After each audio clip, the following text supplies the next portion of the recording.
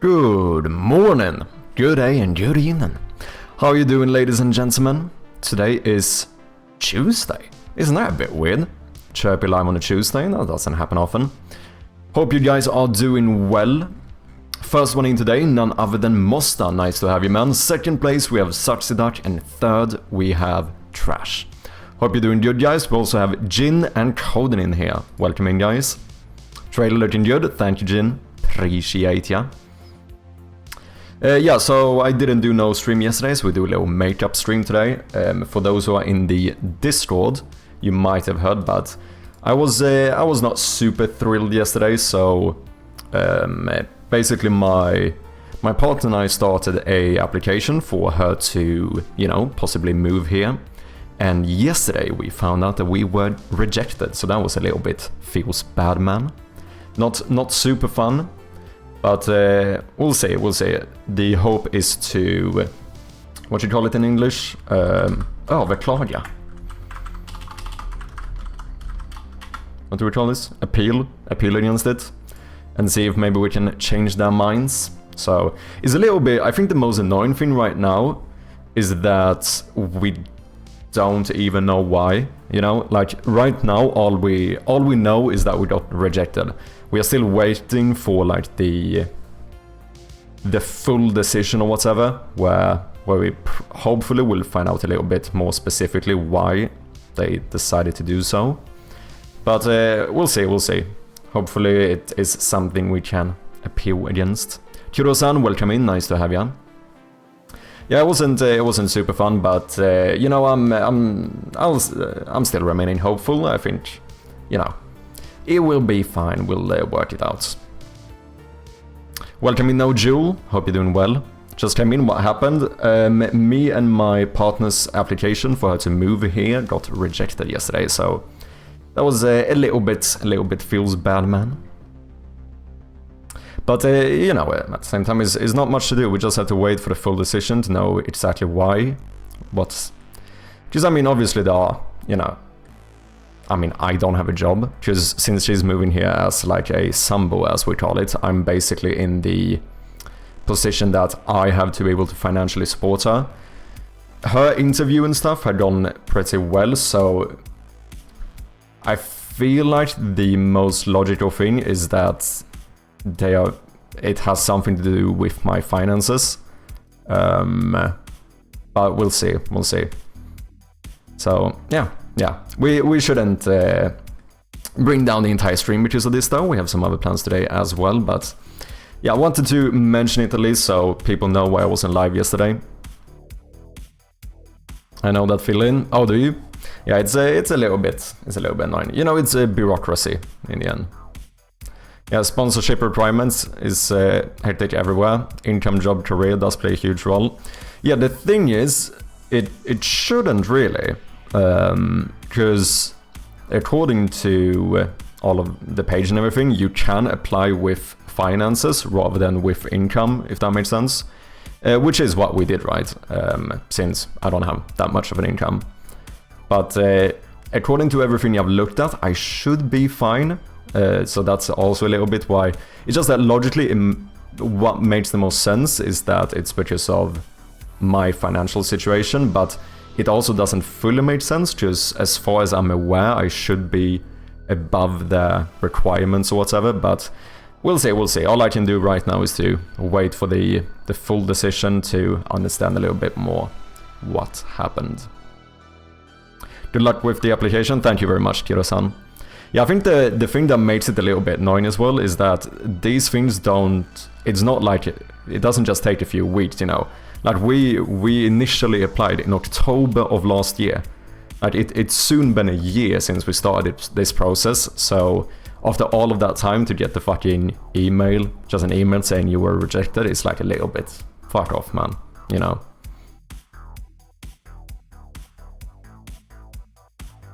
Don't worry, Chappy. Just don't give up and reapply when you can. Yeah. So the plan is to appeal the decision and see if we can turn it around, because if I have to properly reapply again, that could mean that we push this entire thing forward like yet another year or so, which is not that fun, right? Annoying in time spending, but you'll get that, yeah. Keep it up, bro. Cheers, man. No, I think it will be fine. Like, I am, generally speaking, a quite optimistic person, but... So I think in the end, it will work out somehow. I think so. Hate fucking bureaucracy. Yeah, you do. When you are deep in it or whatever, you realize why people get a little bit ticked off by bureaucracy things. Because there's a lot of weird fucking rules as well. Did you know that during the time, once they have all the information, the interviews done and stuff, they have they have a certain time in which they have to make the decision, basically. And during this time, she's not allowed to be in Sweden, which I don't fucking understand. I actually don't get it. Like, why would it matter? Like, so basically up until now, technically, since we got rejected, she has not been, for like a few months, she has not been allowed to visit Sweden. Which just made, I think this is one of those like weird-ass bureaucracy rules where someone just decided that that's how it is. Like, the only thing that would make sense in my mind is if that thought process is that like, oh yeah, but if they are in the country and then get rejected, maybe they just go, oh fuck that, I'm staying anyway, right? That's the only like logical thing I could see. But even that doesn't fucking make sense. Because now, when we got rejected, what fucking stops her from just booking a flight to Sweden? Right? Like, because obviously getting denied for this doesn't mean you can't visit, you don't get fucking banned from the country, so it still doesn't make sense. I don't know, it feels like there's some weird ass rules like that, which I just don't understand why they are in place, but it ain't much to do, I suppose. And if anything, paying for a good lawyer when it comes to appeal decision would be beneficial as well. Obviously, I know you already know what to do, and even if you already have a lawyer, another one definitely wouldn't hurt. System has been misused badly. What's up, Code Red Games? I just less chance of them coming back, but not really, since like we are partners, right? Like, even if this gets appealed, we're gonna see each other. And yeah, I don't know. I just don't get it. Because obviously, after the rejection or whatever, she's completely free to book a flight here. Like, they can't stop her from taking, vacation in Sweden or whatever. So it's, I don't know, I find it to be a very weird rule, but...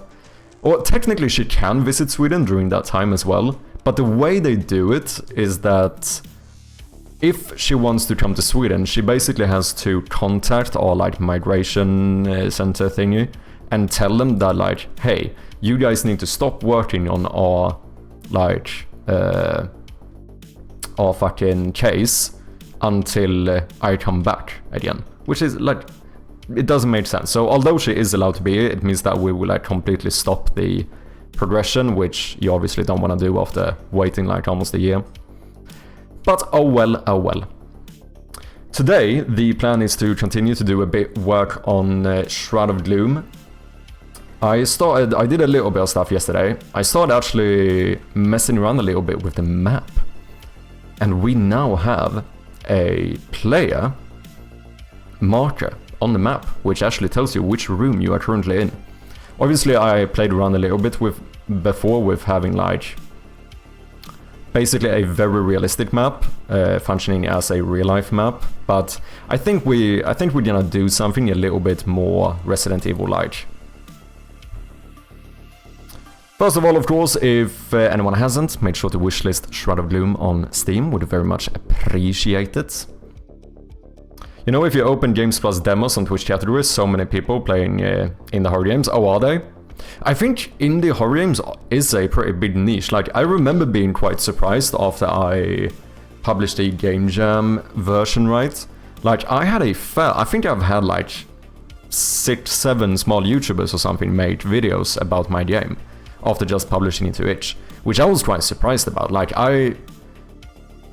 because before I did a Game Jam and stuff, I don't know if I really was that, like, knowledgeable about or aware of itch and so on, and I was quite surprised to see how many YouTubers and stuff are actually, like, consistently browsing through itch trying to find new horror games. Also, just the same thing that with, like, indie horror YouTubers, as in like gamers, seems to be a pretty big niche as well, which I think makes sense, right? Because I think horror games work quite well for like the entertainment perspective. Like it's quite fun watching someone play a horror game. I like horror games from time to time, but as a dev, I don't think it's a genre I would work on. Which is funny, because I'm almost the opposite way, right? Like, I don't really enjoy playing horror games, but I'm kind of enjoying making one, to be honest. I mean, kinda, I'm pretty obsessive about it.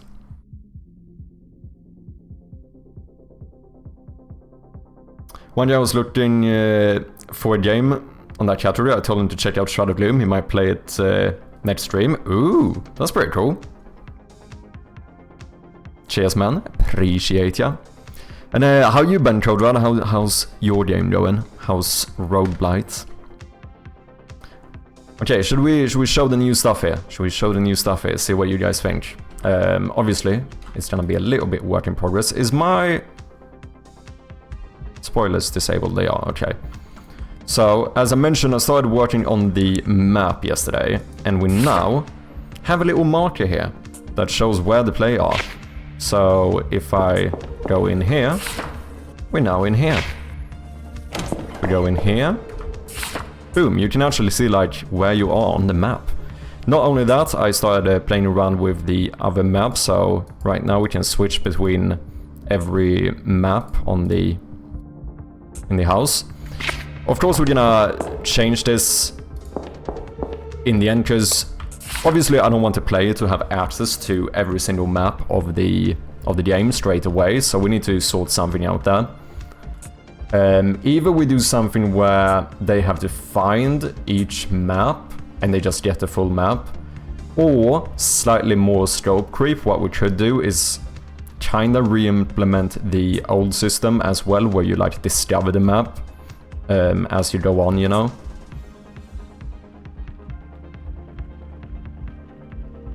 Spreading the word, indeed. Map looking smooth, cheers, man. Trying to get over how these map transitions look so good. Do you mean the open and closing of the map?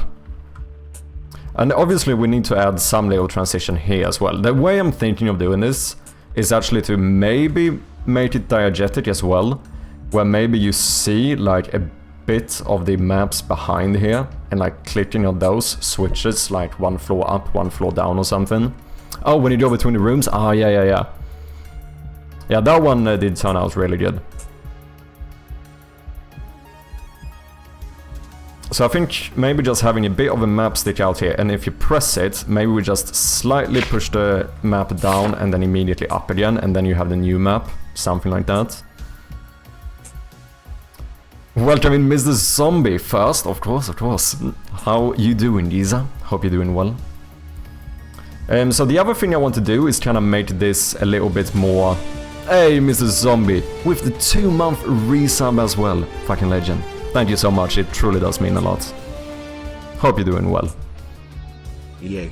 Yay, indeed. Much appreciated.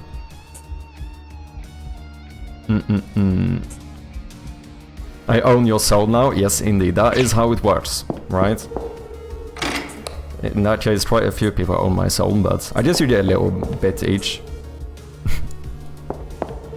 Oh yeah, I also made it so if you go to another floor and open the map, it will automatically show the map for that floor first. Because that makes sense, right? Most of the time you're gonna want to check the floor you're currently on. But yeah, the things I mainly want to do is sort out some descriptions so you can like hover stuff and it maybe says something like, you know, oh, locked door, or like maybe even do something here where it says like, this is you know. Stuff like that. So basically we're gonna fully scrap the marker system I started working on in favor of a more, you know, objective focused map. I think that would be good. Plan is basically, what I'm thinking right now is basically, let's just fucking rip off Resident Evil. That is kinda where I'm heading with this.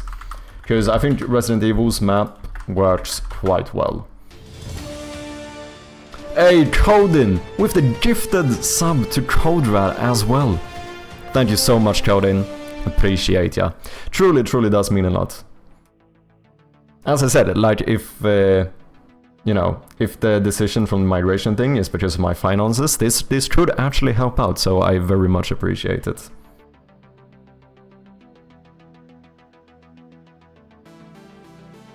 Yeah, so this is the map in Resident Evil, right? Which shows quite a lot of things. So these are some points of interest, I think. Yeah, just this is the safe, if I remember correctly. They show like stairs and ladders. And not only that, here they also show which rooms you have entered, which rooms you have cleared, and which you haven't cleared. So red means I think red means you've been in here, but you haven't finished this room. Blue means you've finished it. I don't know if we're gonna do it that way, slightly unsure. But they also show doors where I think blue is a unlocked door, and I think white is a door you haven't interacted with, because I'm fairly sure that they turn red once if it's locked and you try to open it.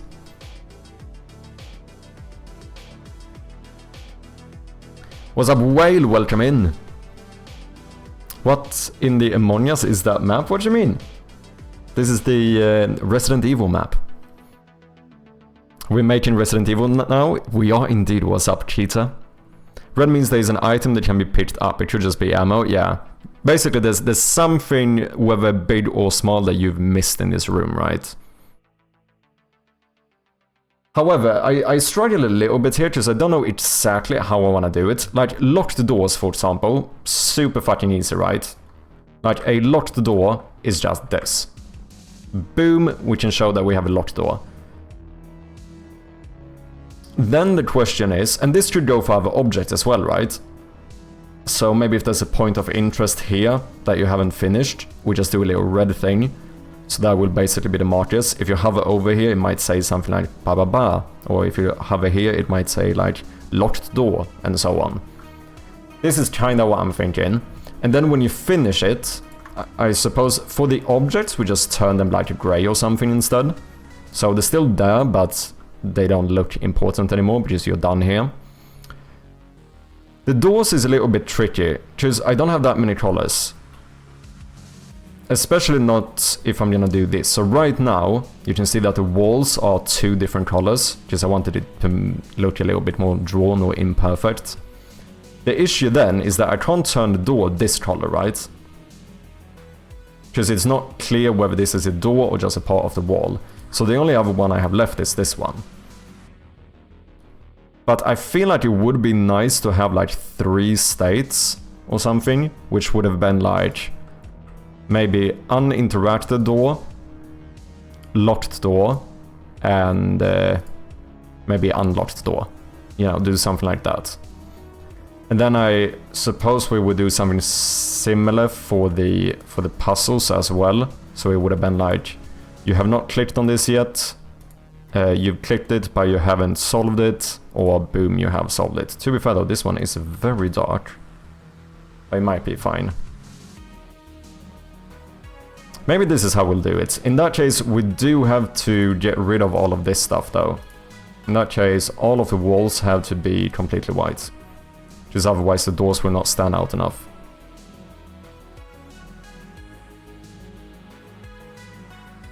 What's up, Eileen Ruda? How you doing? Just made white walls, less visual clutter. Yeah, I think that might be what we have to do. Because, yeah, it will certainly make the other stuff stand out a bit more. I did kind of like the messiness of it, because it makes it look a little bit more like a drawn map, right? Because if we do this, the main thing is that it's gonna look very perfect. I don't think that is a, you know, proper issue or anything, but...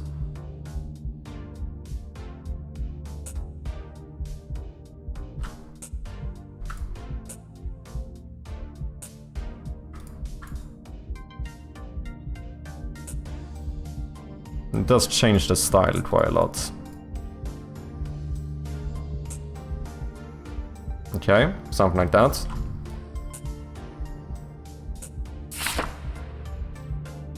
I think this is how we have to do it.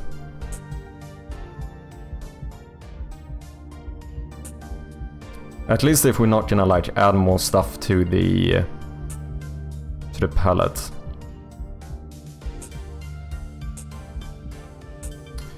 I wonder if stairs maybe should always remain the same color.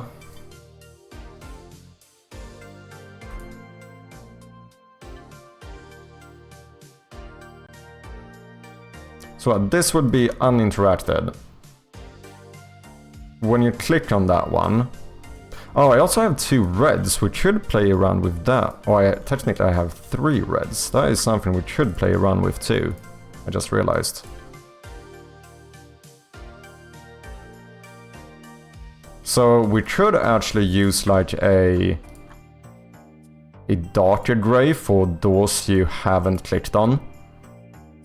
No, sorry, darker red. And then if you click on it and it actually is locked, then we go boom.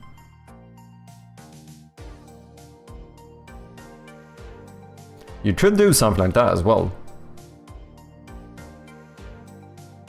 I think this is a good color, because like just black means there's no door here, right? I'm thinking this is a door that's open. It doesn't need to grab your attention very much.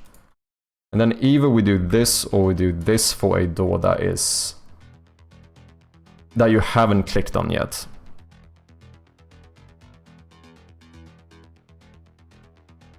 Darkest red would make it into pixel hunting games, especially with monitors with bad contrast. I do think that's the case. Unfortunately, I think that's the case with the darkest gray as well.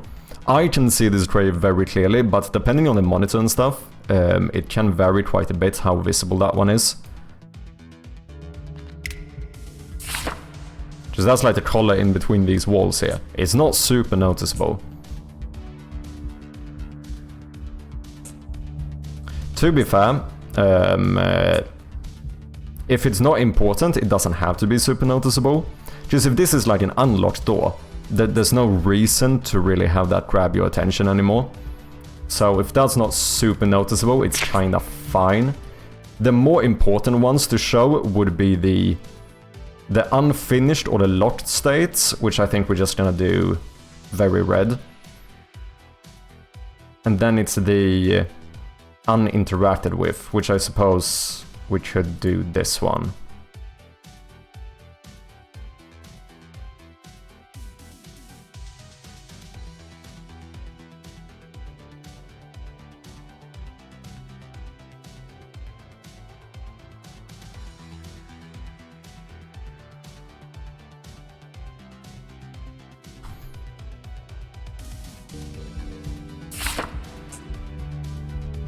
Those are quite noticeable, because this one, even the dark gray here, is pretty tricky to notice.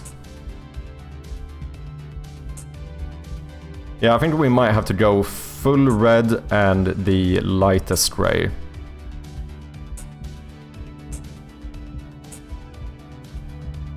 I think that might be the best shot here.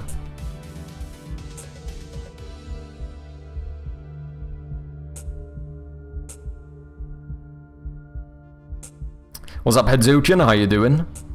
Hope you're doing well. Gray is also bad, but the crimson dark red is worse. It's tricky because the easiest way to solve this would be to add more colors. But yeah, if you've been around for a while, you know I'm very hesitant to add more colors to the palette, because it would be weird. I feel like it would be weird if we have a specific color that you only ever see on the map. Like all of a sudden throwing in like green in here feels very weird.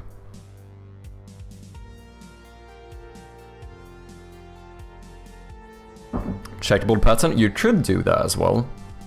It depends on the size, because if it's one of these or one of these, it might be tricky. I started doing some like potential ideas for how markers should look. What's up, Jonas? How you doing? Welcome in.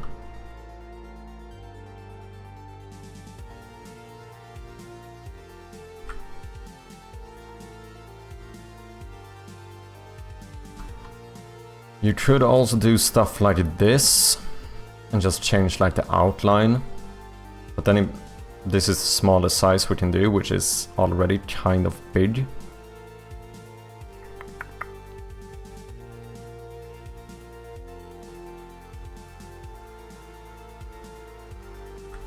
Okay, so for doors, if we did this, this would be locked. Or well, it would be uninteracted with, locked, unlocked. That's kinda how we would do it. For like objects rather than doors, which work similarly but not exactly the same, I suppose it would be this is uninteracted with. You have interacted with it, but you have not solved it. And then, what, boom means you're done with this thing. Once again, there is an issue here where the dark gray is kind of hard to see, but if that is the state of the thing being done, it doesn't really matter.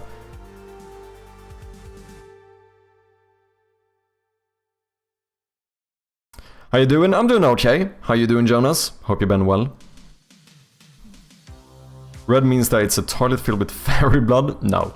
It means locked or not finished, is kind of what I'm thinking. To be fair, we can always tweak this later.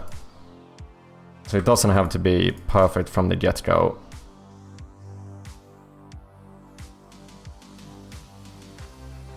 Okay, so I wonder if we should do this.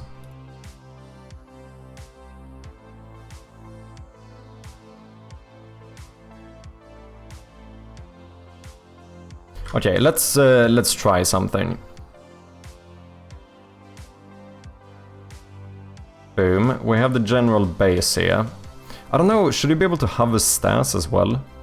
These say something like... No, probably not. You could argue that it's not fully intuitive whether these stairs are going up or down, or whether these are going up or down. But I don't know if I can. In that case, I also think we should change the color in game. So let's make all of these white, and then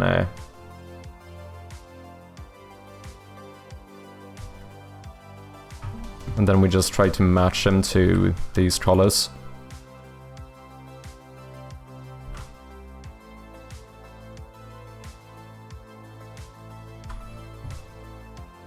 I also don't know if the player should be red. Right now the player is white, but it's the only thing that's not like... I didn't apply the default color to it, so it does kind of shine a bit extra. Don't know if that's good enough, but I think it's gonna be... Like, once you start realizing that that's the only thing moving, I think it's... Whichever color it is, it's probably gonna be fairly intuitive that this is you. We'll see. In my opinion, dark gray, hard to notice, is a plus, because it shouldn't be a consideration for the player anymore. Yeah, exactly. That's kind of what I mean. So, like, if it's for the completed state, if that one is the dark gray, I think that's fine.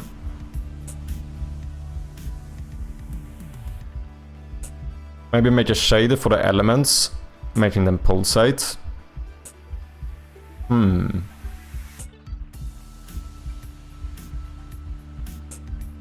Wouldn't that be... I feel like that should be a bit much. Add a sign that says you are here, like at here. I was thinking about that.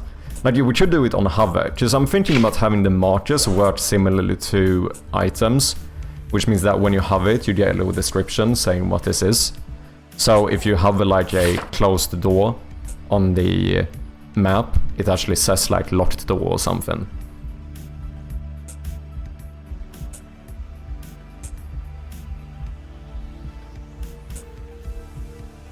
But is it the only thing moving? I do think it will be on the map. I don't think anything else is gonna be moving on the map.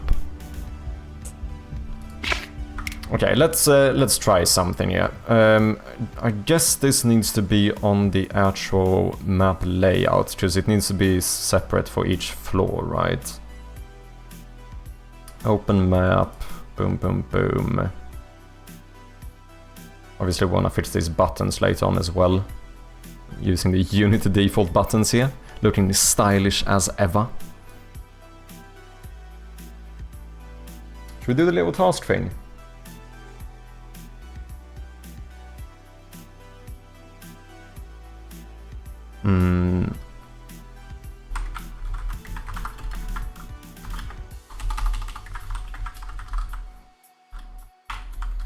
WH4i3 wants to play Words on Stream. Let's do it. Let's boot up Words on Stream, ladies and gentlemen.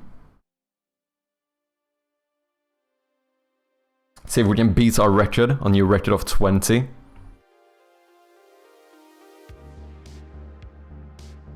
I would say that because it's to some extent puzzle game, we could hope for players to be able to realize that this white moving thing is them. Yeah, exactly. I think it will be intuitive enough.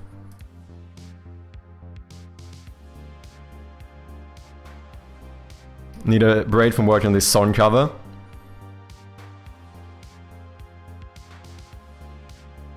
I have to wait for a thing to complete. So, oh, did Whale beat you to the redeem? Okay, let's do it. Last record we have is level 20. You know the rules, and so do I. We run this until we get game over. For anyone who doesn't know, this is similar to Wordle. We're gonna get like... Jinx wants to play gamedev. Let's do it. We're gonna get like anagrams, and then we have to figure out as many words as possible from it. Does that make sense? I think so. Let's boot it up. Okay. Well, feed is a word. Defense, nice one. And if you have a lock by your name, like me and Whale do right now, you have to wait until the next padlock breaks to be able to guess. Easy thing to miss. I think we have seed as well. These nuts. Good one. Wait, isn't Dean a word? No, that was with an A, isn't it? Like a principal of some sort? A dean?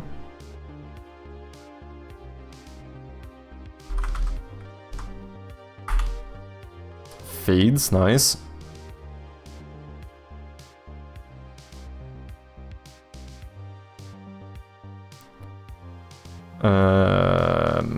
Okay. We need at least one more word there. We have it. Fence.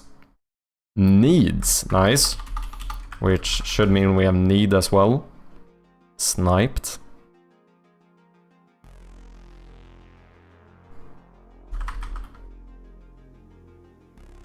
Oh shit, I have another one.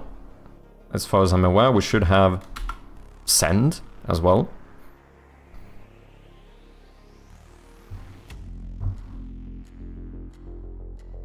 Fend, nice. Feds.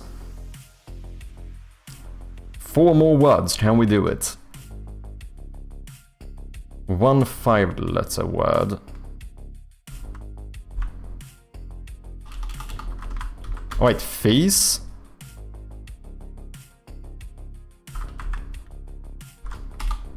GG. 3 stars, advancing 3 levels. Let's go.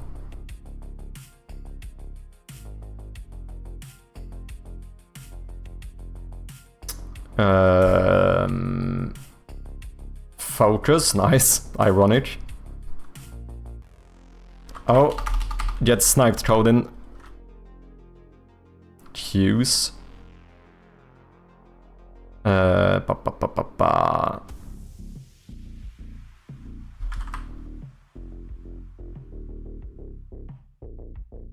We have nose. Confuse, nice.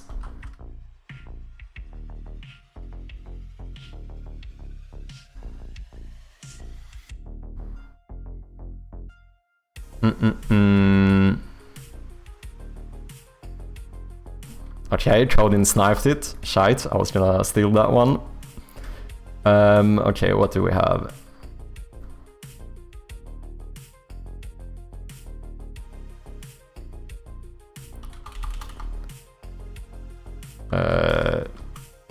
Funds. No, That's not a word. Okay.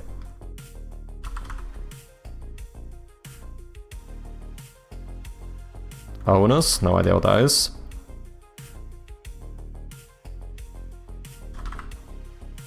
Soon.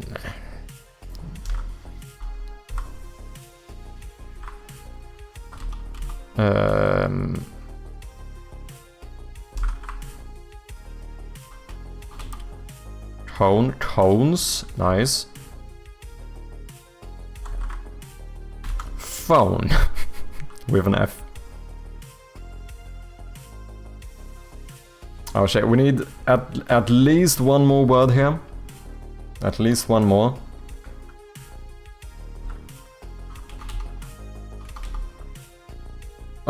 Shit, can we snipe it?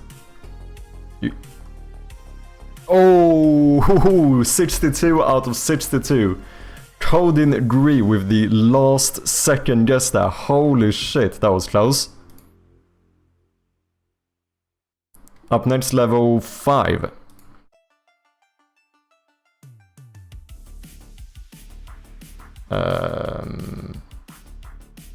Roads.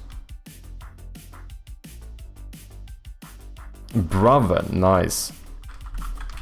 Which means we should have broth.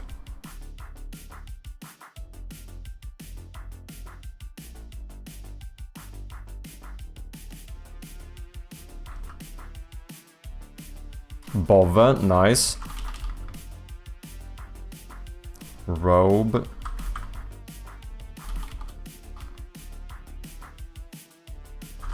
Tor.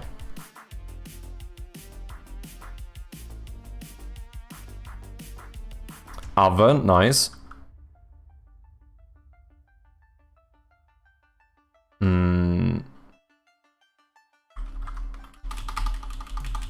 Some work. Bum bum bum. Thor.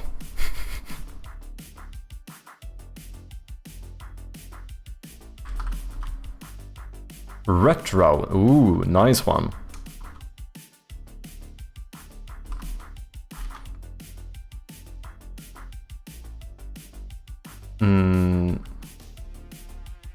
Pirate Software.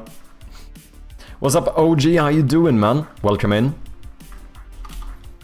Okay, we need a few more words. 60 out of 74. A couple more words here, and we can do it. Bror. Kom igen. Vad fan?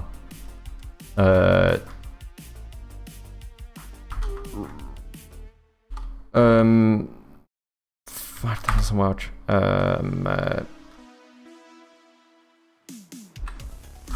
Boar. Okay, shit, we need like one more. Can we snipe it? Syncing is fine, you can still snipe it. Both? Holy shit, OG! With another last second save. Holy shit, we had code in last turn and OG this time. Literally this close to losing. Holy shit. Look at that. Beautiful.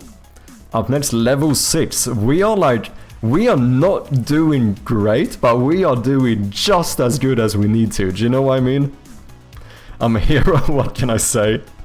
Now I'm joining in, let's go. Fair, nice one. Giraffe. That is one of the first times I have ever gotten the longest word. I think that might be the first ever time. We are so average, yeah. Fire, nice one. Fair.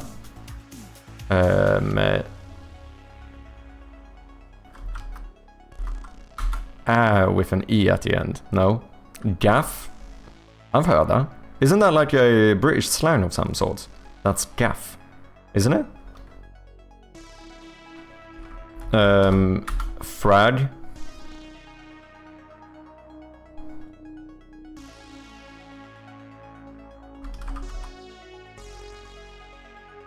Rage, nice one. Gear, good shit. I think we have golf in here. Is that not a word? Hey, I said golf. No? Okay.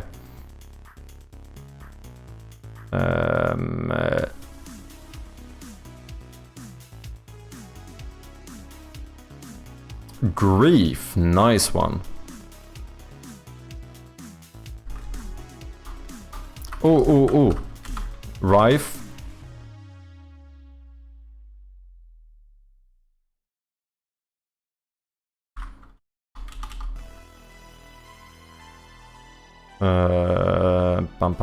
Bam. We need like one more word. One more word and we can do it.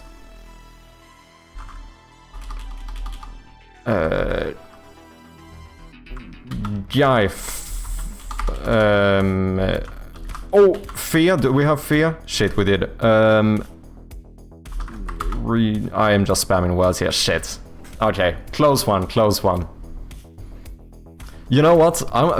For being a relatively small amount of players, we still did surprisingly well. The amount of close calls we had was actually kind of impressive. It is indeed time for the gamedev as well. First, there's one thing I need to do. Let me close this. Did I fuck that up? There we go. Gaff. Seize or impale with a gaff. I don't think this is what I'm looking for. There's like some slang word. Yeah, meaning slang. British slang, gaff, primarily refers to a person's house or home. It can be used to describe a place of entertainment, especially a cheap or low-class one. Additionally, gaff can mean nonsense or foolish talk. Okay.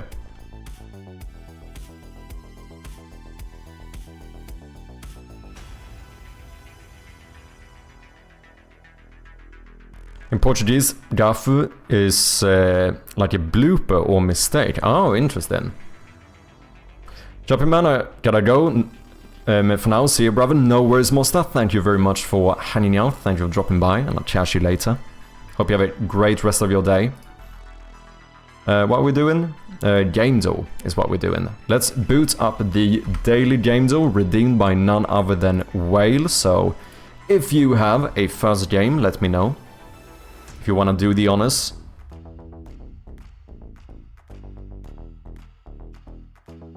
Oh yeah, sorry, I mixed it up. Whale did the words on stream. It's Jin who did the gamedev. Absolutely correct, Whale. So Jin, if you have a first game, let me know. Clearly Tetris. What's that? Inside joke. Otherwise, I suppose we run Tetris.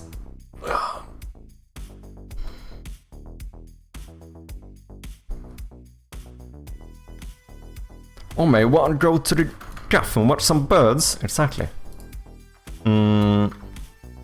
Okay. I don't know if Jin has a game, otherwise... I mean, Tetris is probably not the best game to run, though. Yeah, it's old and fairly simple. We should probably do something else. Any good starting games? If Jin has one, then we'll go for that one. Otherwise, what was the last game? What was the last game? I can't remember. My memory is disappointing me. Hollow Knight? We could run Hollow Knight.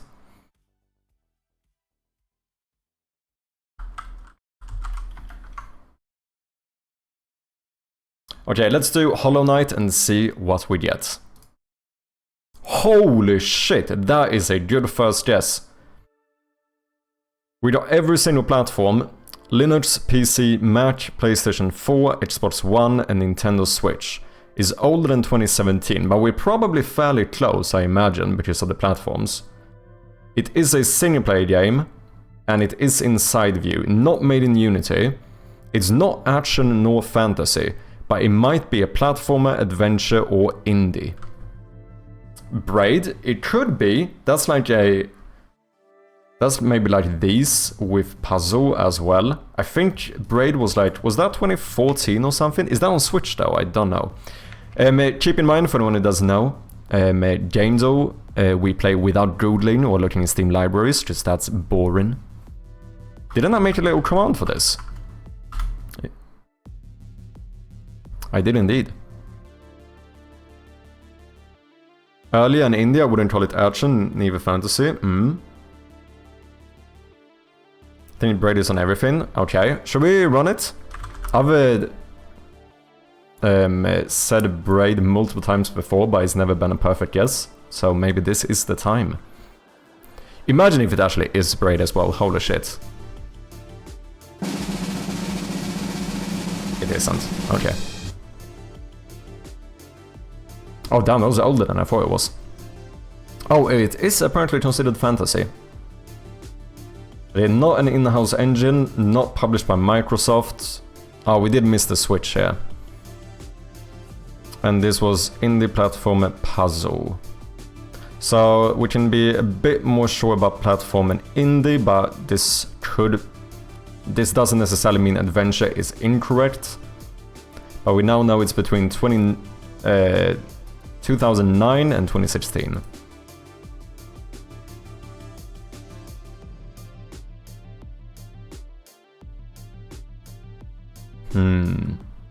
Could be a puzzle game. Doesn't have to be, but it could be. I think getting the themes here maybe, or some more genres to be able to exclude something could be pretty good. So we're looking for a single-player side-view game released between 2009 and 2016. Might be a platformer, might be indie, might be puzzle, but these are all assumptions. We can't know for certain which one it is.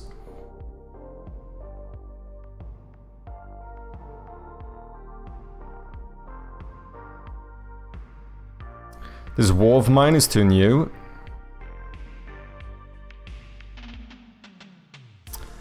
I don't know.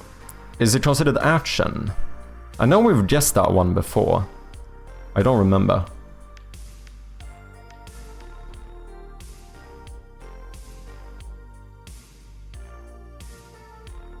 Was Inside Unity or Unreal?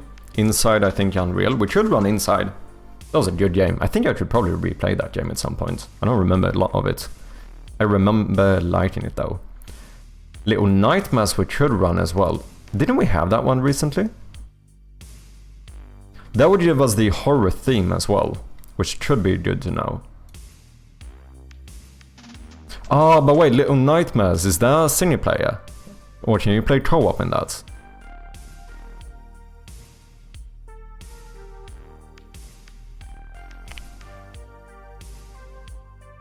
I think the newer one might have co-op, or at least looked like you had two guys running around. I don't know if one was an NPC or not, but...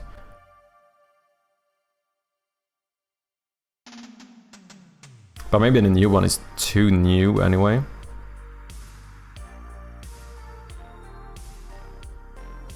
Oh, I think one is an NPC in Little Nightmares 2. Okay. Also way too new. Okay. Let's run the first one and see. I think seeing if it could potentially be horror could be good. It's not. Nor thriller. And it's not made in Unreal Engine. Okay. 2 more guesses until we can get a clue. We need to figure this out. Oh, that was... Even the new one was too old. Or too new, I mean.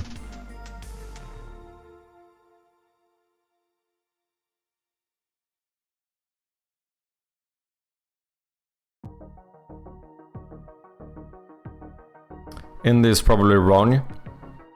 Oh yeah, unless Game Maker could be.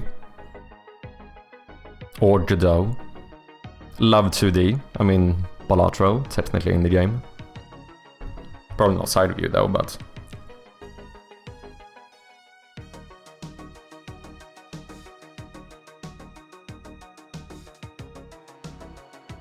Yeah, so... in-house is... Oh yeah, Godot too old. For Godot too old, I think. Yeah, you might be right. In-house is a little bit weird. What I think in-house means is like a lesser known in-house engine. Because like you said, Codin, like if it would be something like Frostbite, which would be considered an in-house engine, then that would be its own thing here. What's up, Ameripon? How you doing? Welcome in, man. Kazna as well, nice to have ya. In-house is a nameless engine, yeah, pretty much. Terraria, that might be a good shout. Unless, oh, would that be considered action though? Then we would get survival in here as well. Maybe even sandbox. Don't know enough about genres. I guess the main caveat is if that's considered action.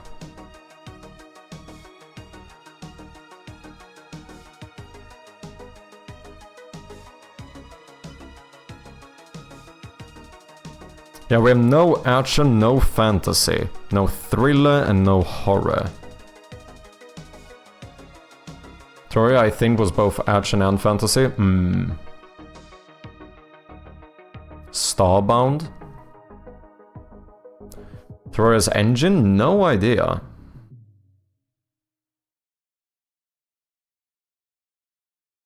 In-house or XNA? Starbound will be action too, same as Terraria. Can it be Fez? Ooh. That's an interesting one. So that's...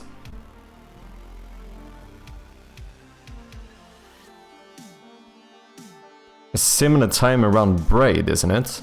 That would be like a... probably a puzzle platformer indie game. Maybe something else. Or maybe it skips one of these. It probably is all of these though. Oh, maybe it's Adventure 2 and that's why this isn't green. Would probably be considered side view. I don't know about game engine. Wouldn't Fez also treat it 3D? There is no 3D. Because that would be in perspectives. There's nothing that explicitly says 2D or 3D. It's just about the Fate perspective or whatever. So something like Binding of Isaac and Diablo, although one being 2D, one being 3D, they would both be bird view isometric. Shroud of Gloom would be first person, even though it isn't 3D.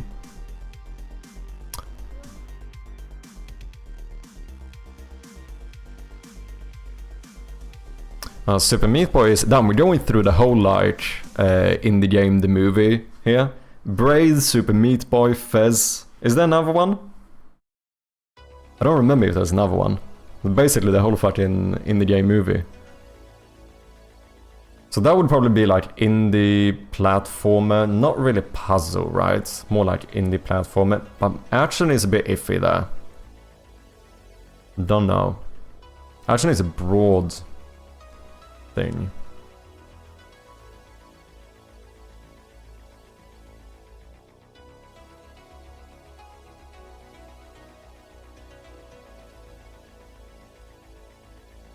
Should we try Fez? But that should be around the same... So it's only if it released like 2009. Because I imagine that being close. Isn't Shroud of Gloom first person? Yeah, that's what I said. Welcome in, Blue Blue. Indeed, although being 2D, Shroud of Gloom would be considered first person in gamedev. Unless gamedev fucks it up, of course. Which no one would be that surprised about.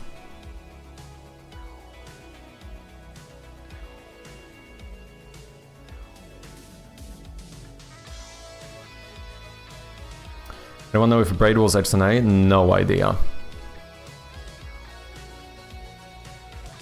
Sonic? Cyber Retro one? Origins Colors?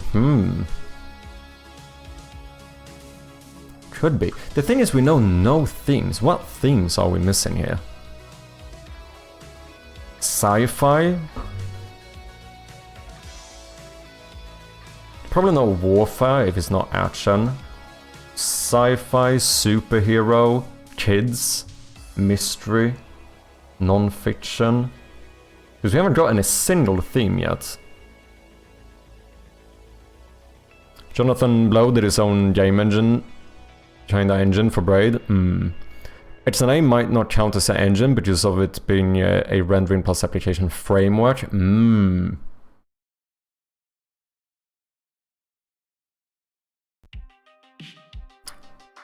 J-Blow did from scratch, not even STL, damn. I feel like these other ones, like Fez and Super Meat Boy, since they were all part of the with Braid in the game, the movie, I imagine they having very kind of similar release dates. So at the very least, we will be in the bottom of this with those games. It would be nice to get the year before we run the clue, so we hopefully could get like genres or themes instead.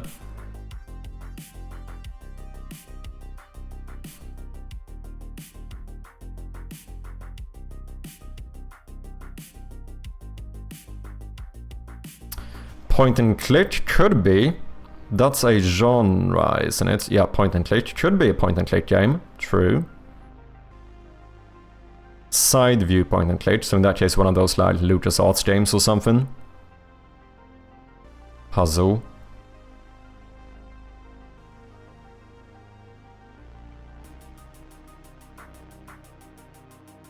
Stardew, yeah, that would be bird view isometric. Desponia.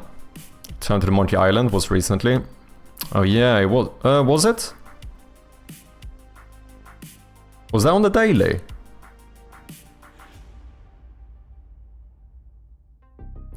Point and click on Switch though.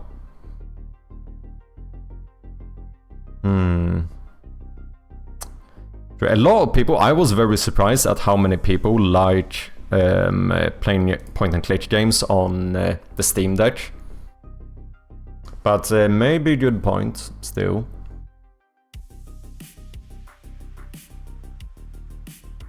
Oh, Return to Monkey Island is post 2020, okay.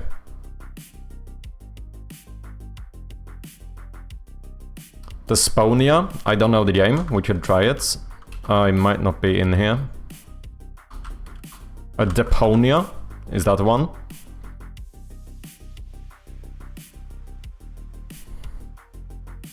Let's see what happens. Holy fucking shit. That is a good guess, man. We got everything. It is indeed point and click puzzle adventure indie sci-fi comedy. Released 2012, single player, in Visionaire, and it was either published or developed by the same company who made Deponia, Daedalic Entertainment. It's even the correct franchise. 8 average guess attempts, we're gonna get this in like 5. Deponia 2. There is Chaos on Deponia, Goodbye Deponia.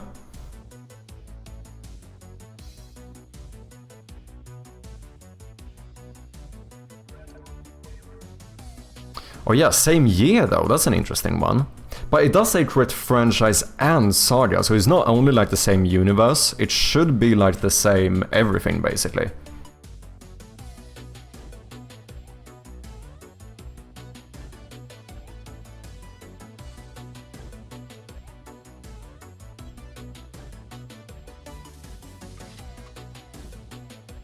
Never heard of this. Me neither. Should we try?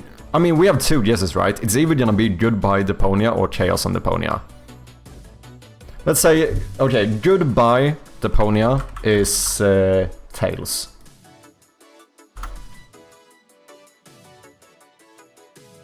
And that is Tails. Fuck.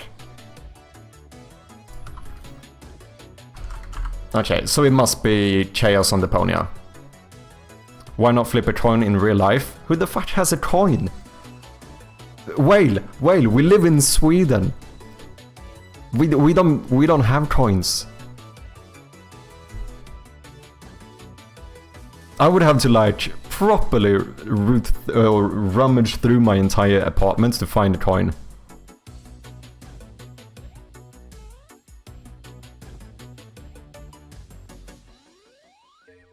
Literally used 5 coins to buy a Coke and a donut. What are you on about? Well, in that case, you're a fucking old soul. You're a boomer. You're a boomer. That's it. I called out.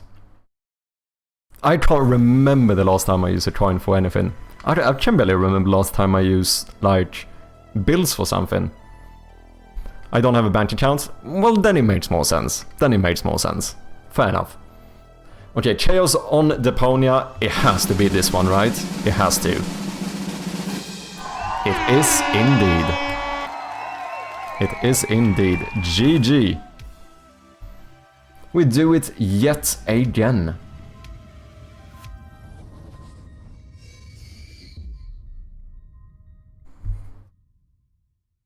The waiting waiting is finally over. Daedalic Entertainment presents its new masterpiece, Chaos on Deponia. Rufus, persistent little fellow. He's only half as stupid as he looks. Rufus just wants one thing, to leave Deponia. But I try to make a point-and-click game like this. Too much animations, man. Split her personality into 3 pieces. I think I've seen this. Join Rufus on his absurd adventure across the junk planet of Deponia. Rufus has learned a lot. Meet brand new bizarre characters and reunite with familiar faces. But Tony, I am the leader. You are not serious, are you? Experience thrilling puzzles, witty humor, and a storyline that's very clever. This voice is not really the typical like game trailer voice. This feels very much like average British advertisement on TV kind of voice. Only me? Who makes ladies faint and shriek? Can't be copied. He's unique. It's Rufus. Hello, Squire. What's up, Hilford? How you doing? Can Rufus conquer Goal's heart and finally leave all junk behind? Chaos on Deponia, now even wackier, more exciting and romantic than ever. Help me! Hang on. Interesting. We do it yet again, ladies and gentlemen. Easy fucking peasy. How you doing, Hilford? Hope you've been well, man.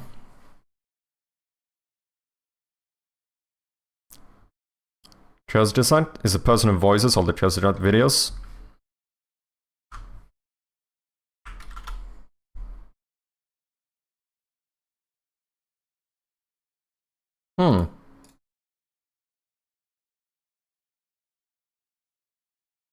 I don't know if I've seen this. Oh yeah, maybe. I might have seen something.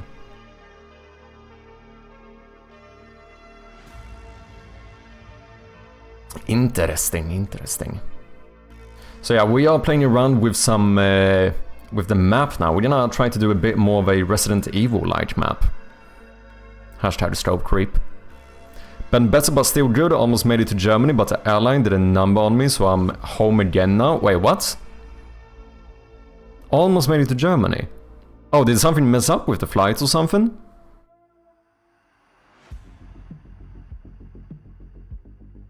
Airlines are the worst. That is not fun. I've traveled quite a bit recently. I've been very lucky. But to be fair, I tend to go very short rides. Like, it's usually like a few hour flights or something. I don't travel that far. Delays and cancellations. I would have missed the showcase. Fuck's sake, man. I'm sorry to hear that. Damn, it's bad news all around today, eh?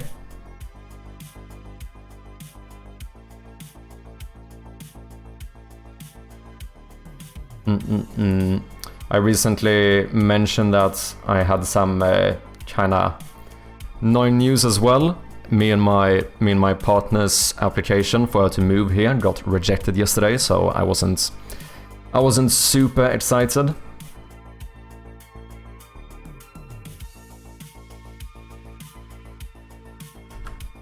But we'll see. We're still waiting for the full decision. That's brutal. So yeah, it's a bit annoying. Especially because, you know, it's been a fucking year in the making or something. Like, we applied back in October. So, you know, waiting all of this time, like, with all the paperwork and shit, and then to just get an email saying you were rejected, it's like, fuck's sake, man. You challenge it? Did it give you a reason? Not yet. So, for some reason, for some bureaucracy bullshit, they cannot send the full decision thing over email, like to do with the... Like, we just got an email saying that we were rejected. But you can, like, challenge it or... what do you call it? Appeal the decision. But we're still waiting for the full decision, so we actually know their reasoning, because right now we don't know why. All we know is that we were not accepted. So, yeah, just have to wait and see what they say. If they think I'm too unemployed to take care of her, or what the fuck it is, we'll see.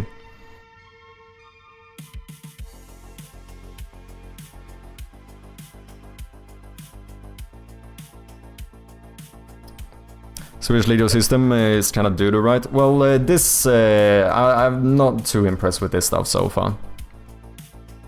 Maybe just an error in paperwork. I got rejected a few times because I missed some stuff on forms. Yeah, that's kind of what I'm hoping. Like, the best thing would be if they come back with the decision and go like, oh yeah, you forgot to fill this out, or you forgot to send us this paper. Like, that would be the best thing, right? Because in that case, we are most likely basically accepted, where if they end up going like, hey, you're not making enough money to take care of her, that's a little bit more fucked. In that case, I don't know what I will do. Because her interview and stuff went really good, so that should be... So everything seemed fine, right? Which is why I feel like either it's gonna be some mistake on our part, like forgetting some document or something, or they just don't think my financials are up to par. Which they should be though, like obviously I've looked into this. And as far as I'm aware, I should be fine. So yeah, we'll see. Finish across female, thank you, Elfets. Classic, you forgot to sign your name from school, yeah. But I mean, unironically, that would basically be the best scenario, right?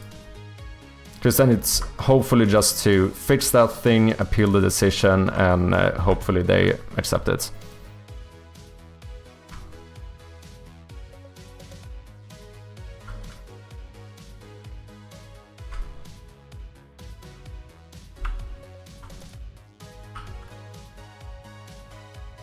What's up, Jamian? How you doing? Focus the last bit to wrap up the day. No worries, Chodin. Appreciate a lot. Once Hilfert makes his first 1 mil, he can help you your financials. Exactly. This is what I need. Hilfert, fund my game. be my autosloth. Hilfert, I need you, man.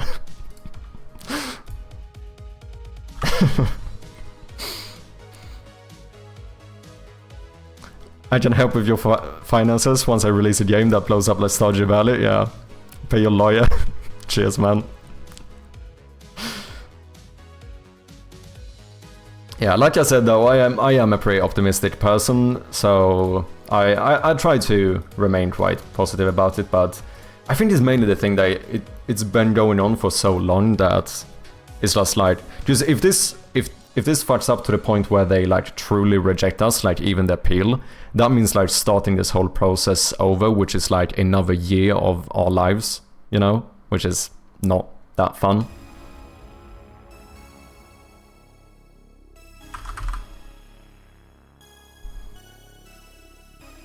Okay, let's oh shit. What I wanna do? Let's get this one. Put you here as the front door.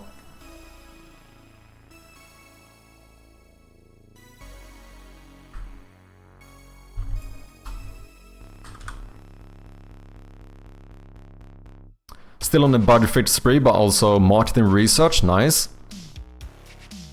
If it was your financials, then they would ask you to submit a sponsor. They shouldn't just reject you outright. What do you mean by submit a sponsor? Because the thing is, obviously I've had to send them like fucking bank statements and proof of all my savings and stuff. Because obviously since I don't have a job, I'm not applying through income, I'm applying through basically savings, right? I don't know. Hopefully, like as you said, hopefully the best scenario here is if we're just missing some document or something. That would basically be the best thing. We do have an ad coming up. I might go and get myself a little cuppa during the ads, but we shall be back shortly. Okay, someone else would need to have financials in your place. I don't know if we can do it that way though. I'm not sure, because when you apply for like Sambo, which is what we're doing, right? They basically put all of the responsibility on me. Because like, as of how it's looking right now, she will be able to continue working for a company, but they don't really give a shit, right? Because as long as she's applying to become a sambo, which is like a co-living thing we have here in Sweden, I have the responsibility.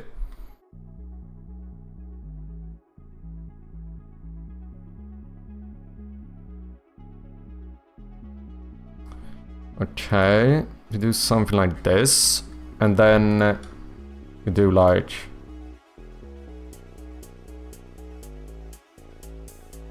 Either way, dude, I'm rooting for you guys. Cheers, man. I appreciate it. You live in Sweden? I do indeed. Born and raised. Okay, so plan is we go like grayish when you haven't interacted with it. Once you click on it and find out it locks, then we go like red. And if you unlock it, we go like very dark gray. That's kinda what I'm thinking. And something similar for puzzles as well. Okay, ads are running, so like I said, I'm gonna take a quick little break here, just stretch my legs and get some tea, and I'll be right back. Thank you for your patience. And we are back. Building financials sounds a lot like building an audience for your game. Starting from almost nothing is the hardest part by far. True. Now, technically I'm not starting from nothing, right? Because, you know, I did work for like 10 years. Like, the reason I can be a full-time developer today is because I did save up a bunch of money. And, like, although I am burning through it rather quickly, it's... As far as I've seen from, like, their calculations and stuff of, like, how much money I would need for this, I should be fine, but yeah, we'll see what it says when I get the full decision. A friend of mine in the US made poor financial decisions until this year, and I was trying to build his credit score, get a good job, and keep the lights on. I'm helping in small ways I can, but every week some new headwind appears. The credit score thing I don't fully understand. That seems kind of fucked to me. We don't really have credit score in Sweden, and I can't say I fully understand the point of it. Because as far as I'm aware, like the strat in like the US is to get a credit card for the sake of getting loans or whatever, so that you can pay them off to build your credit score. That's fucking idiotic. What the fuck is the point of that? Like here, what they do, if you want to take a loan, as far as I'm aware at least, what they do is basically they check, do you have an income? Does it, like, on paper, does it look like you will have the financials to be able to pay this back? And as long as, like, if you've fucked up your payments before, you might get a mark saying that this is a person that doesn't pay back money. And as long as you don't have that, you should be fine. Whereas, what the fuck is a credit score? Yeah, in the US they have something called credit score, which is basically I think it's like a point-based system of like how good you are in terms of like paying back money. Which I don't get it. I think it's a weird system. Because it shouldn't be, this is all focused on like building up the positive, showing that like you have a track record of paying back. I don't think that should matter. As long as you don't have the negative, saying that like you haven't paid back money at some point. As long as that's not the case, why, like, wouldn't it look better if I've never had a loan, you could argue? I don't know. I think it's a weird system. Credit scores in the US is insidious, yeah. Get in debt, pay off the debt so you can get more debt. Yeah, it's fucking weird. I don't fully understand the thought process here. Wait, it's not Monday? It isn't indeed. What's up, Slaytan? Doing a little Tuesday stream today. European countries, I know, if you have a credit card debt, then you get less loan, yeah. The UK and Canada has the same thing, yeah. Well, it has to work for them, or they would stop using that a long time ago. I don't know. I don't know if I buy that thought process. Because you could say that about a lot of shit that isn't good, right? Like, you know, it's still working. I don't know. I think a lot of the time people are... It's just hard to change stuff, right? But I don't know if I would go as far as to saying that that means it's a good system. Tips is another one. I think tips are kind of fucked up. I don't understand the point of tipping culture. However, with that being said, like, if I am in a country that has tipping culture, like, of course I will tip, but I will feel very bad about having to tip. Because I think, once again, this is a fucked up system. Like, why should the customers or clients have the responsibility of paying your employees' salary? That's fucked up. Just pay your employees their salary. Just pay them what you should, and we don't have to tip them. That is not really that complicated, you know? Tips can go to hell. Yeah, I think I might even say that I think tipping culture is even more fucked. I really don't understand it. Just pay people what they're worth. Exactly, man. Yeah. With that being said, if I'm in a country that has tipping culture, I'm not gonna be a douchebag to be like, oh, I'm not gonna tip them because I don't believe in tipping culture. Like, I'm Swedish, you know. I'm fucking non-confrontational. I will very much tip if I am forced to, but I will do so reluctantly.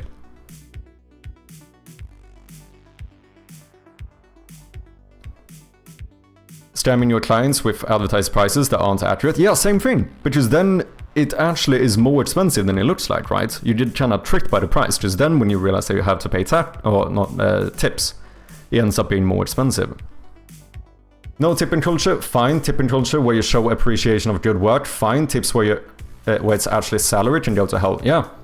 No, and that's the thing, like in Sweden, we don't really have tipping culture, but like I could tip if I wanted to, right? Like nothing says I couldn't tip someone. So like if you would really want to do it to show appreciation, you could. It's just that there's no demand to do it because you are basically paying someone's salary with it. Because that's why it's I think it's fucked. It doesn't make sense. Sorry, I started laughing because this turned into a fucking rant stream, didn't it?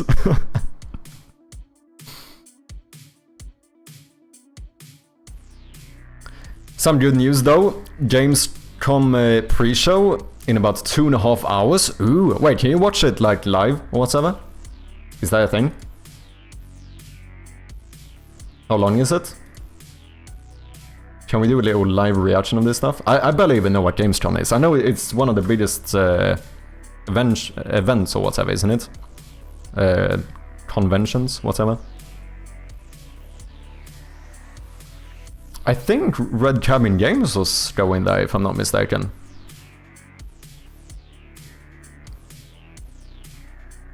Germany won't allow you to even do that. You actually should not tip at all. I wouldn't be against that either. I think I rather have a system where you're not allowed to tip than a system where you're forced to tip. That's kind of my opinion on it, at least. Because here, sometimes you notice certain types of places here start trying to implement tipping culture, and it's like, at that point I'm very hesitant to do it, because I know that the long-term thing that could happen is that we actually end up having tipping culture here, which I don't want to have. Already then, I've seen his booth. Oh, gotcha. Cheers. Cheers, Zooix. Welcome in, man. Hope you're doing well. Holy shit, my tea is too hot to drink. Did I forget to bring my water? Shit, where's my bottle of water? Hope you're doing well, Zooix.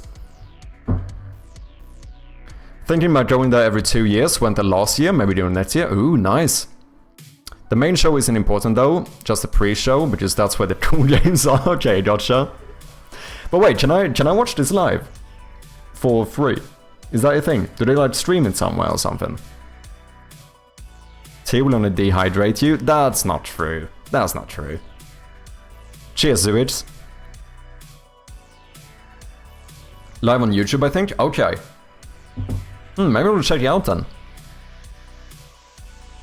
Does caffeine dehydrate you? Yeah, it does. But you also have to keep in mind that tea is a lot of water too. If anything, it should balance out, right? A lot less caffeine than coffee as well.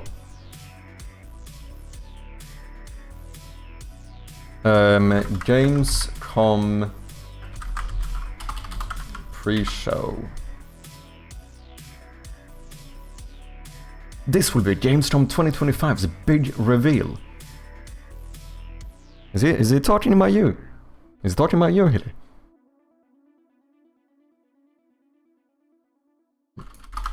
Do they have one of those, like, pre-thingies I can wait in or whatever?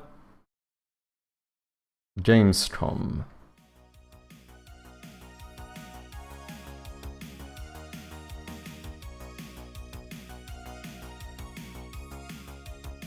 Oh yeah, they do.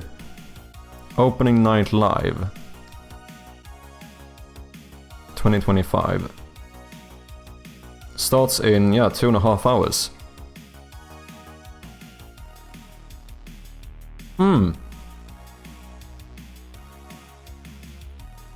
Okay, let me keep this up.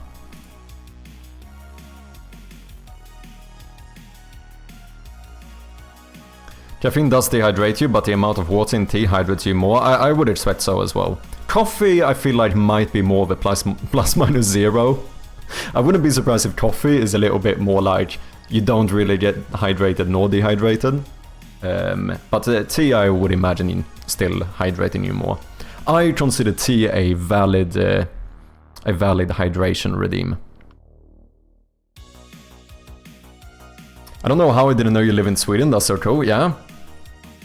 I mean, isn't it even in my description? I think it is, if I'm not mistaken. What's up, Beats Creations? How you doing, man? Welcome in. Light me a nice glass of cold, unsweet tea. I won't forget, over 20 years ago, someone who saw one of my old projects said to me, "You're a pretty good developer for an American." That is kinda outrageous and also kinda funny, let's be honest. That is kinda funny. Not bad, how about you? I'm doing okay. Nice to hear you're doing good, man. Savage indeed. Trying to sort out some map markers here for my game. I mean, it says you're from Sweden, not that you live there. I suppose that is true. Fair point, fair point. I assume you were British. Interesting. My English has changed a lot. I definitely speak with more of a English, like British English accent, but I don't think I'm passing yet. Like Hilfert, there's no way you would come in here and go like, yeah, he's probably British, right? I do think if you compare me to like a few years ago, like old clips and stuff, I do think my English has improved a lot.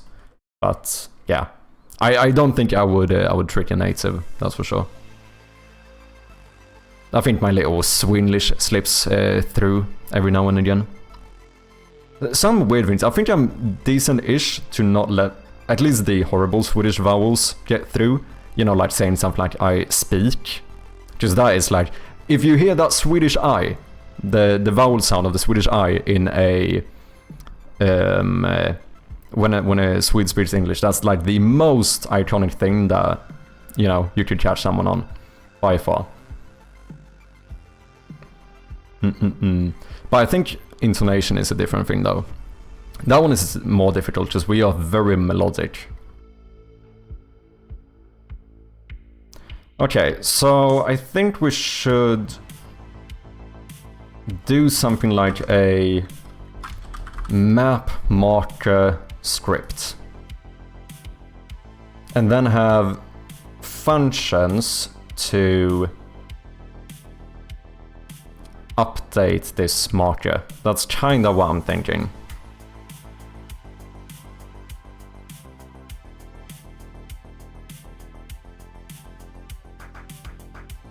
You sound nothing like a Brit. Based on your accent though, I'd say you're a Dane. Do you wanna get banned, Slayton?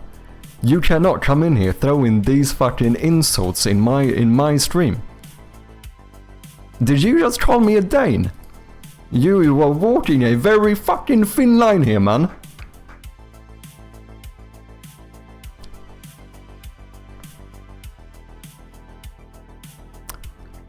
Easy to tell you're not British, but not so apparent whether Swede. Well, evening Looper, hope you're doing well. You have a good accent, not tricking natives, but you have no vowels that make you hard to understand. Arthur, nice to have you, man. German and Polish heritage. But it is funny watching back like old clips on me and stuff, because I spoke with way more of like a American Swinglish accent is probably what I would call it. Like, it wasn't horrible. Like, there's definitely worse Swedish accents. But it was... I do think it's gotten a lot better. Which makes sense, right? Like, I'm fucking... You know, my partner is British and I speak to her on a daily basis, so kinda made sense.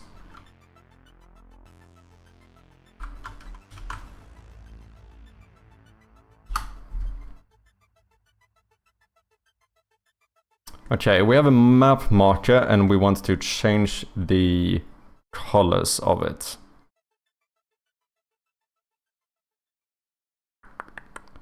Depending on what you do. That's kinda what I'm thinking. So... Scheisse.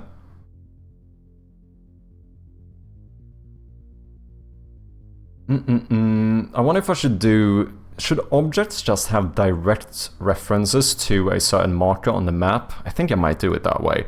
So like on a closed door, it has like a script like update map marker on click, and then I just assign the specific map marker I want it to update. Tomorrow I come into this stream saying hello Danes Dwyer? No. Fam, Hilfert, to put this into perspective, you are basically trying to call an Irishman a Englishman. And, you know, as an Englishman, I think you have an idea of how that tends to go. Is Dane the worst thing you can call a Swede? Yeah, probably. Yeah, I think so. Is there anything I would say? No, probably not. Like, if you call me bastard or cunt or something, I would be like, okay. If you call me Dane, I feel like deeply offended. Yeah, probably. Will you change color when you obtain the key, or what's the plan? I don't think so. I think it only changes colors when you unlock it. Like, you're sort of responsible for when I would step on a brick and hurt my foot? Exactly, man. Did the Danes invade Sweden? I'm genuinely clueless about Swedish history. Well, here's a fun fact for you. Sweden and Denmark has had I think the highest amount of wars between any countries. I think we actually have the record of most amount of wars between two nations. I should say, I'm not like I'm not the most knowledgeable in general when it comes to history, but I am fairly sure that's the case.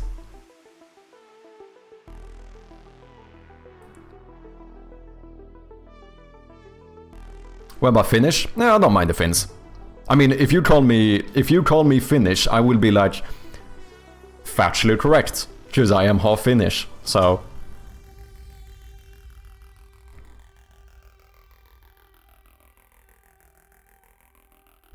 did China own Sweden during the Kalmar Union? Is that considered to own Sweden though? Once again though, I am by no means the... Just like this was a union between the kingdoms of Denmark, Norway and Sweden.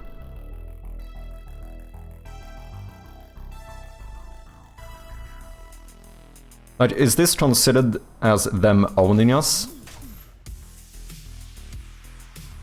After Sweden left the union, Denmark and Norway came into a union.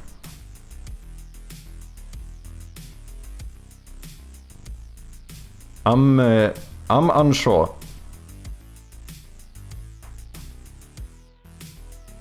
Because it wasn't, I don't think, like, the Kalmar Union wasn't like, you know, they invaded us and say, you are now part of the Kalmar Union. It was more like a, you know, it's more of a decision, right? Like, okay, let's join this union together.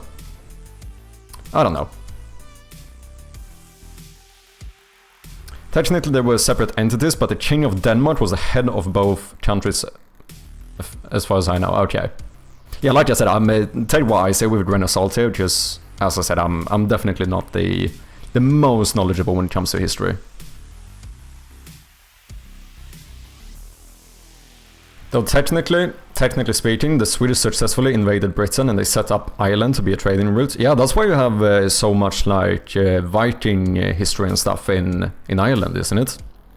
Yeah, exactly. Dublin was set up by you lot. I remember they had like a Viking museum and shit when I went to Dublin. So really, I should be insulted if I'm ever called a Swede? Well, it's ironic though, because Sweden went from like ferocious warriors who raided half the fucking world into the most like confrontational, non-confrontational people in existence. So we did a fucking switch, man. Like, we used to raid every neighbor we had. Nowadays, I don't go out in my hallway if I hear that a neighbor is outside. Like, this is how Sweden has changed throughout time. Do you know what I mean?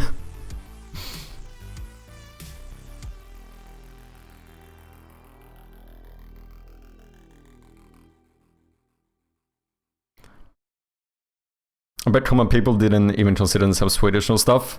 Fuel time. What's up, Moonies, with the raid? Speaking of Swedish people raiding everyone, here we have another one. Another Viking developer. Big shout out to the one and only Moonies. Yet another game developer. Wants to play words on stream. Let's do it, let's do it. Hope you've been well, Moonies. Hope you had a good stream. David Nestori as well. Welcome in, guys. Hope you're doing well. First of all, for anyone who's coming in, if you don't know me, I go by Mad Sherpy, and I am currently working on a point-and-click horror game called Shroud of Gloom, which I do have a new little teaser for you, if you want to check it out. Here you go.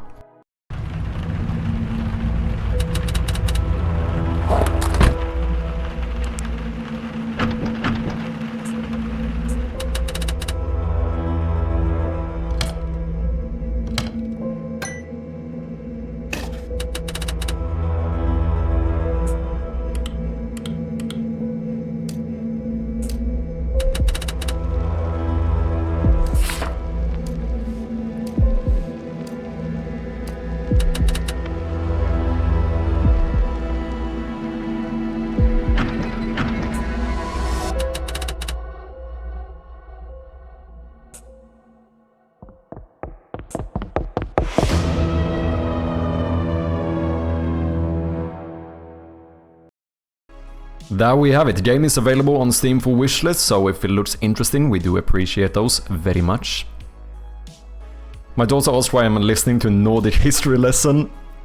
That's kind of funny. Well, we do have Moonies in here, which I imagine knows more about Swedish history than I do. I'm just gonna make that assumption.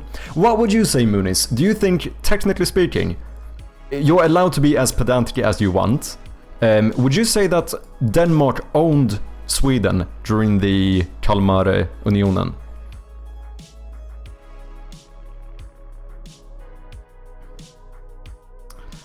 Show the game name at the end, let the blood drip. Ooh, that could be pretty cool. I think Vikings are cool, let's go. Should just be solve puzzles, by the way. Solve the puzzle doesn't sound as natural. Not a big deal. Okay, I'll look over it. I'm definitely gonna make more tweets to it, so I appreciate the feedback. Then we've had time for touching grass and all that jazz. Good luck, and we'll try to catch you later. No worries, Aline. Thank you very much for dropping by, and I'll see you later. Collar, nice. Okay, 19 out of 30. Can we do this? Do we have coral is a word as well. The thing is in water, you know. Finally have a real bug. My control scheme helper is showing the north button of the gamepad as B, and I don't know why. Huh. Time to go. Stop by later. Maybe for that view party. Let's go. Have a good one, Codin, and I'll catch you later. How are we doing? 45 out of 30. We're doing good. You guys don't even need me.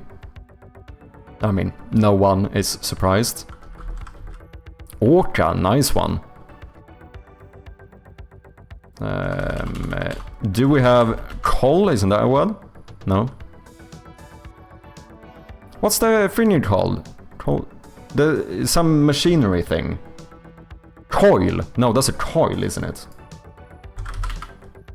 Yeah, coil. Like a spiral of sorts. Yeah. Damn, almost every single word here. Not bad, not bad. Advancing 3 levels. We do need to beat level 20. We still haven't beat level 20. Which is an, like, insanely difficult one. I should preface this with. By far the most like, the ramp up in difficulty to level 10 or 20 was insane.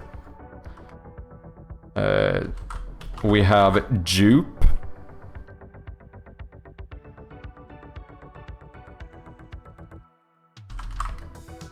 Ooh, update. Nice one. Cola was the last one. Tape. Date. Scheiße. Muniz. Stop stealing my words here. Pate. Yeah, I was very confident there.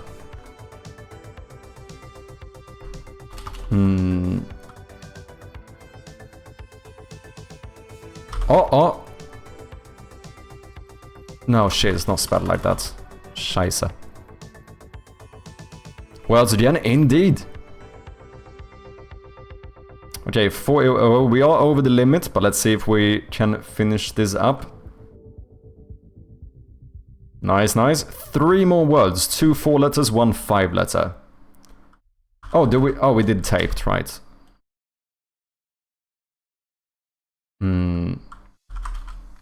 Payton? Is that one? Adept. Nice one, Muniz.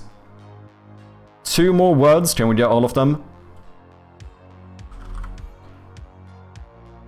Dape. I'm just guessing at this point. Duet. Nice one, nice one.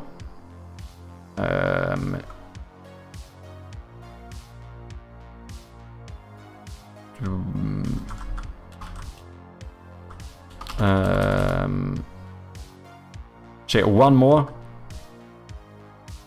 I wanted to get depth as well, but we don't have the B, we have the P. I have no idea for this last one. But we are doing good, ladies and gentlemen. 1 word from it again.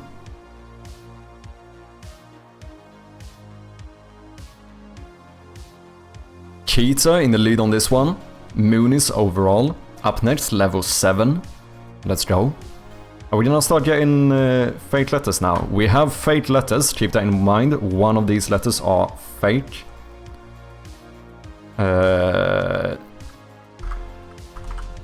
Chemo. Okay, so R or G must be fake. G is fake if Chrome is correct. G is fake. We got home more. Rome? No? Oh, was that locked? I don't think so. Clayman Dev with the raid. Welcome in, man. How you doing? Fresh meat, nice to see ya. Estimina, welcome in. Hope you guys are doing good. We are currently playing Wordle here, so help us reach level 20. I see April Dawn, nice to have ya. Big shout out to the one and only Clayman. So we are under time here. I will check out your game in a bit. Anything specific you want us to see, anything you want to share or show, let us know. Hope your stream was good, man. For anyone who doesn't know me, I am a fellow developer as well, but we are not distracted. We are fully working here. We are definitely not just playing games for a minute. How are we doing? We need at least 1 more word. Homer, there we have it. Easy peasy. Internet crashed at the end, sorry man. Hopefully you're doing good. I'm doing okay. Sorry to hear about your internet, man.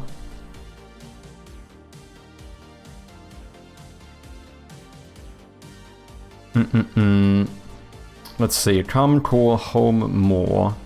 Sure.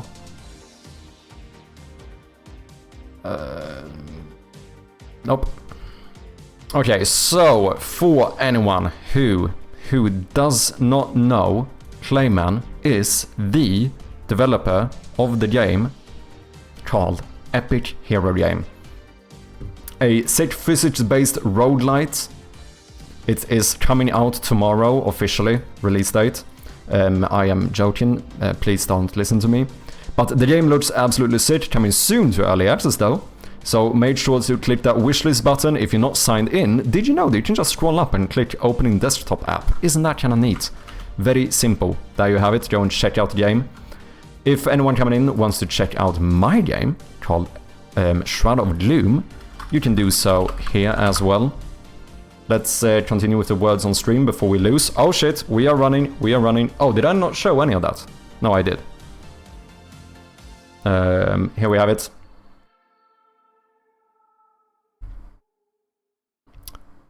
Was that the dentist? Came in just in time for your brain? Let's go.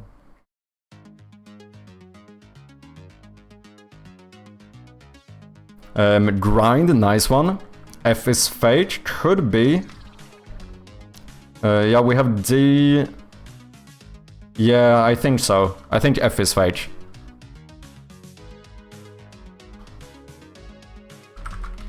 Ring.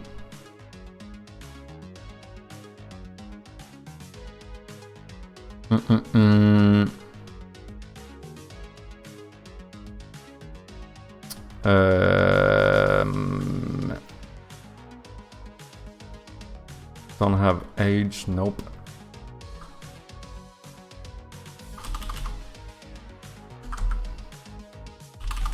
Shit, I am stuck here. Rondas, nice to have ya.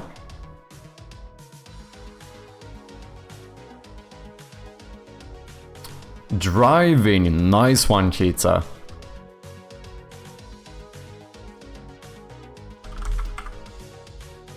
Diving, yep. We don't have an E. Shit. We are fine though. We have more words than we need. But let's see if we can get them all. This is like Pokemon, gonna catch them all.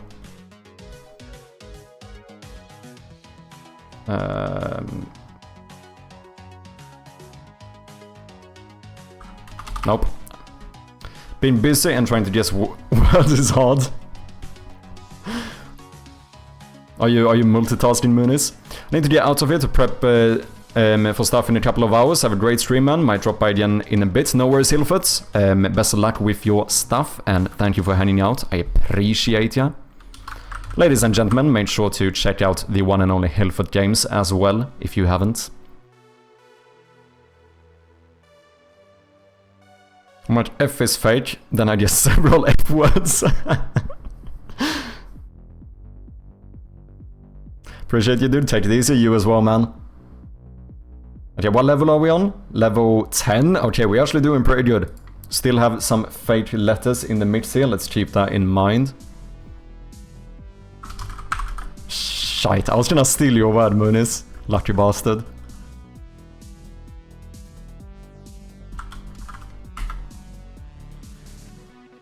Okay, wait. Tor didn't work. Do we not have E? I think E might be fake. Rare wasn't a word either. I am almost certain... No, E is fake. E is definitely fake.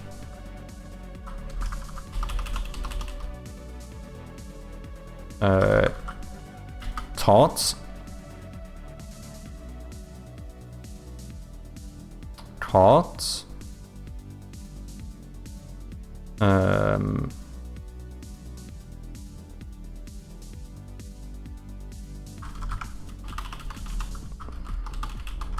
Rata. No, we don't do Portuguese words here.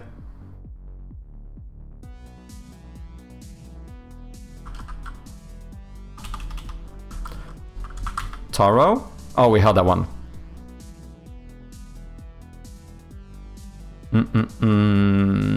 Always Moonis stealing my words.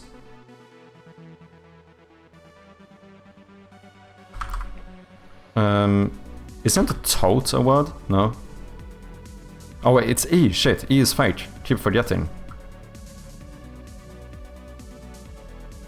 It can't be core either. Did have raw. Tor.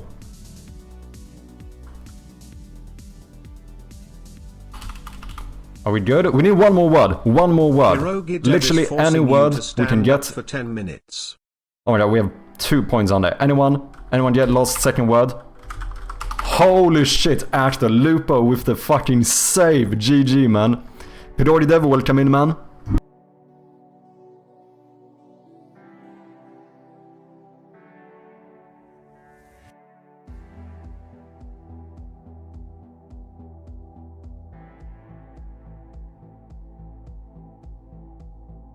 That was a clutch indeed, man. It's like the third one of the day or something. Actually kind of insane. How many...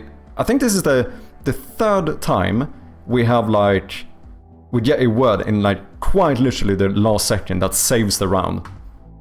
Wasn't Aura that? Did we have 2 A's? I don't know if we had 2 A's.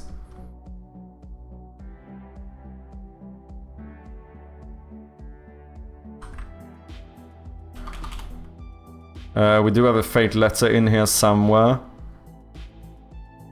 Pent.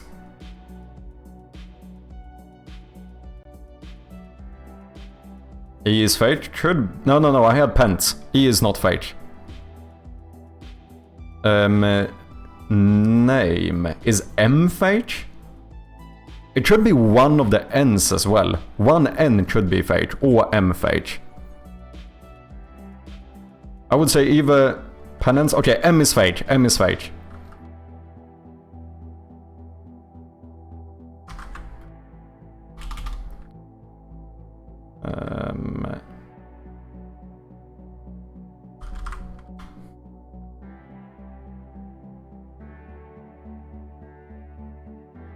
$39. Okay, we need just a couple more words. That should do it. GG. Did we have tape? We do indeed. Why every time I see a word, I then look and every time Moonis has stolen the word? Every fucking time. No one else. You guys have your own words. Moonis always has my words. Something here is not right, man.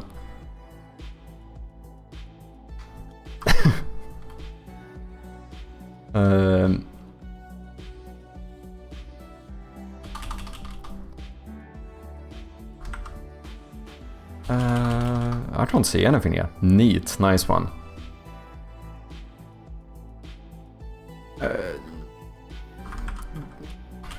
No. Wait, tenant? Can we have tenant? No.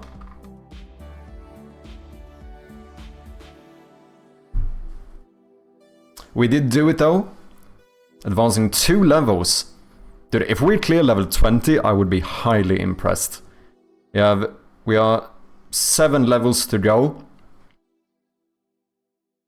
Still in the lead, GG man. Now we have a hidden letter as well. It's gonna get a bit trickier here. We need to get 71 points.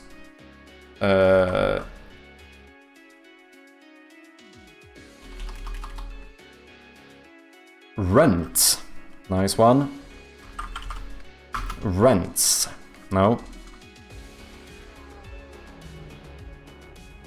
Concert. Nice one. Wait, did we find it? O. O hidden. Yep, O is hidden. Nice one. So we should have something like wrote. Do we know what's fake? J? Okay, J is fake, O is hidden.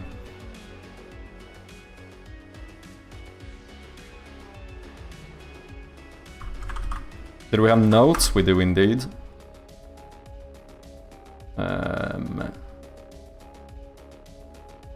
Code. Tor. Torn. Nice. Cone. Okay, we're doing good here, people. Tone.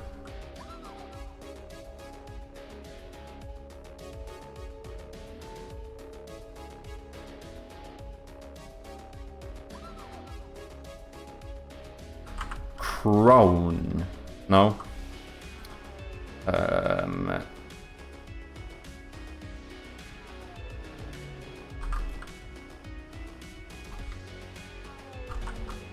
Crowd.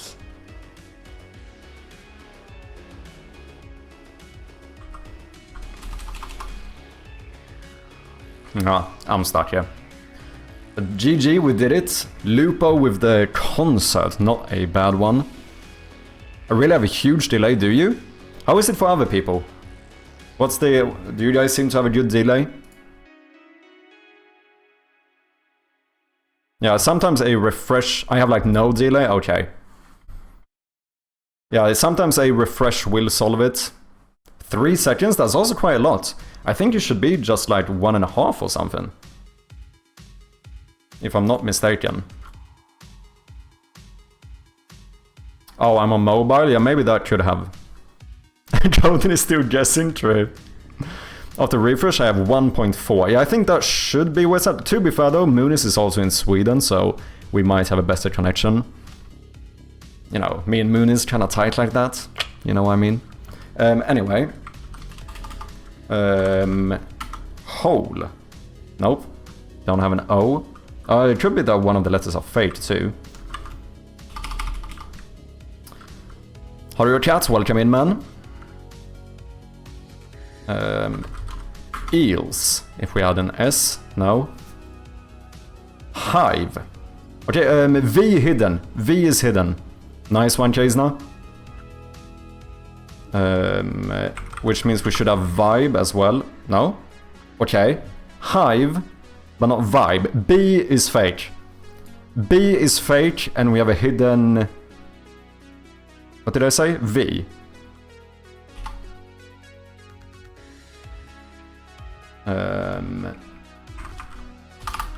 Veil. Chive. Okay, couple more words here. B is fake, V is hidden. Did we do vile? We did do vile. Moon is again every fucking time. I'm telling ya, this man steals all my words.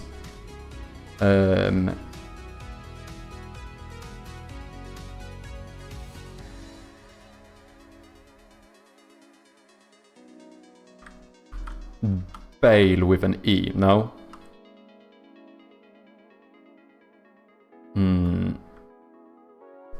Oh yeah, B was fake, never mind. Chive. We need like one more word. One more word here.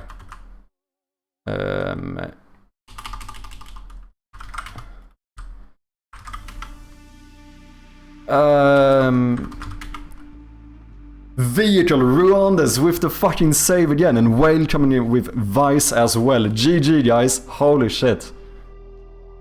Up next, level 17, you know, we might do it, we might actually get to level 20. I'm not sure if I'm confident about beating level 20, but I am very happy if we just get to level 20. If we get 3 stars now, we will hit level 20, which is our current record. Ruandes with the lead on this one. Overall, we have Lupo, Moonis, and Slayatan. Okay, let's do it, people. Let's get it to level 20. Easy fucking peasy. We have words like... Mia. Oh shit, it's only 5-letter words. It's 5 letters and up.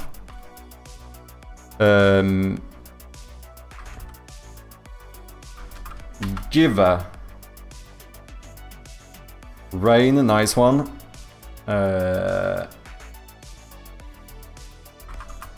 Green.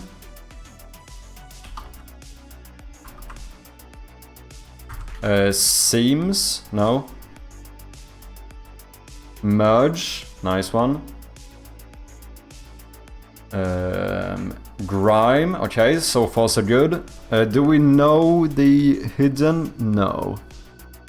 S has to be fake.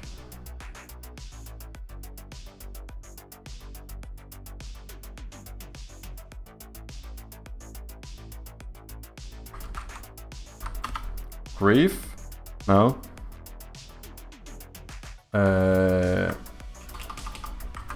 Do we have another hidden E? Meanie? No. Genie, nice one.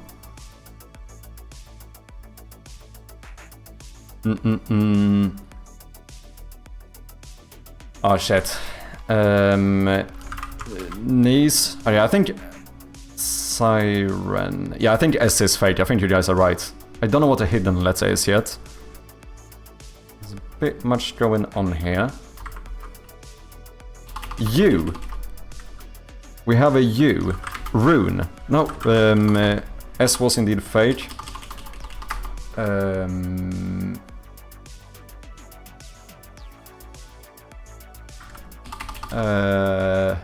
can't see a single word with you.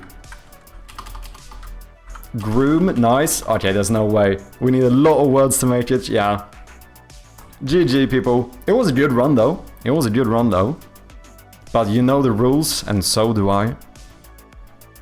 If we lose, that is officially game over.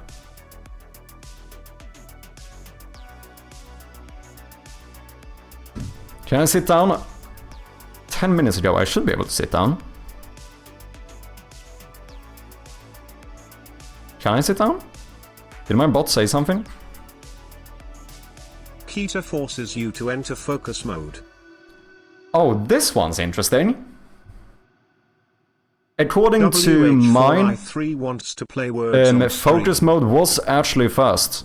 According to my chat, focus mode was first. So what we're gonna do here is that I will refund the words on stream. Requests.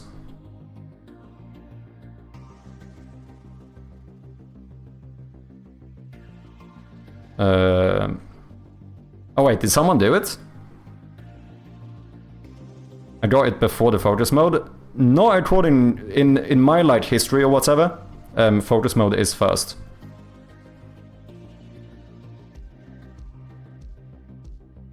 It doesn't even show up here. Wait, do I have some snipey moderator who did this before me?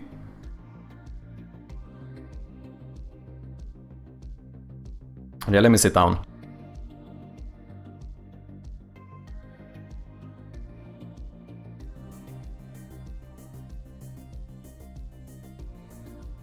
No, I still lost 4K? Okay, let me check. Oh, maybe, do I have to do this again, maybe? Did it not update in time?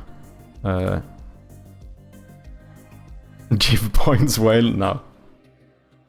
Otherwise I can probably maybe find an old one. If I was a moderator, I would ban everyone, do good stuff for the stream. Remind me to not mod you, Muniz.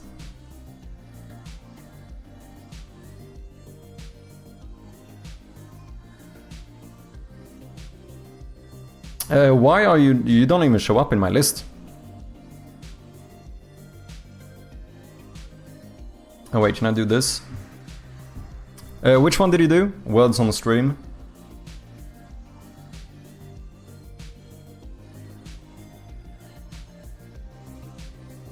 Oh, is it because words on stream is disabled?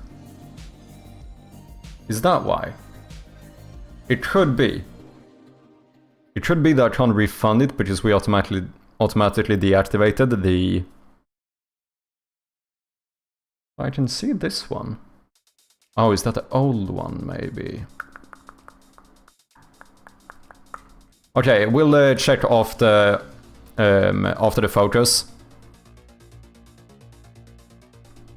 Scam, I haven't scammed. No, I will sort it out for you, Whale. You're gonna get your points back. You're gonna get your points. Or, if you want to, we could just give you a words on stream redeem later when we're not in focus mode and you don't have to redeem it. Either or. Either that or once it gets enabled again I will refund the points. Either way works for me.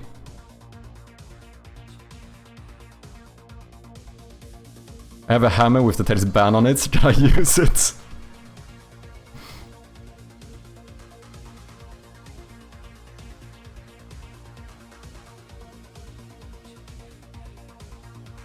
Take it to Twitter, let's cancel streamer. Outrageous.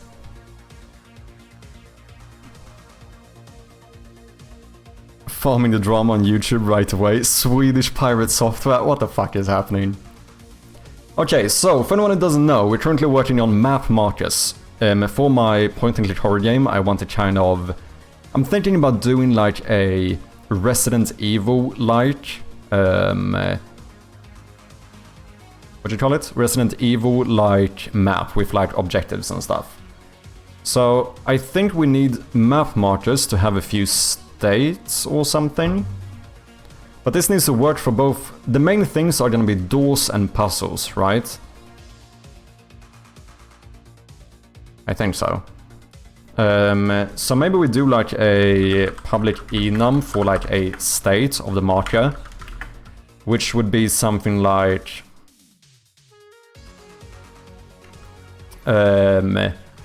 maybe one where it hasn't been interacted with. Maybe we do something like unknown, and then we have the locked. Does that work? It works for door, but doesn't work for puzzle. Unsolved doesn't really work for door. We should have something like finished, completed, in progress.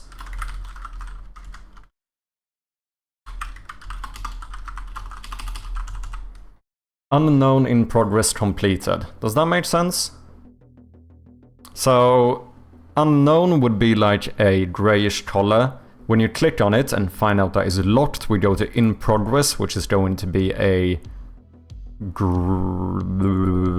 red color. And then if you find the key to unlock it, we go dark gray. Maybe. So that would be completed. Cancelling, hating, everything okay, but this is a bit too harsh. What's with the underscore and the enum? Don't know. Good question, Whale.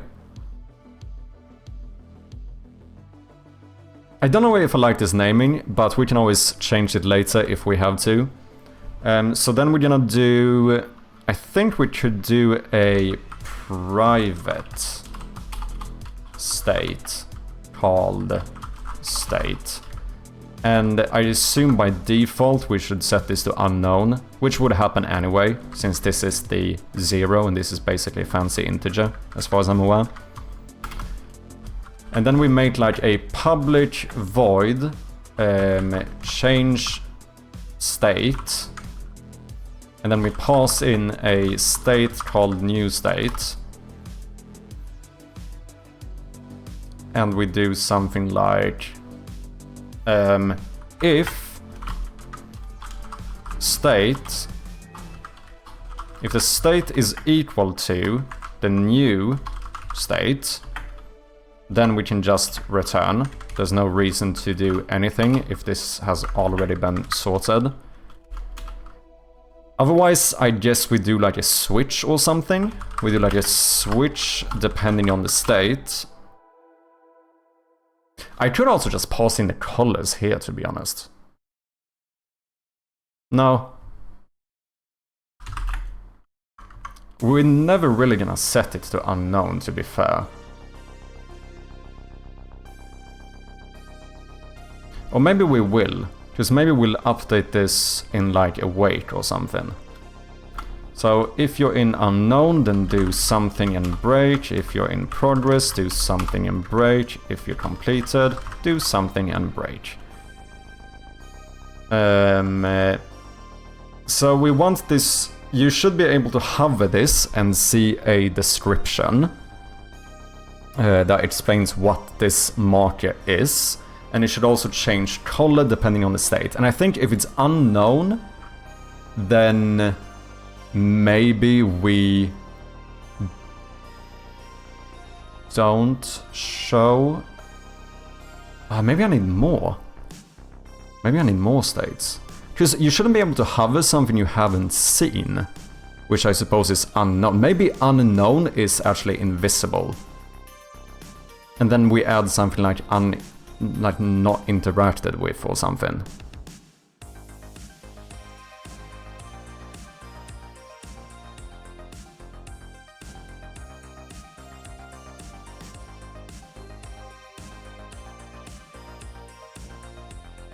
I want states that work for both doors and puzzles. And I think the way we're gonna do it is that basically this explains the colors as well as the... So it's gonna be state, color, and then whether or not you... basically whether we show a description. I think that's gonna be the main caveats to this. So for example, something like unknown, I think we're gonna do invisible, and we are not going to show description. And then we have something like, I don't know, uninteracted. No, but something similar, which is going to be gray, and this means you've been in the room. You, at the very least, you have seen it. So in that case, yes, show the description. But maybe don't... Maybe we change the description. So for like a door, it's just gonna say door. If you have interacted with it, it will say like locked door and be red or something. So in progress will be red, and we will show a description. And then completed will be dark gray, and at that point we probably don't have to show a description anymore. So we should probably have a reference to the description as well.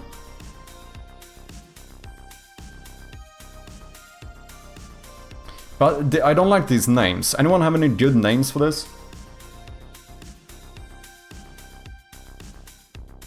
Unknown, I think, is pretty good. Completed kinda works. In progress kinda works. Uninteracted. Should I name this something else? Pizza, that's a good one. Let's do pizza. Okay, unknown pizza in progress completed. This sounds pretty good. And then I guess we do like a reference to a localized string. Ad, do we want an ad? Nah, I'm gonna snooze this ad.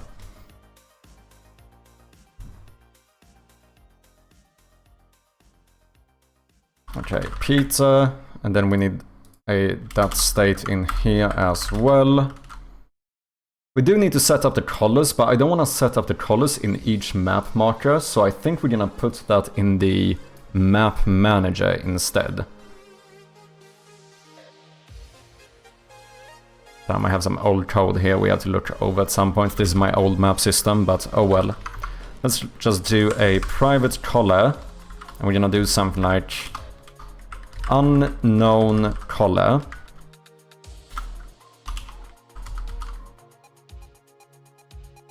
And then we have the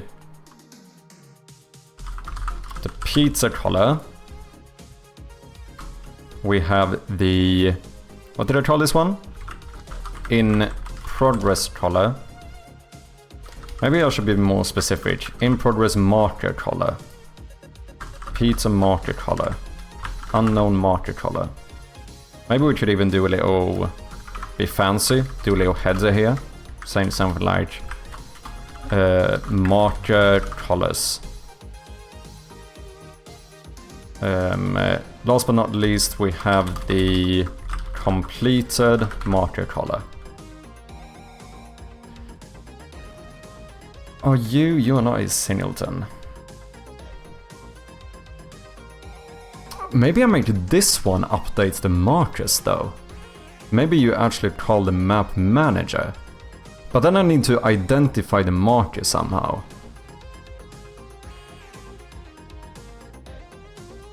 How do I identify? I guess I could name them. I could do an enum for each fucking marker as well. But that's maybe a little bit crazy. I have a state enum in every game project, and it's completely random what it is about. Yeah, I'm slightly unsure exactly how I want to do this. Like, when I click on an object, should that call the marker itself and tell the marker to change the state? Or should it call the map manager and tell it to change the state of a specific marker? Either I'm gonna need a reference to the marker itself, or I need to somehow pass in some identifier to the map manager to let the map manager know which marker I want to update. I do suppose I could make a ginormous enum for it. That would be simple when you... It's not going to be simple now, but it would be simple to set it up later. Just choose like, oh, this one should change the state of the front door marker. Using strings feels a little bit iffy. I want to speak to the map manager. Oh, that's kind of funny. I see what you did there. Map marker manager coordinator system manager. There we have it. That is what we need, basically. Let's set up these colors first, and then we'll see. Heading out now, Chappy, going climbing. Ooh, nice, man. Have a good climbing, Moonies, and I hope you get a lot of soreness in your wrist afterwards, but I hope you have a good time. Thank you very much for the raid, man. It was always nice to have you, and I'll catch you next time. Cheers, man. Okay, let's set up these colors. So we basically want to fake these colors. Let's see, this one is lit, you are non-lit. Let's... Well, how do I want to do this? I guess we copy the alpha value of non-lit objects.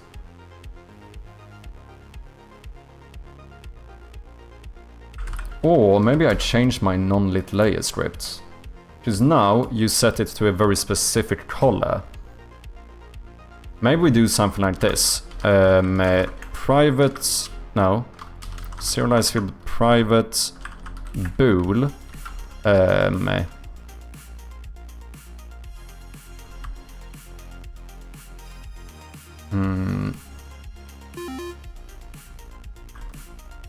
maybe we can make it so we can only change the alpha value. Just steal the alpha value from the non-lit interface color.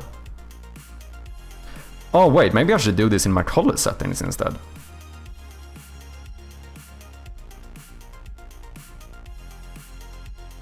I could do that. I'm gonna snooze one more ad here. Just get the color from there. Because here I... Whoops. Here I think I have a highlight color, non-lit interface color, default color.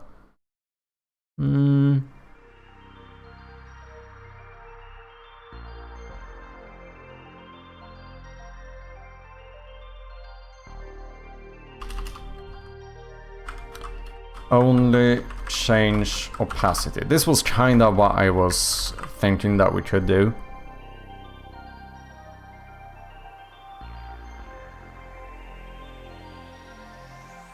Then we just steal the opacity from it, but we don't steal the color, because we have to override the color.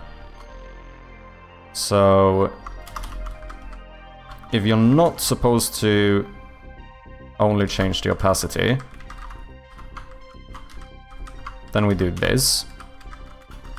Otherwise, if we are only supposed to change the opacity, then image.color is equal to new color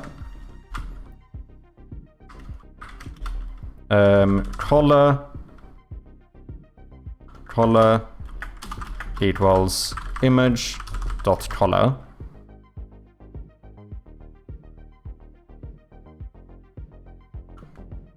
Ah, but then when I update the non-lit layers, I cannot override the... Then I'm gonna override the opacity. So that's gonna fuck us up a bit.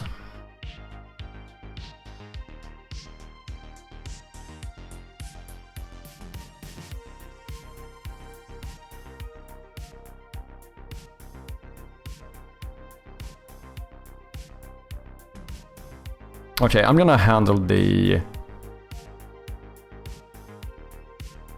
opacity in the actual marker instead, I think. We're just gonna steal the opacity from the non-lit interfaces. Color settings, non-lit interface color. Because this is gonna turn it white, and maybe it shouldn't be white. So I think we're only gonna do like 5% opacity. So a map marker also needs a reference to a image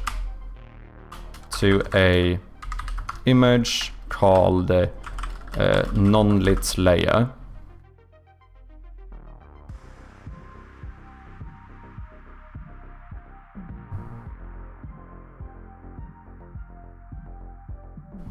Okay.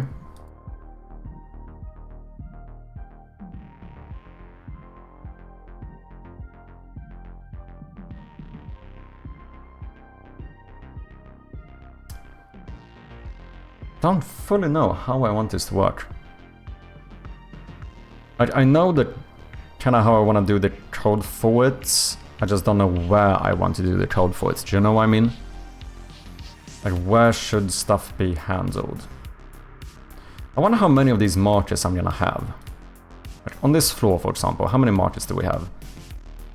Maybe like 1, 2, 3, 4, 5, 6, 7, 8, 9, 10, 11,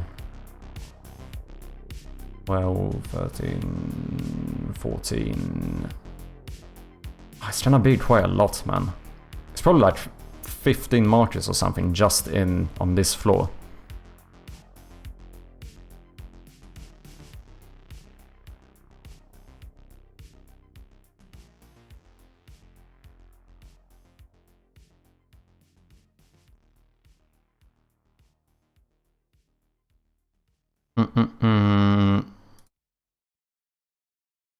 Okay, map marker. Let's make a function. I think you can be private. Let's call it something like change color. Void change color. Should I pause in the color? I might pause in the color actually. Color. And then we do something like image. I don't have a reference to my image though, do I? Let's do a private image called image. Okay, let's snooze one more out. This is the last one I can snooze, but let's do it. Private image. That one we're gonna need to get as well, so let's make a little private void await.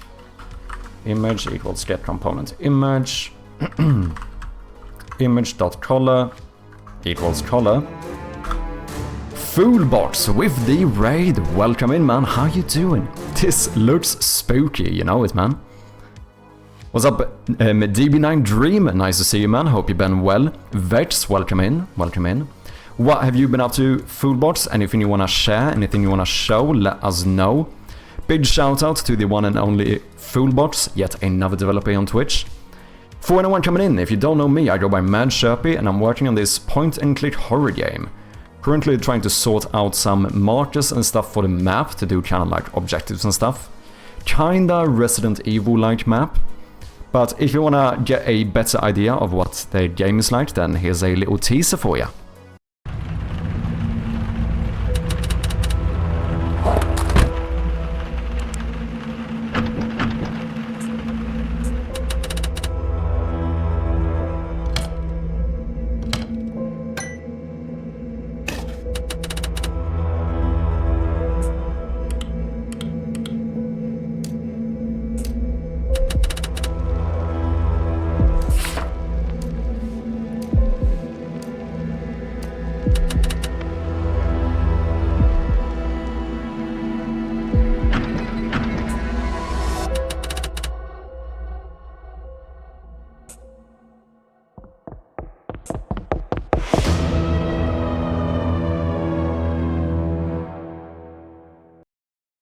There we have it. Game is available on Steam for wishlists and we do appreciate those very much.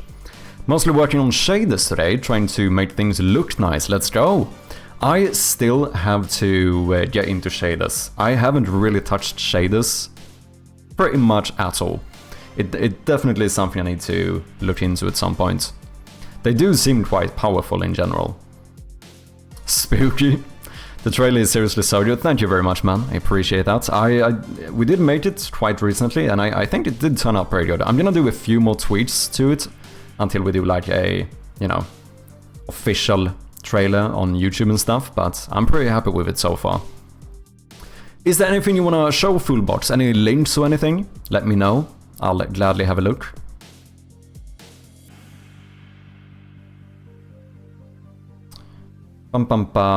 Still slightly confused how exactly we're gonna do this, but we're gonna try here. We have a non-lit image.color should now be equal to here. We're gonna do a new color, which is going to be basically color R G B, but then We want a different alpha value, and I'm gonna magic number this, just fuck you guys. You can't tell me what to do, okay? Shaders are cool, but have you tried editor scripts to add buttons to your transforms? I have not. I haven't done I've done a little bit of editor stuff, but not too much. For now, I'll have a new trailer on the Steam page soon enough though. Ooh, let's go. Let me know when you do. Gladly check out the game. Feel free to share it in the Discord as well if you want to. In case anyone wants to join the Discord, here you have a little link. Your game does look good though. I've been following, I've been lurking a bit in your stream, following the stuff on Blue Sky as well. It's looking good, man.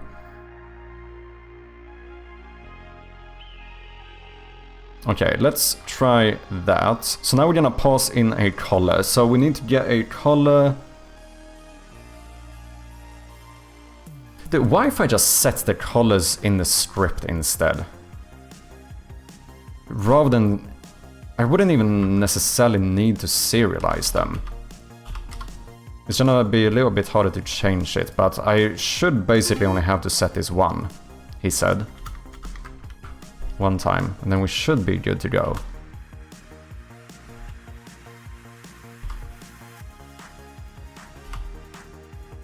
Because we could just hard-code the actual value. Because this one we know. Like the unknown color should just be invisible. Is there one? There might be one. Color clear. 0000. That should be invisible, so let's take that one. The pizza marker color, I don't know. Completed should be the dark gray color. So I should copy the values from here, right? I know this might be a weird way of doing it, but oh well. So let's see, this is the pizza color, which we now call it. So let's see if we can get you here. That looks pretty good to me. So what do we have here? 1.90, so basically 0.2 is what we want. RGB 0 to 1, yeah. So that is the pizza marker. You should be set to a new color, which is going to be 0.2, 0.2, 0.2, and then 1. Okay, then we have in progress, we're gonna do red. Because as I mentioned, I basically want this to be similar to the Resident Evil map, so we're gonna show like, basically show the objectives, right? Okay, 0.4 in red, 0 in the other ones. So 0.4 in the red, 0 in the other ones. So guys, we do have some ads running. Hopefully it gets some good traction, we shall see. I mean, your stuff on Blue Stray is certainly getting traction. So I bet you will. Be right back, getting food, no worries, man. Okay, and then finally we have the dark gray, which is something like this. So 0.057.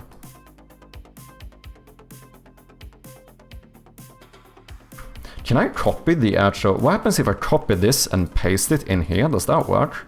Can I do that? Oh, I get the hex value. Which I suppose I could paste in here too. 0.057.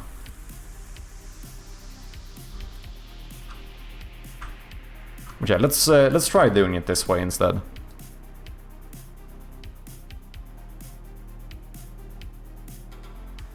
So, we should now have all of the colors. Took me way too long to realize those diffs on your Steam page were looping. Let me see here. I need to sort out some new GIFs for my Steam page as well. The new trailer and screenshots are quite nice, but the GIFs below are a bit outdated. Not only that, they also... what was I gonna say? I also heard that I think Steam is updating like the width of the store page. So I think that might change things. I think it still looks good though. I think that's in beta if I'm not mistaken. Yeah, because this still looks fine. They do have the new play though, so you can actually, did you know? You can pause the GIFs now. But yeah, I need to update those at some point.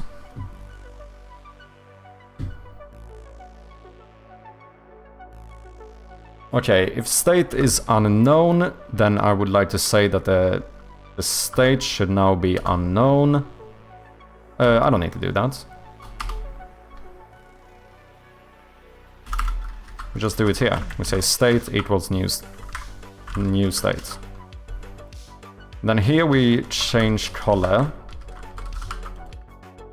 The new color will be the unknown marker color.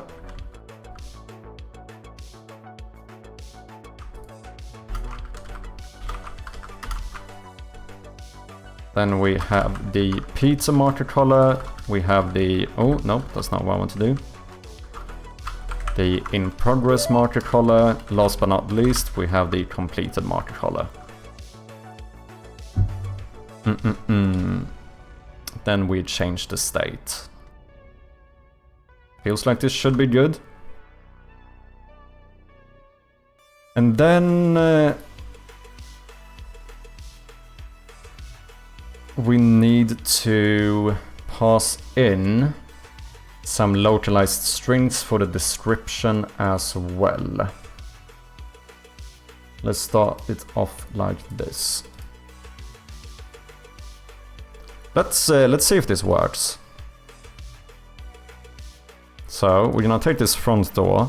I'm gonna put you here. Boom. And we need to update the color in awake as well. So we get this color and then we say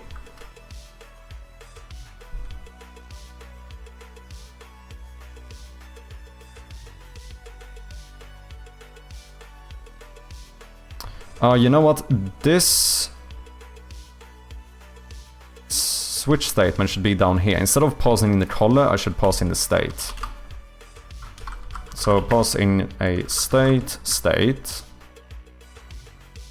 Or we can just check the current state. Then we have to switch state before calling this one.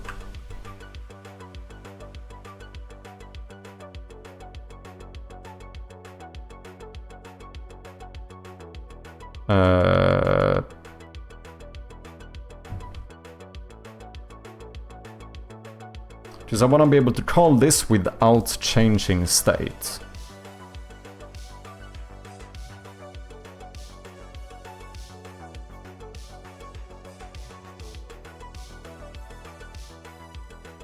Okay, let's rename this one into...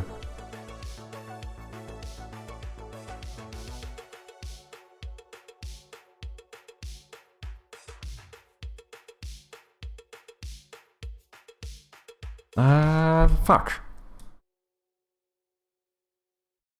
Yeah, let's rename it into fuck and see what happens.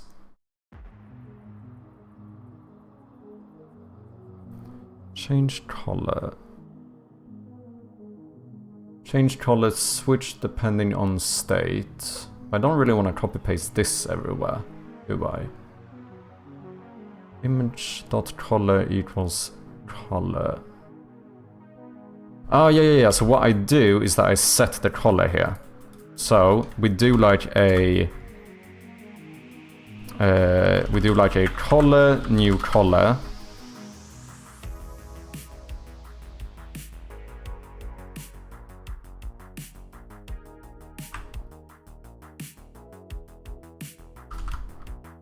Scheiße. We pass this in here. And then here, all we actually do is set the color.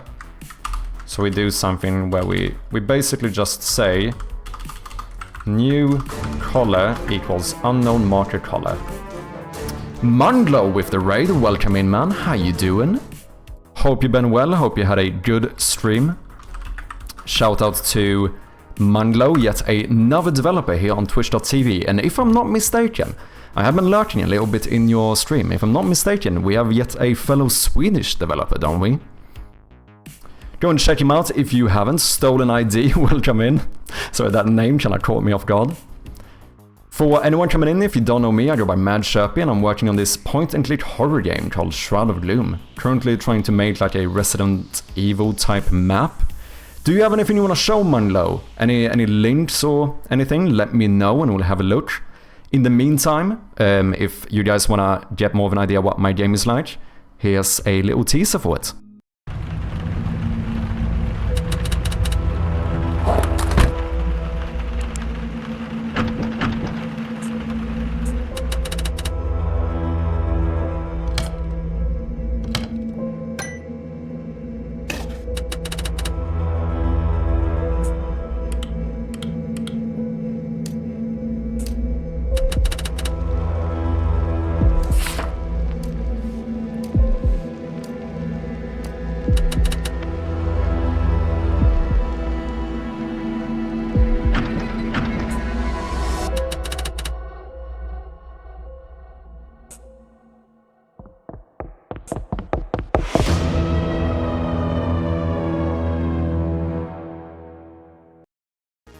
There we have it. Thank you very much for the raid, Manglo.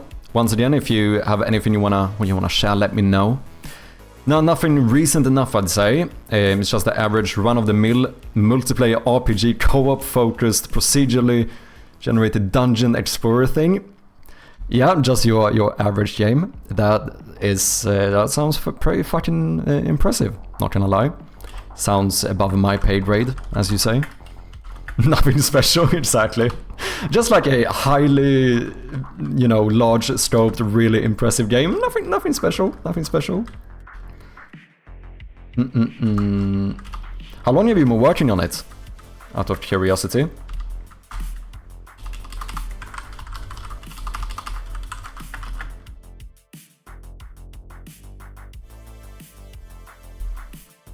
Okay, so we changed color, we set up a color, depending on the state, we switch the color, and then we update the images. Why is this red?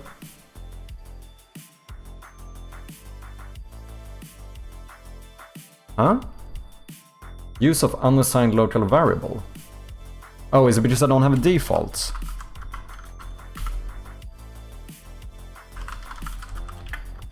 Okay, so what if I default you to unknown? Yeah, then it works. Okay. Now we can delete this stuff here. And then after switching the state, we just say we want to change color. And then in awake, we also want to change color. That should be pretty good. So yeah, basically I want to have these markers on the map that basically show your objectives and stuff. So we're gonna have like a grayish door here. And if you click on it and it's locked, we're gonna turn like reddish. And if you find a key to unlock it, then we go like dark gray. Something like that is kinda what I'm thinking here.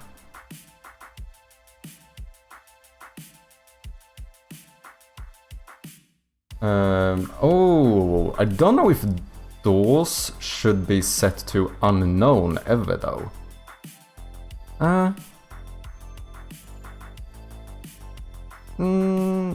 Or maybe we do. We'll see. Because that one is gonna turn invisible. Okay, so let's try doing this.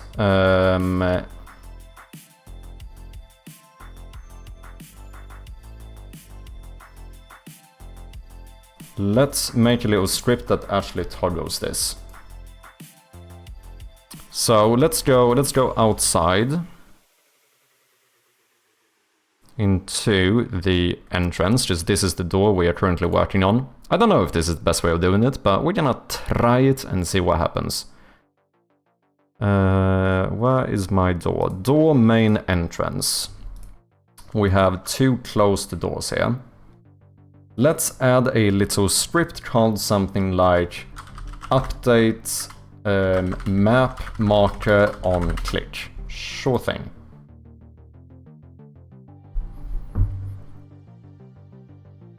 Got the laws done with character transfer done today, so now start putting all the bits together and working.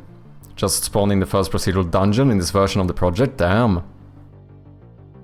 It is will be using code that is years in the making. AI module that runs all AI related on separate update cycle. Might push that to child thread too. Procedural dungeon is stupidly over-engineered as add-on to Godot, so I can have any chance of debugging it. But now all the front-load menus and stuff before gameplay had a first good solid pass and works. So now over to more fun things like making it possible to whack things. Let's go! It sounds fucking impressive. It sounds over my head.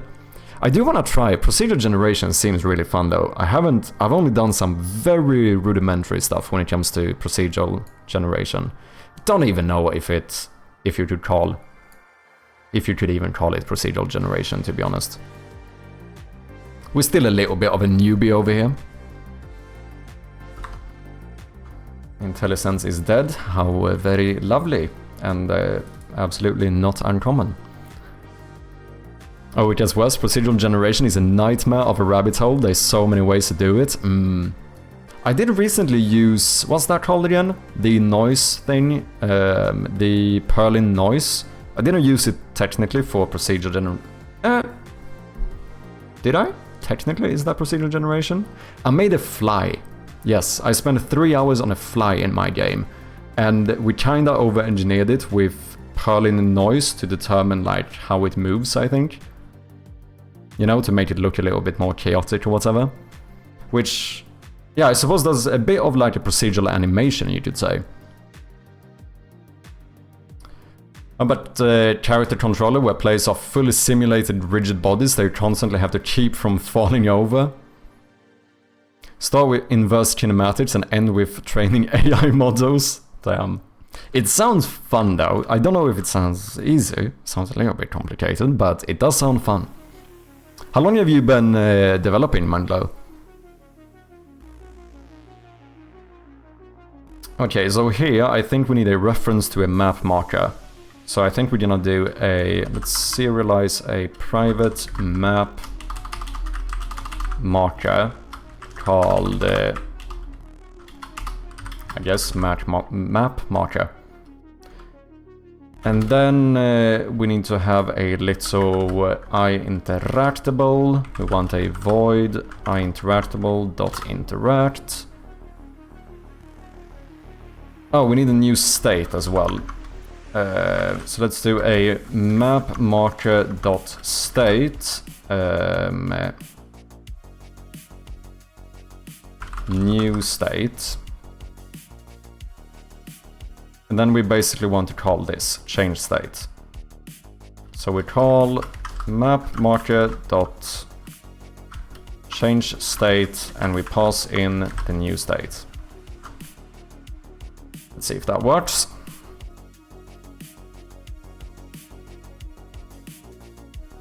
Also, speaking of procedural generation, like roguelikes is one of my favorite genres ever, so I guess that's a big reason as to why I would like to try it at some point as well.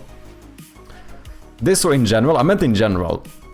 Mostly been slowly building systems over the years in other projects that weren't good enough. This one will use them all though and will be shared, but started tinkering with Unity say 10 years ago, nice!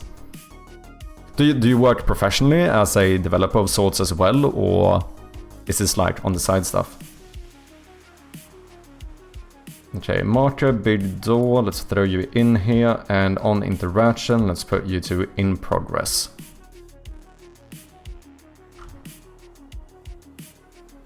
Let's see if this works. I've probably forgotten to assign something, haven't I? I have.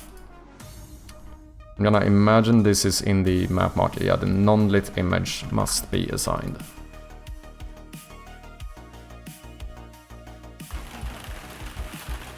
What's up, the tea drinker Trobos? Welcome in, man. Hello, Ant. Which Pokemon you think would give the best hug?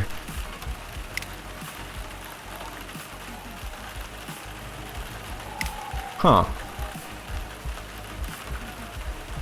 That's a good question. Kinda caught me off guard here. Which Pokemon would give the best hug? Oh, easily. Snorlax. Come on.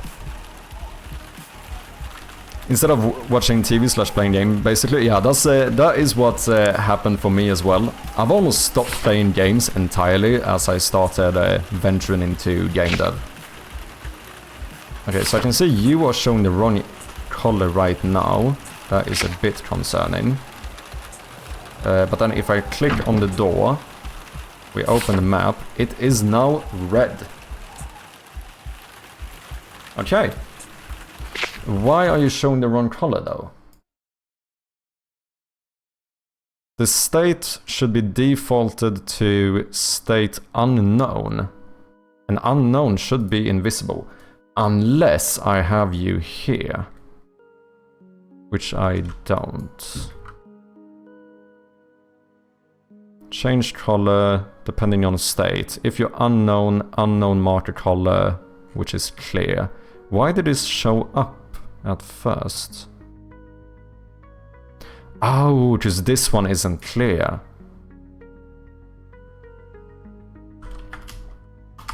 So maybe we just do a little check here.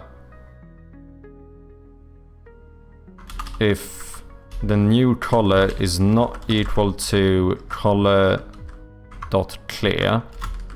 then we do this. Oh yeah, what was I saying? I basically stopped playing games the more I've gotten into game development. It's kind of taken over all the time I used to game. Like nowadays, like back in the days, I would look at a game and go, holy shit, that's like 400 hours of playtime in this game. That's fucking amazing. I want to play it. Now I look at the game with 400 hours of playtime and I go, there's no fucking way I have time to finish my game if I play this. Like nowadays, a game that can be completed in like 1 or 2 hours is kind of a positive for me. Whereas back in the days, it would have been the opposite. Because I just spend most of my time working on this, and I find it, especially doing this full time, it's very hard for me to justify playing another game for like 100 of hours. You know what I mean?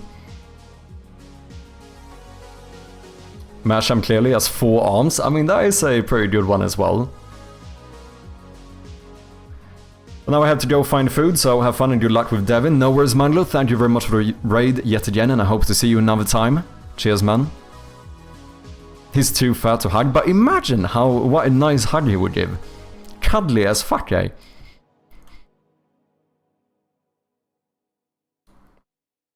Arbok? Wait, is that not the fucking snake or whatever? No.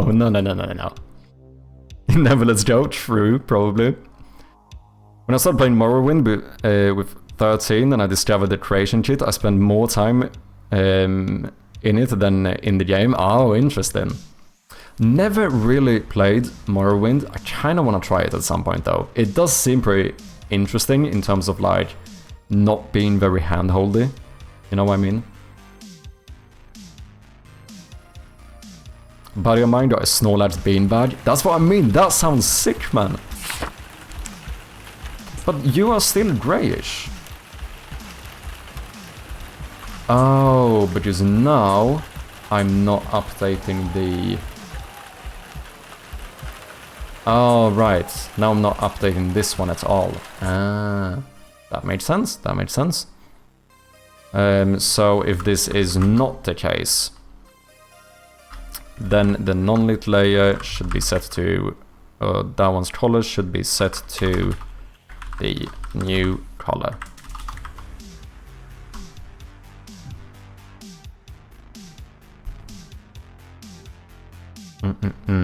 Let's see.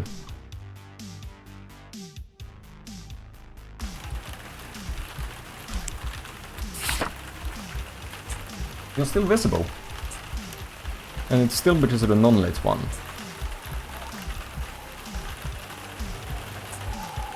If the new color is not equal to clear,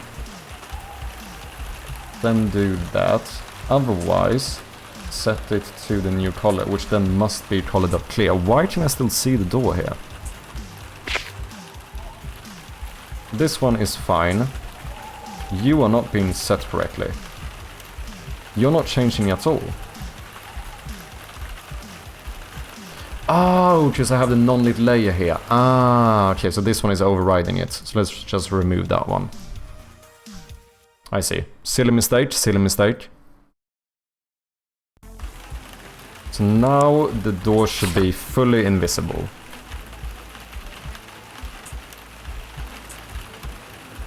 And then if I click on it, you're now red. Because you're locked.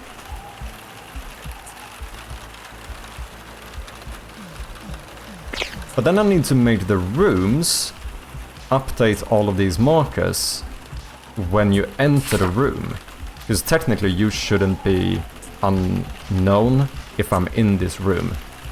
I know it's a bit weird, I'm calling this a room when we're technically outdoors, but it's called a room in the code, so that's what I'm gonna call it.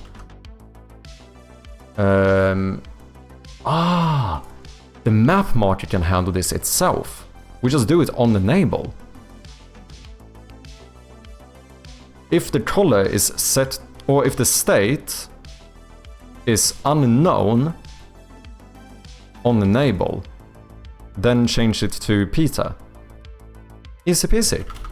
Just do a private void on enable, and then we say if the state is equal to unknown when this becomes enabled, then I would like to change state into state dot in Peter.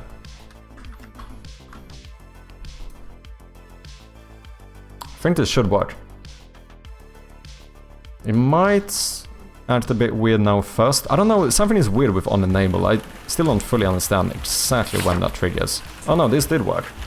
Now you can see that the door is grey, and if I click on it, then it turns red. Nice.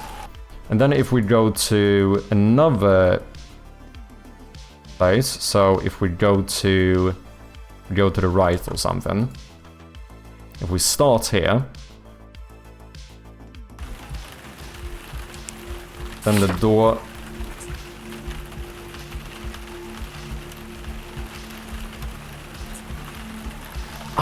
fuck, yeah. No, it's because I'll check if this one is enabled. That one is always enabled. Scheiße. I need to check if the room of this marker has been enabled. So this doesn't work, because this is always enabled. How do I figure out the room of the marker? Oh, okay. So we do this. I know how to do it. If you ever go into a room that has the component to update the map marker on click, you can do it on enable, because you are in the actual room. So in that case, we should just make a private void on enable in here, where we say something like if map marker. Oh, can I check your state? I can't. Do I need to? I need to. Unless I do a function to initialize it. Or I could make like one of those private set things and make this public.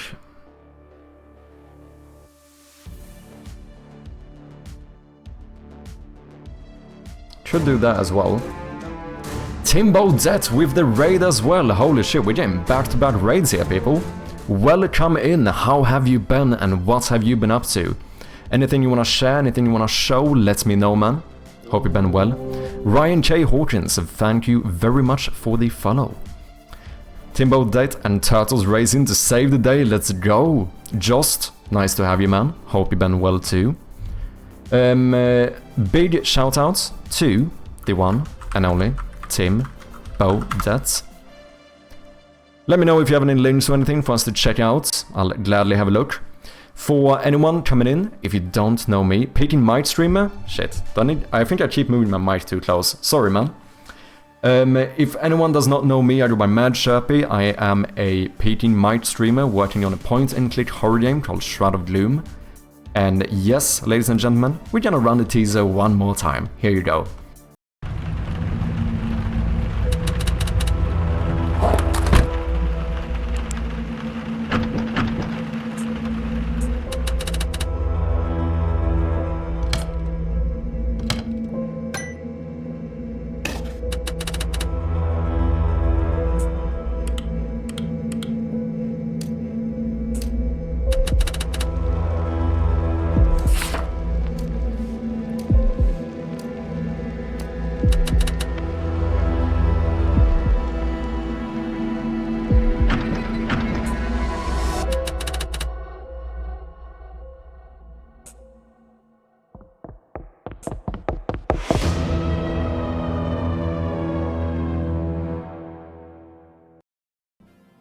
There we have it. Game is available for wishlists on Steam, and we do appreciate those very much.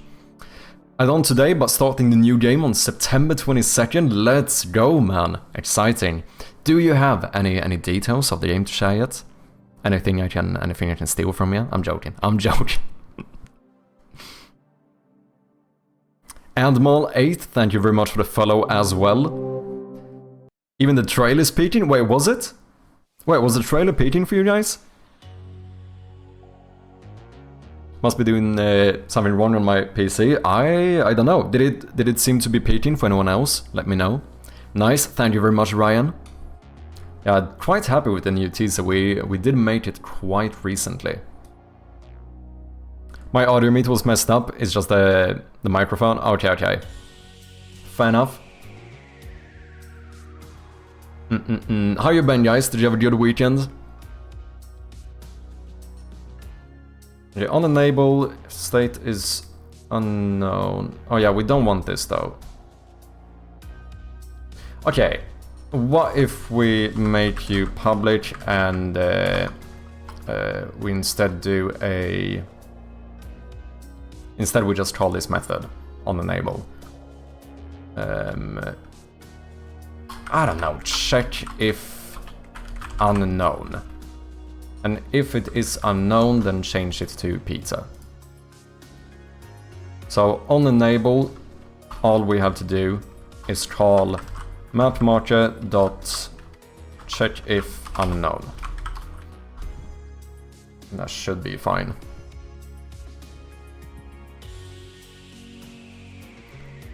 Did you watch The Church? Wait, what do you mean, Jost? You know what I did watch? I did stay up all fucking night on Saturday to watch UFC. Because we had Khamzat Chimaev fighting for the championship. And ladies and gentlemen, we have ourselves a Swedish world champion in the UFC. I mean, he's not born in Sweden. And he doesn't live in Sweden anymore, and he doesn't represent Sweden, because he moved to the UAE and fights for them now.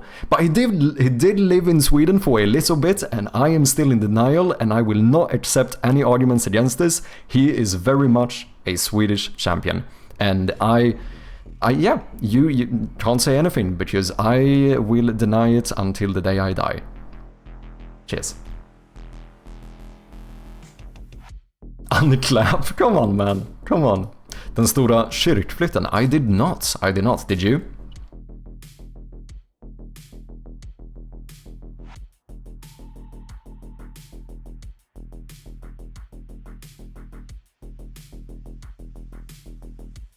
Kiruna is moving their giant chest 5 kilometers, damn. That must be a fucking project, man. SFT is live streaming it, damn. You know, if you don't know this of me yet, I can let you in on a little secret here. I am very much a outside of the loop type of person. I don't keep up with fucking anything. I have no idea what's going on ever. That's the way we roll here. Amisis, welcome in man. Jättebra kvällen mina kompisar, let's go. Hope you're doing well. Hope you're doing well, Amisis. So you like Timbo Dead? Oh, if he is like that, then I am. I'm certain my mountain is bigger. Even Tim watched Street Flitten. Oh, well, there you go. Yeah, I don't know. I don't watch any news. I don't keep up to date with almost anything. I don't know. I live in my little bubble. You know, that's what I do. How's it going? It's going okay. I'm doing pretty good. I did have some kind of bad news the other day, so that's why I didn't do no streaming yesterday. But we're back on it again today. Feels good, man. Big shout out to the one and only Amisis as well. Yet another developer on Twitch. One of my favorite streamers. Go and check him out if you haven't.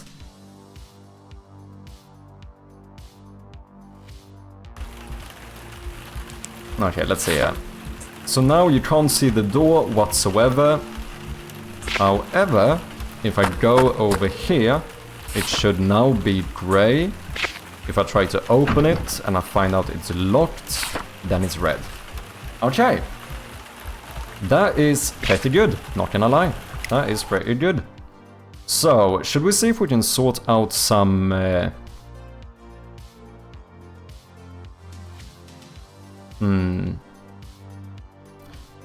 Maybe see if we can sort out some descriptions for this. Because I do think we want descriptions here. So I guess... How do I do it with my inventory items? I guess I call my... my bloody mouse cursor, which... Yes, my mouse cursor in the game is a singleton. Shut up. It's fine. It's fine. No one cares. It's just, yes, I maybe made my cursor into a singleton. Is that pretty fucking weird? Probably. But it's the way we roll. What's your favorite color, food, and coding language? Blue, pizza, C++. There you go. Those fit the profile, I gotta say. Man of culture. When it comes to coding, I am still a monolingual, so I can't say anything other than C#. I have written like one line of code in JavaScript as well, I think. Oh no. What's the CSS, maybe? I did something for my on-screen chat at one point. I tried adding these little outlines or whatever. It was like 1 or 2 lines or something. So that's my experience outside of C#.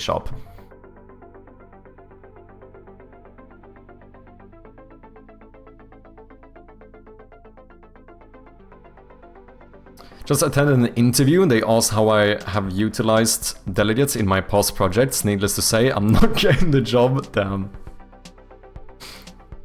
I don't know if I really... does my event bus technically use delegates, I suppose? Maybe.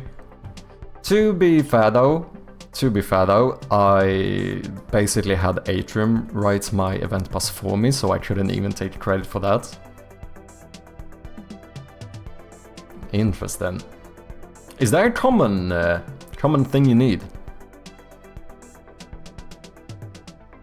I wanted to rant about singleton pattern instead, let's go. I don't use them nearly ever. Because delegates are used kind of in events, are they not? Or am I mistaken? Correct me if I'm wrong. Let's see, I should have something like a... on pointer enter. If the item is not dragged, item name equals get localized string item.item key. So what is my item key? Where do I... Wait, how do I know what my item key is? Oh, this is from the scriptable object. Okay. Item type, get that, and then cursor, show description, item name, item key. Okay.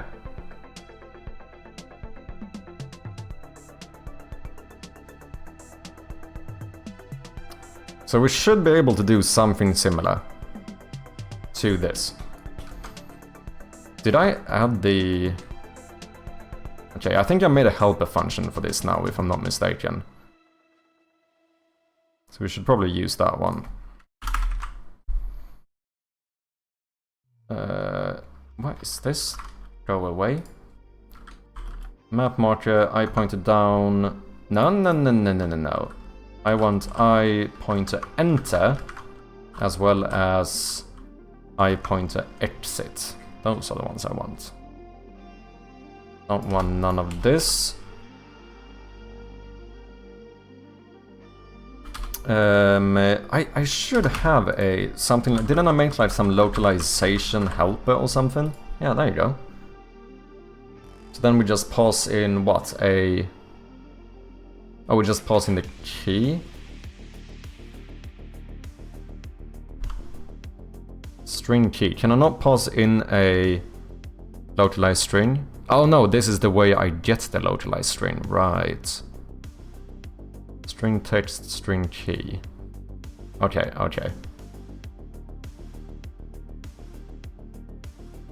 We don't need this. We don't need this. Don't need that one. Let's call this one string description. And then we pass in the description here.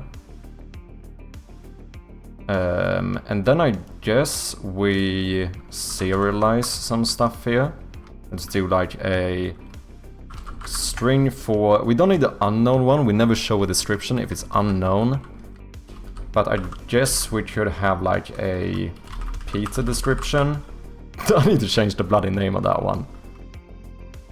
I guess most of this stuff is going to be doors. So maybe we do something like marker. We default this to marker, door, maybe just marker door. And then in progress will probably most of the time be locked door.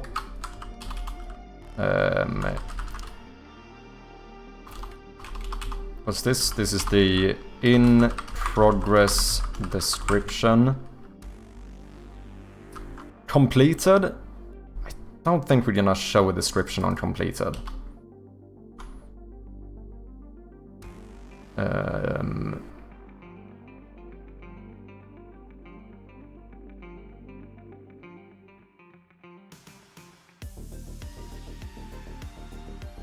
As far as I know, Unity actions are delegates, so yeah, it's events, okay. Yeah, then I guess I use them under the hood, but not very like deliberately myself. More or less function pointers, I treat them the same way I treat singletons. Use them when they make sense, for me it's nearly never, okay. Use most often in events, okay. Interesting. How is Shadows of Tuonela going, Amisis? What have you been working on? Okay. If the state is unknown, or if the state is completed, then I don't think we want to do anything. Don't think we should show a description. We are going to need a public void on pointer exit as well, which I suppose we just call hide description, right?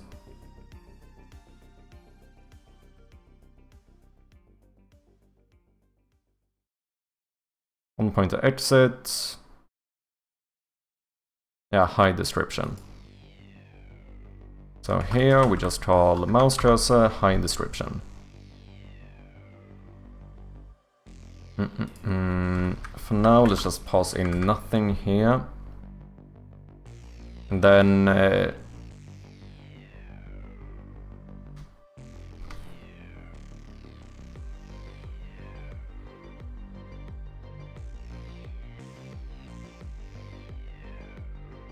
how do I want to do this? I need to get a different description depending on the state.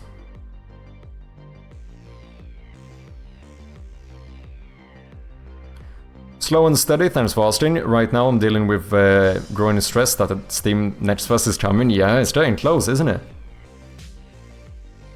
I don't think I'm gonna make this one. I don't even know if I'm gonna apply to it. I know you can drop out. I doubt I'm gonna have a demo ready though. Maybe I should join it, but then I really need to remember to drop out of it if I don't have the demo. Oh, I guess I would be automatic, because I couldn't be in it if I don't have a demo ready. I think it's until the 25th that you can join, if I'm not mistaken. Trying to remind myself that it's just a game and I get to release a demo first. It's not that serious and stuff like that, yeah. Now I imagine when I'm gonna start doing like demo release and especially the full-on release, it's gonna be fucking nerve-wracking, man. Because especially when it's like, you know, it's a full year of my life. Like a lot of money has been spent to make this game. String description.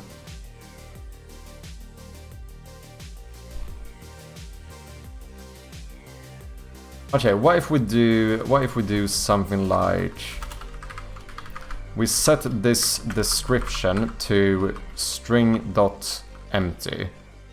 Because the string cannot be null, right? But it can be empty. Oh, there is some string dot. Why is the other one? Is null or empty? But it can't be null, can it?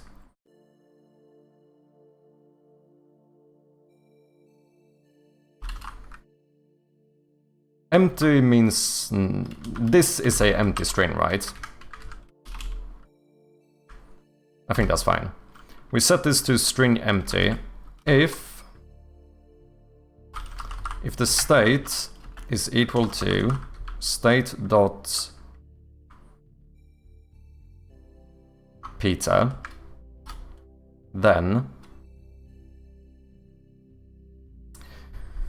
should I only show? What if we do question mark? If it's if you've seen it but you haven't clicked on it, and then it's only in progress. Because otherwise I'm gonna have to do like double the localization for everything.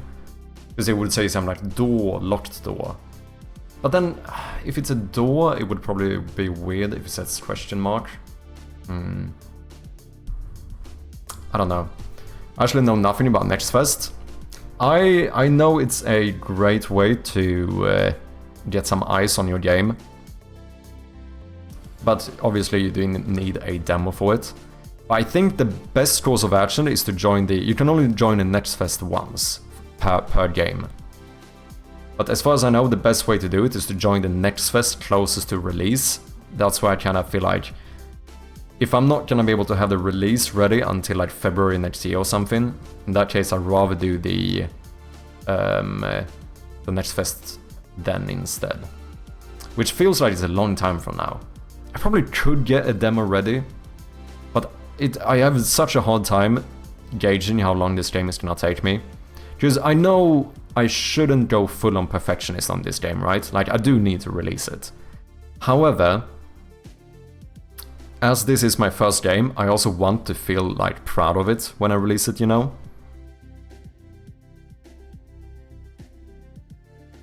Wonder if early access games can apply? I don't think so. I think it's only for like proper demos.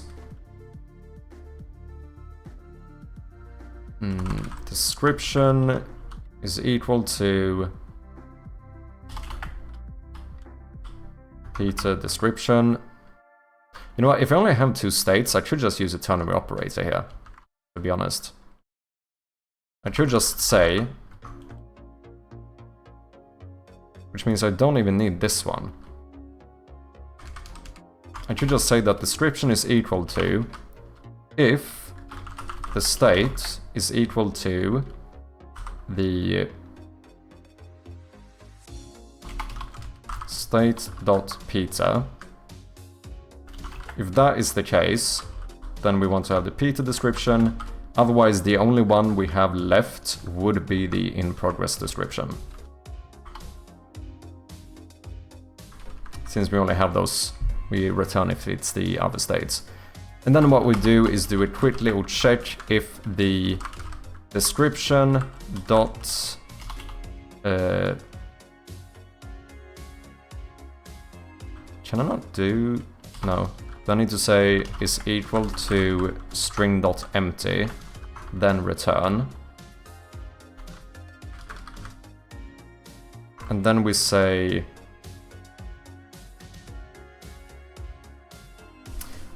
actually, this is the key.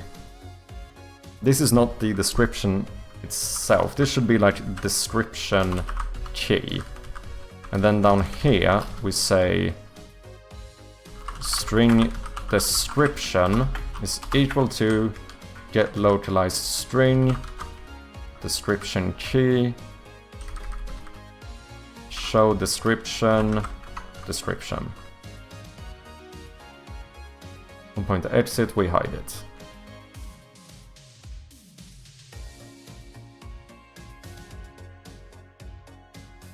Yeah. Let's try that. Now, in the marker here, door, locked door. Let's try that. Obviously I don't have these strings, but it should give me the key instead. Too late, what you mean, full box? Okay, there's no door over there right now. If I go here, then we have a door, and this should say marker door. Entry null. Oh, for the key maybe? Or the type?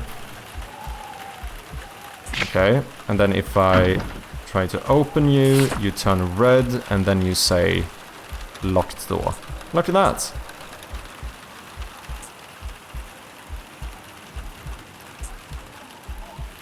This is kind of what we want.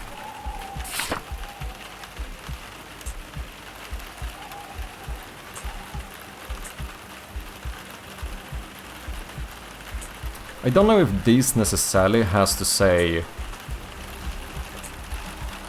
Do I want the Peter description? I need to change the name of that one. You already doing full perfectionist mode? True. Very true. I can't even deny it. Looking now, but some of these games have a price tag, so any game can apply as long as they have a Steam page. And a demo, of course. Yeah, I think as long as you have a demo and you haven't applied to a game or a Steam Next Fest before. I don't know if you have the full game release though. Can you join the Next Fest if you already have a game? If you already have released the game? That I'm not sure of.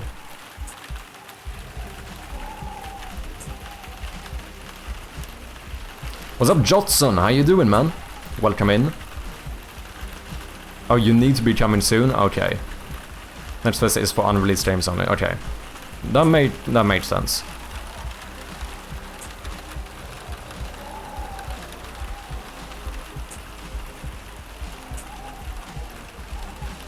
Okay, so this seems good.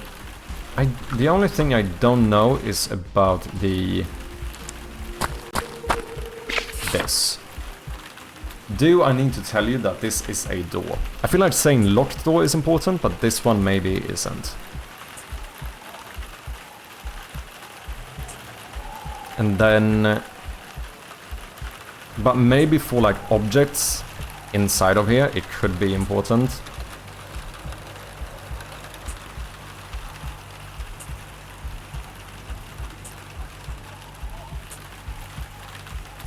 Maybe that one should just be a question mark.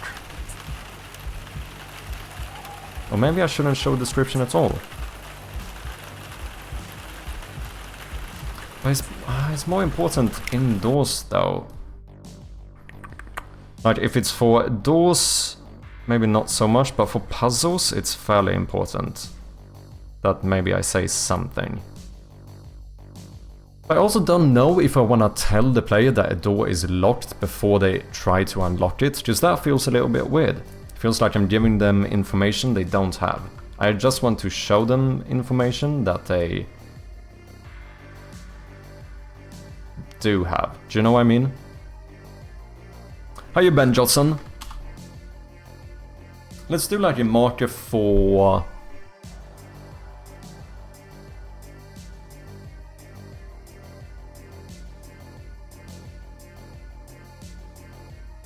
Maybe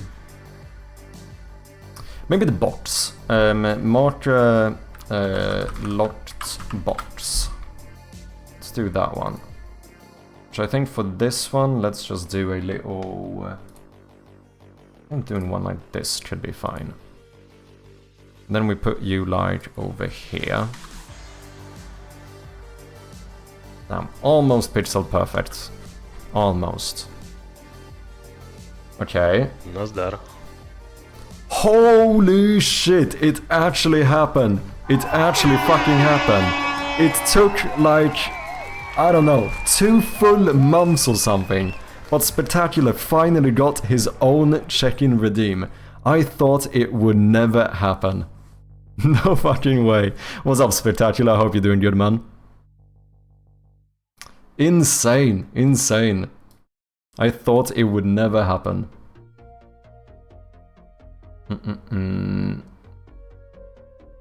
So here we should say something like box, and then if it's in progress, that means you've interacted with it. At that point we say locked box, or something like that. So then what we need is to make that actually trigger, which is not here, it's gonna be inside the garage. Oh, do I call it a chest here?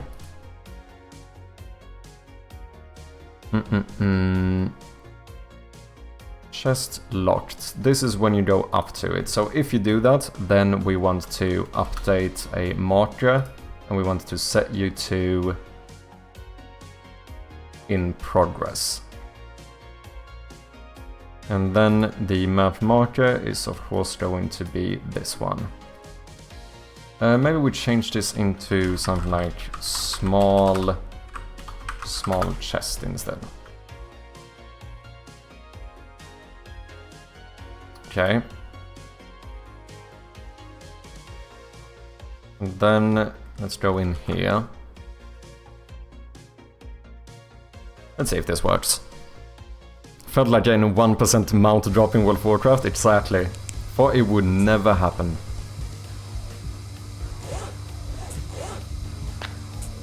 Okay, so now we are in here.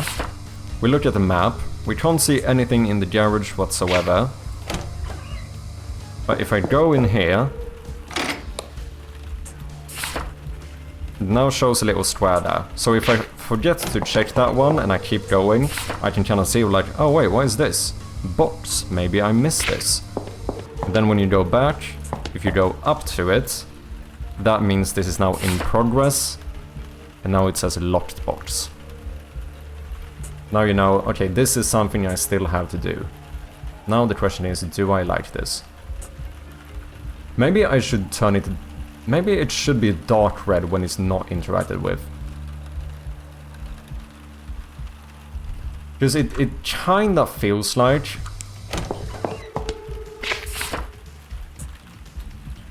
this should be seen as completed. It doesn't look important because it's not red. Do you know what I mean?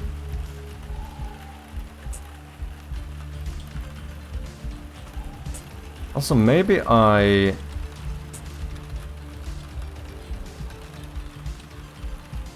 Maybe this can always say locked. Maybe I don't need 2 descriptions. I don't think I do. I think 2 is unnecessary.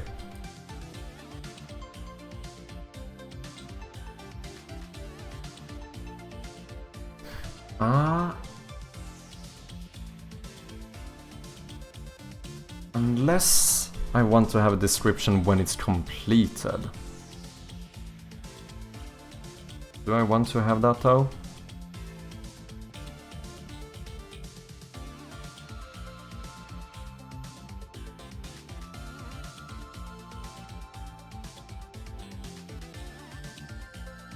Unsure.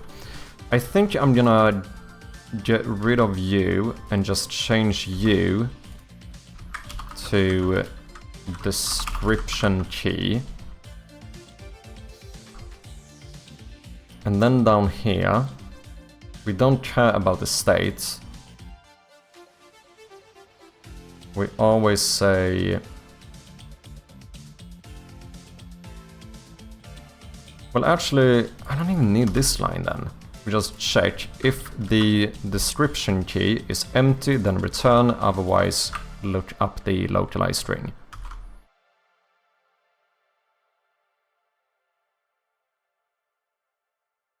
See, enough to just enter the room to see the dot with the interactable item? Yeah. So right now, even if you miss it in the room, it will update on the map, but show a different color. So now there's nothing in here. But then if we go into the garage, then we see this little grey thing. And if we go up to it, now we see it red as like in progress. I feel like maybe it should always be red. Maybe we just do it like dark red if you missed it, full red if you've walked up to it.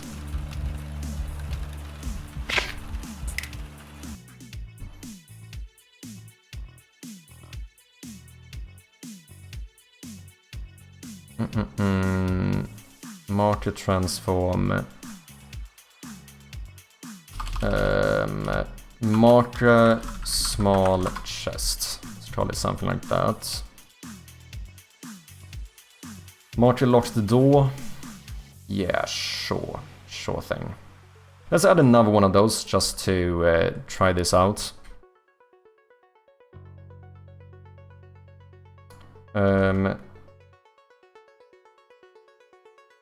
Do something like marker lounge door.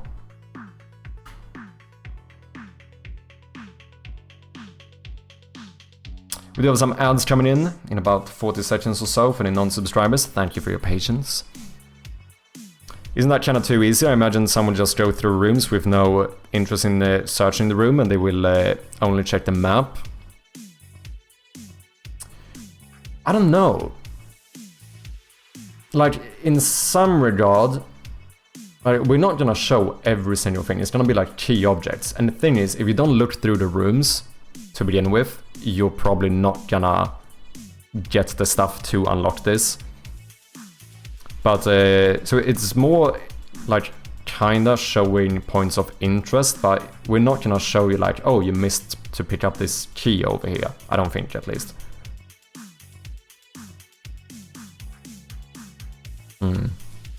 Did you ever incorporate the infinite corridor? I have not. I have not. I still have it in my list of ideas though. It would be really easy to do it. And basically, I don't need to make no new code whatsoever for it. But it would be marked once you interacted with it once. Could do that as well. Because it's absolutely fair to say that it makes the game a bit easier. I don't know if I would go as far as saying that the game gets too easy because of it. Because... Or would you say that about Resident Evil 2? They even show you every item you haven't picked up, as far as I know. Because this is basically just a rip-off of the Resident Evil map.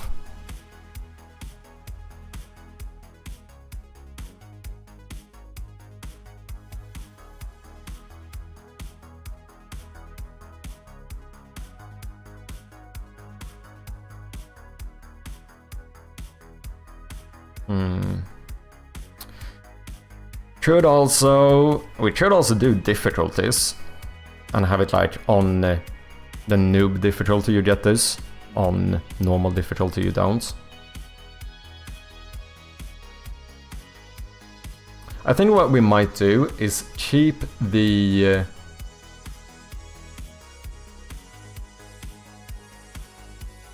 functionality for it, and then it's really easy to just say that this state is invisible if we don't want it. Like it's one line of code to deactivate this from working. We'll see. I'll consider it. The thing is that it's tough when it comes to balancing stuff, right? Because you don't want to make the game too easy for people. But the thing is that the difficulty of the game varies a lot from people to people, right? And when I see someone get stuck in the game because they missed one little thing, that also doesn't feel good, right? Because I get scared that someone is gonna quit the game because they missed clicking on one little thing in one place. So that's kind of the advantage to having something like this, is that it could make those people maybe not get frustrated with the game.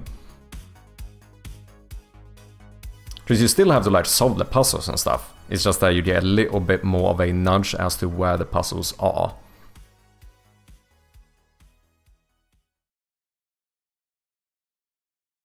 But then again, you don't want to make the game too easy for people either. Because too easy is not fun, right? It's certainly a balance. But in Resident Evil, there is prevailing killing of zombies. Searching rooms is mandatory, of course, too, but your game is mainly about clicking interactable stuff now. You could argue that's the case.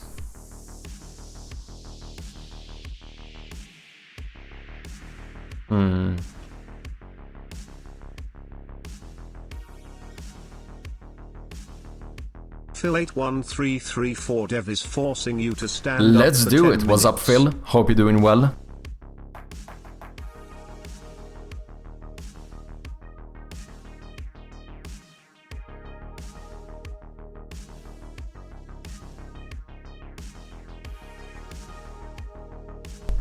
I don't know, man, I don't know.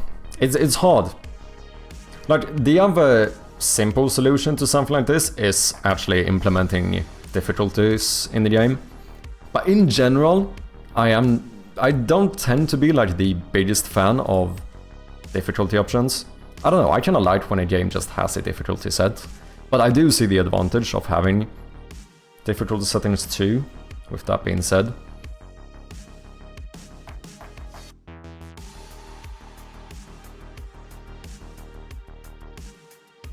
I don't know. Let's keep the functionality for it, and then we can easily toggle it off if we don't want it. Because it's easier to just not use this than it is to redo the system later if we want it. But if we want it though, eventually you will drop the map completely from the game now. Probably, yeah. This is like the 4th iteration or something of the map. Which is kind of funny. Because at first we had like a full-on Binding of Isaac map. Then I did the fully realistic map, which didn't show you where you are, nor any markers. And instead you could get a pen to mark the map yourself. And then now we're starting to do in this one a bit more gamified map. So yeah, this is basically the 3rd iteration of the map. I guess in the game jam version we didn't have one at all. Didn't really need one though. But I noticed a few things. I think having a map is really good. Because there's certain things... There's specifically one place where a player can get kind of stuck. And having a map would like instantly solve that. And I don't mean stuck in the sense of that like, oh, this puzzle with this is too difficult. I mean stuck in the sense of like, you miss a very small but, you know, insignificant thing.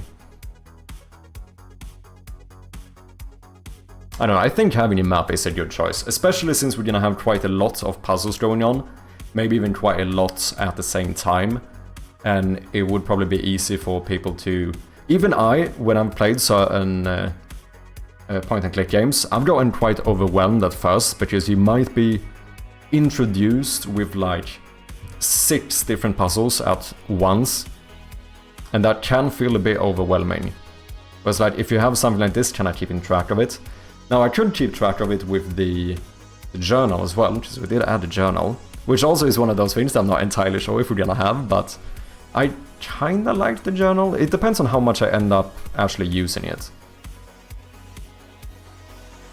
Because you could kind of argue that this maybe reduces the importance of the journal.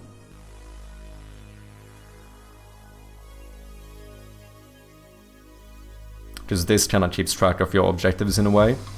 For anyone who doesn't know, I implemented this little thing, just showing some objectives and stuff. Now you could argue that this map will kind of show your objectives. We could also merge it and actually have this be the journal as well. That is another way of doing it.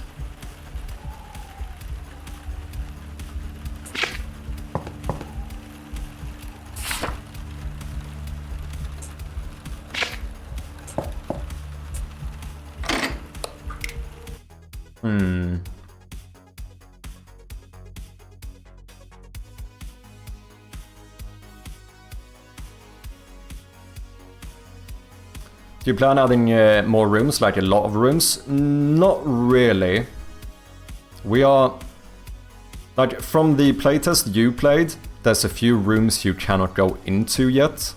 Like, every locked door you've seen does lead to a room that I have implemented now, they're just not part of the playtest yet. Like, the general structure of the house, I think, is pretty much completed. I did add like 2 extra rooms. 2-3 extra rooms or something, but it's not gonna be like we're gonna add 10 more rooms to this, because I think that's gonna be too much.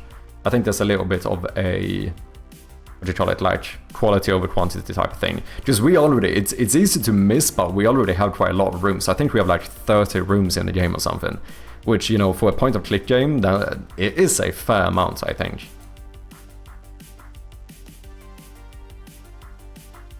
Let's see, can we add some localization keys? Let me just quickly hide my screen in case there's any spoiler here.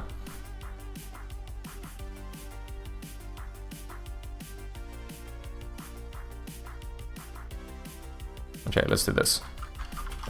Mark locked door. You should just say locked door. Then we want a marker, small chest. Let's call you locked chest.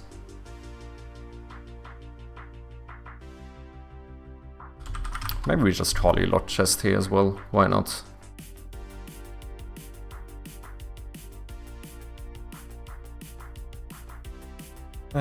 We should do something like marker clock. Maybe. Dr. Flutchfinger, welcome in, man. How you doing?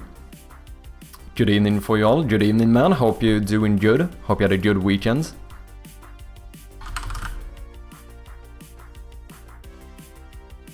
Okay, I think we can do quite a lot with just these to begin with. Let's start with those. Oh, we should do the TV as well, I suppose.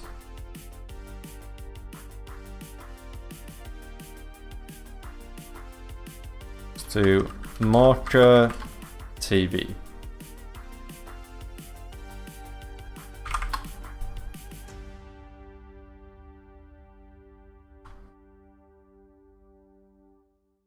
Okay, let's add a few of these and see how it feels. Tanjop is nice in Sweden too. I would say, I mean, I don't really go outside much. Fucking hermits. Okay, let's see here. Lounge door. Big door. Oh, lounge door. I didn't fix this one. Wait, yeah. Lounge door. I need to make you into a smaller door. This one. Well, I need both of you to be this one. Did I change the wrong one? I did, of course. Right, both. Set native size. We want to rotate you 90... Oh. I want to rotate you 90 degrees. And we're going to place you here. Make sure that you are pixel perfect.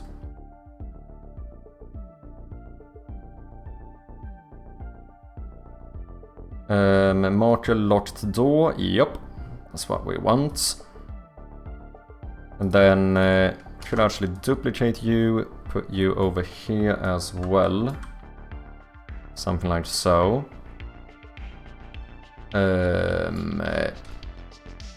Marker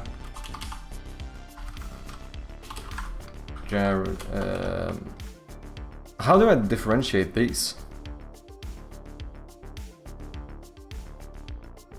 Just, you don't really, we say like garage port, like we use a different word for it, but you say, do you say garage door? Or is there another term for it? There's another term for like the big garage door.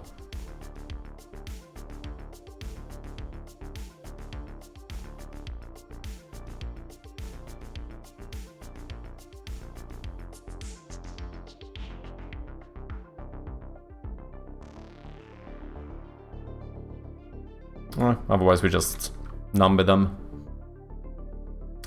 In my opinion, map like this made sense if you'd have much more rooms than you have now. Journal would be enough. A journal with more descriptive rooms. For example, I need to find a way to open the chest. That's in the room where painting all is. Yeah. At that point though, I would probably argue that it's better to keep the map in that case and get rid of the journal. I think that would be the better decision. Because I do see the point in that, like, having objectives on the map slightly... I mean, to be fair though, Resident Evil has it. And you should say I probably have the same amount of rooms as like the first portion of Resident Evil. Of course the game itself is much bigger, but... Because they have objectives and a map. Resident Evil... How do I do this without spoiling? Do they even show it when you have the map open? Let's do Resident Evil 2 Police Station. Is this gonna be spoilers? I feel like this might be spoilers. Scheisse. Evil 2 first objective. Where... Because I know you see it in like the menu. Do you see it as this at the same time as you see the map?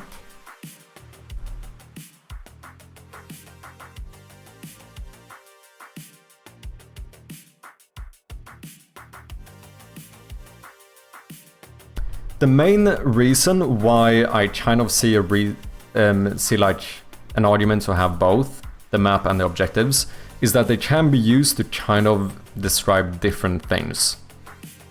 Like, you can use the journal to kind of explain to the player what like the objectives of the overarching story is, like basically the main progression.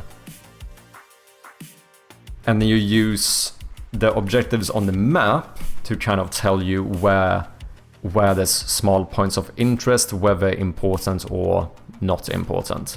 Because, for example, saying that this is a locked door is not the same thing as saying that your first objective is to get into the manor. Do you know what I mean? But if we only use this, we're not explaining like the story objectives of the game are. You know what I'm gonna do? Let's fucking boot up Resident Evil quickly and have a look. Because I kind of don't remember exactly how they did it. Not saying that, obviously, I have to do it the exact same way as they are, but...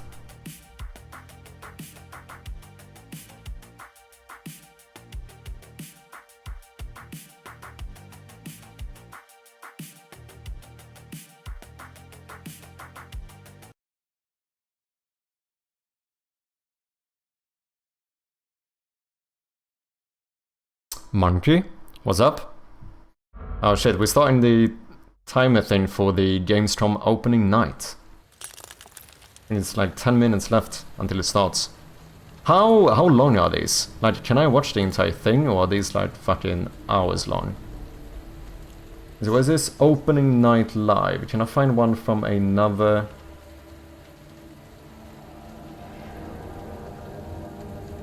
year? Opening night live, two and a half hours. Okay, so it might be like a few hours or something.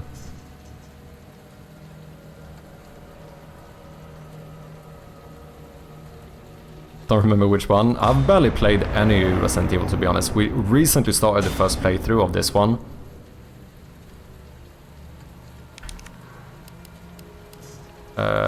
guess story. I guess continue. We do need to continue this game though. Okay. So yeah, here we have, this is the objective, right? Find a way out. But then on the map, we also show item box, T-bar, handle slot. Like here we show some points of interest. So this is kind of what I was thinking, like this basically is the journal, and then you have the smaller objects. Because otherwise the journal is going to be like 52 rows. I mean, we don't have to explain everything either, but...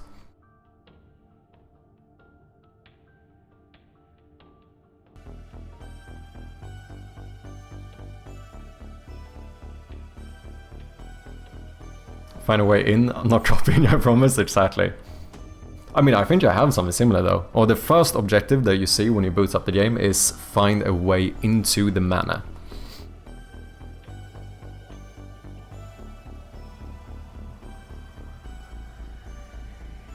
So this is what I mean, like in some regard I see these as having kind of different points to them, right?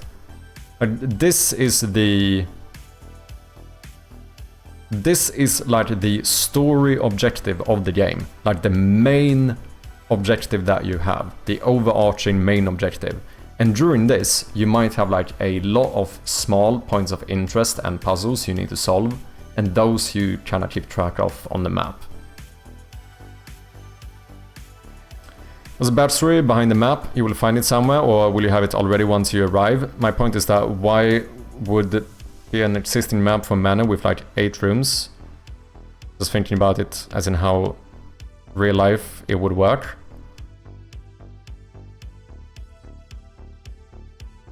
With like 8, fam, I have like 30 rooms. I think you're underestimating how many rooms we have in the game. Because we have a lot more than 8 rooms. Like even the first floor of the game is more than 8 rooms.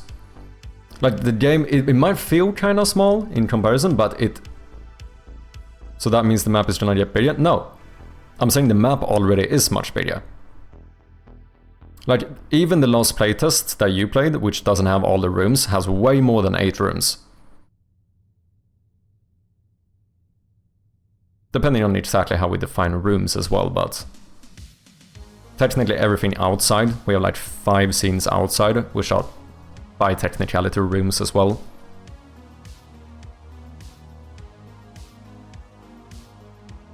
But I don't think I want to play you're not gonna have like the entire map as soon as you boot up the game.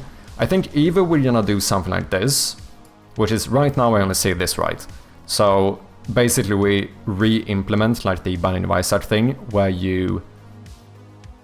As you go on, you're gonna fill out the rooms in a way, you know?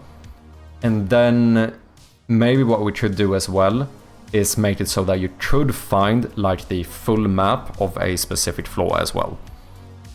Because right now, as the game is right now, you would have the map of every single floor as soon as you start the game. And that's obviously not gonna be the case, just that removes a lot of the exploration of the game itself.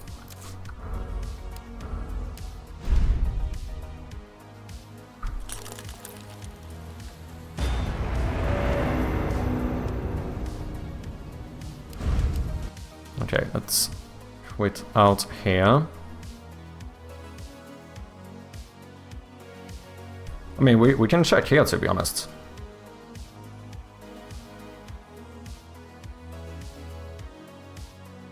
Can I see how many things I have selected? No.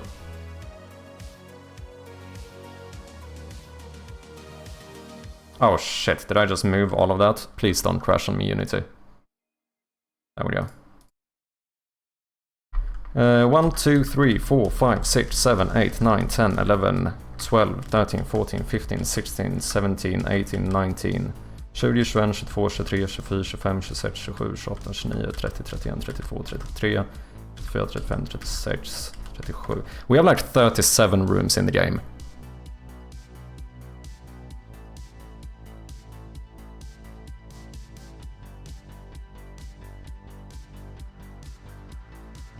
Little bit confused, so every room you have is gonna be on the map at some point depending on progress? Yes, basically.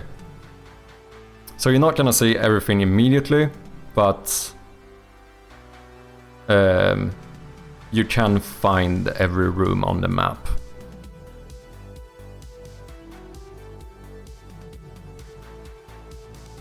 Because like, for example, in the playtest, like, you can't get into this room. Like, and this is what I mean, like, every room you see here, I don't think I'm really gonna have any doors that you literally cannot go through. Like, if you see a door and it's locked,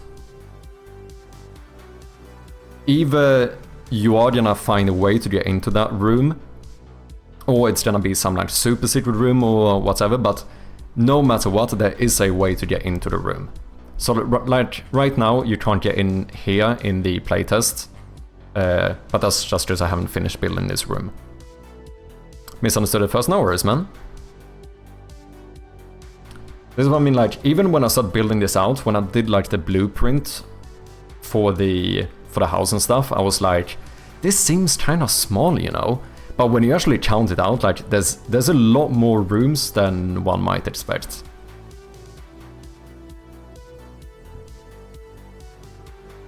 It feels like a small building, but it kind of isn't. To be fair, I have added a few more since the playtest you did.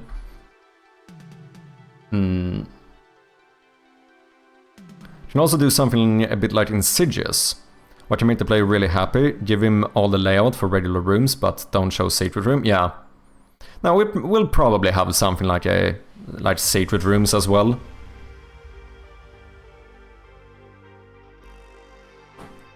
There's gonna be a lot of secrets in it overall, because I think that is kind of one of the like core things about a game like this. Just little Easter eggs and secrets here and there. And I think maybe having it so that you like successively unlock more of the map is good, but maybe have it so that you can find a map that will give you the full normal layout. Basically like, you know, you finding a blueprint of the house, but then again, nothing says they haven't like maybe renovated, add an extra room which isn't on there. You never know.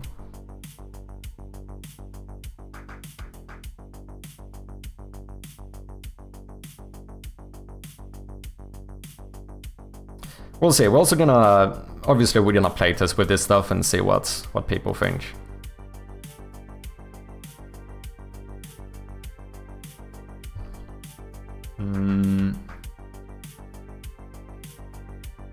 So this is gonna be like, let's just call this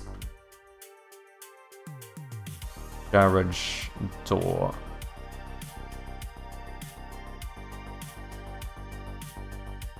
I don't know, what do I call these? Because this is a garage door. This is technically also a garage door. Ah, maybe I call this garage back door. Spectacular One forces you to enter focus mode. Cheers, Spec. Let's do it. Apologize, I wasted a few minutes of your precious time. No worries, man. Carport? But do they? I don't think they say that in English, do they?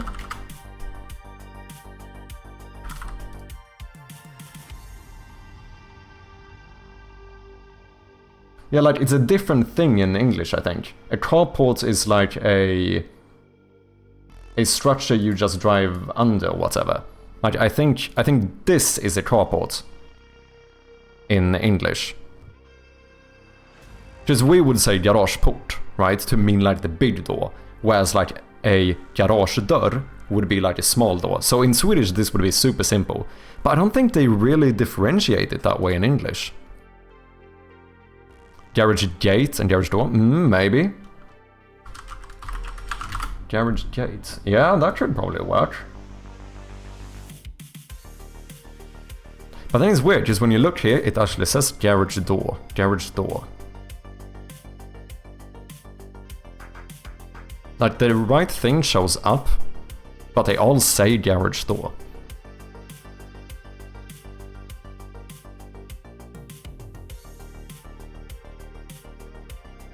Latest garage doors.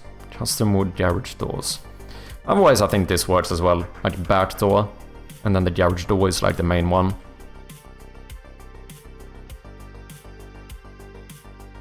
Okay, locked door, small chest, locked door, locked door. Because we need to make sure this works when you actually unlock them as well.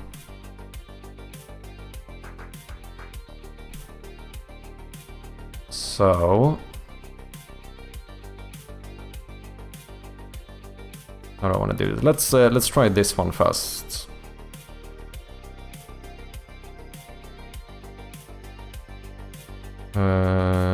Locked left. Closed door. Update map, marker on click. Set this to in progress. The one you want to change is this one. Then let's just copy this component. We're gonna find the interaction unlock. Let's paste this and set you to completed. As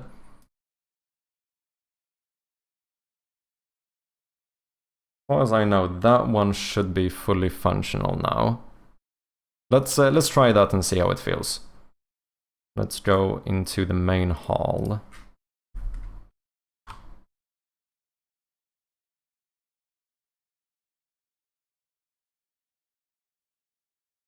Whoops.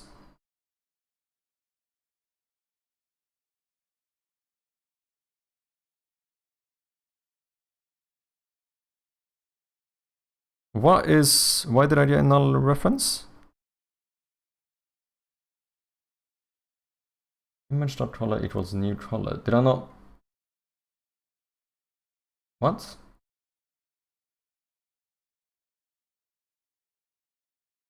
Ah, wait, did you... Wait, change color. Did this trigger before the check if unknown triggered? But why would that... Oh, yeah, wait, if this one triggers before a wait, we don't have the image.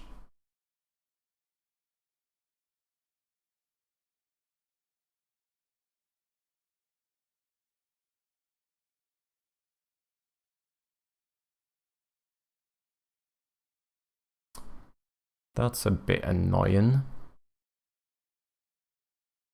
So we should just make map marker execute earlier.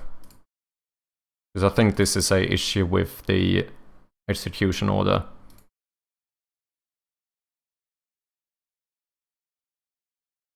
So if I do map marker, I'll just make you trigger slightly earlier than the other script, we should be fine. What's up, Codin? Welcome back. Oh yeah, shit, the thing you started, didn't it? Oh no, wait. Oh no, I'm far back. Never mind.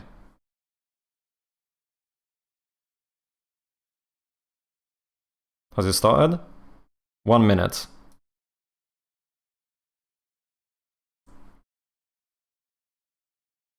Doesn't say here how long it is, but I think it is like maybe a few hours. I don't know if we can see the entire thing. We could also...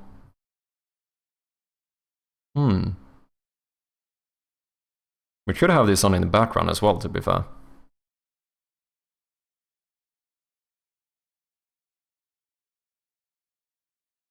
Super, like, ADHD productivity. Could do that.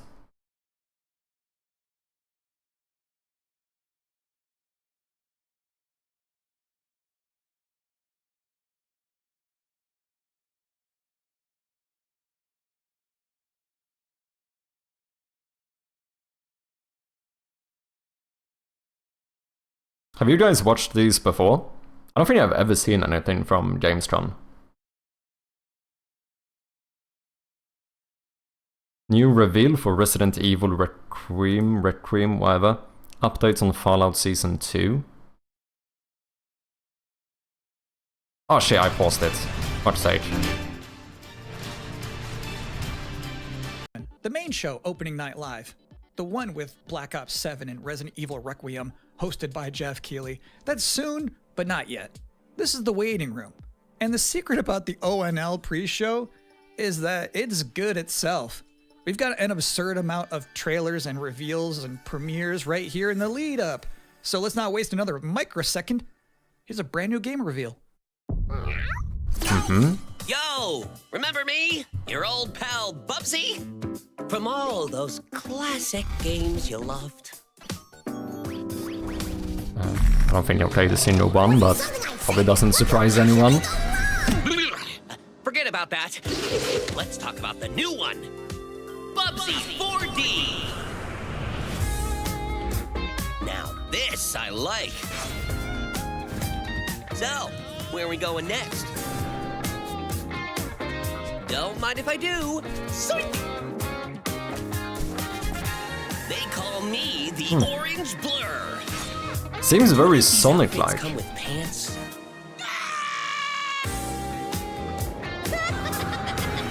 You know I've only got one brain cell, right?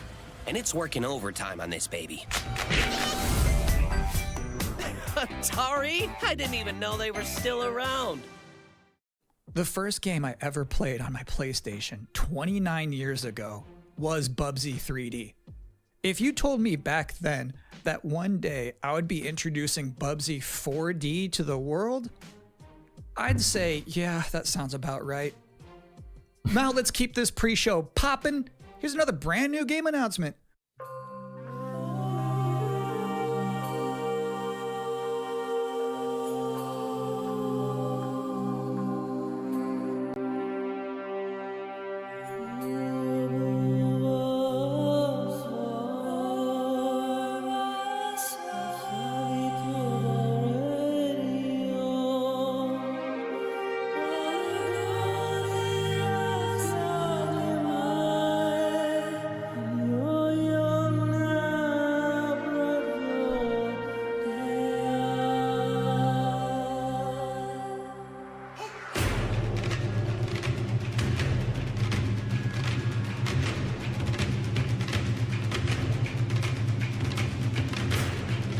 Is this like a 4X game?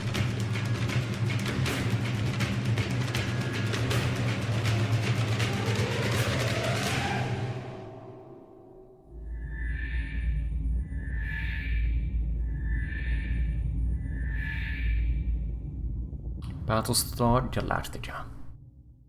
Early 2026. You're watching the Gamescom Opening Night Live pre-show, which will basically be me teeing up wall-to-wall trailers in the time before the main event. We do have an interview coming up with the project lead of Double Fine's Keeper. For now, here's a trailer for a LucasArts classic remastered by point and click Studios. Do we have a point-and-click game?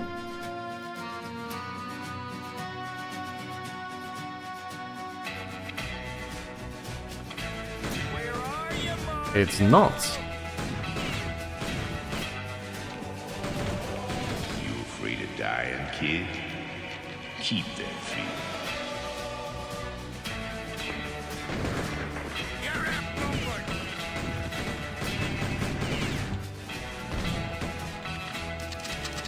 Okay. Whoever is playing has shit aim. Demon City rising. Does me? City has a fine name on it. It's gonna take more than bullets to get what you want, mister. Once a lawman, always a lawman. What is with the Star Wars fucking trooper aim though? I don't think the crosser ever was an enemy.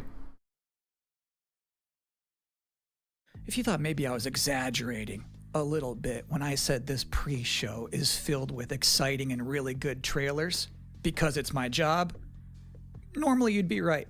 However, sometimes a trailer is actually just unmistakably exciting and really good, like this one.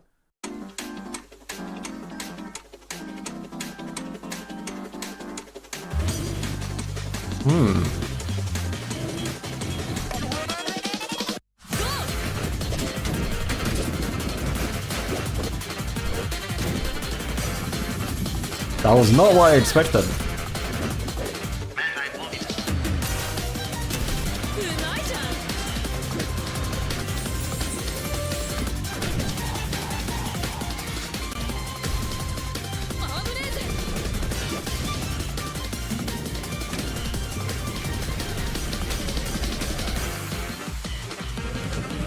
I like the art style though.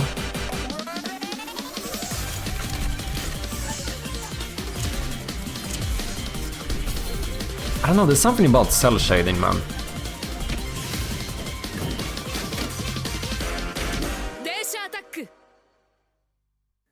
In this year's Xbox Showcase, Double Fine announced their first new game since Psychonauts 2.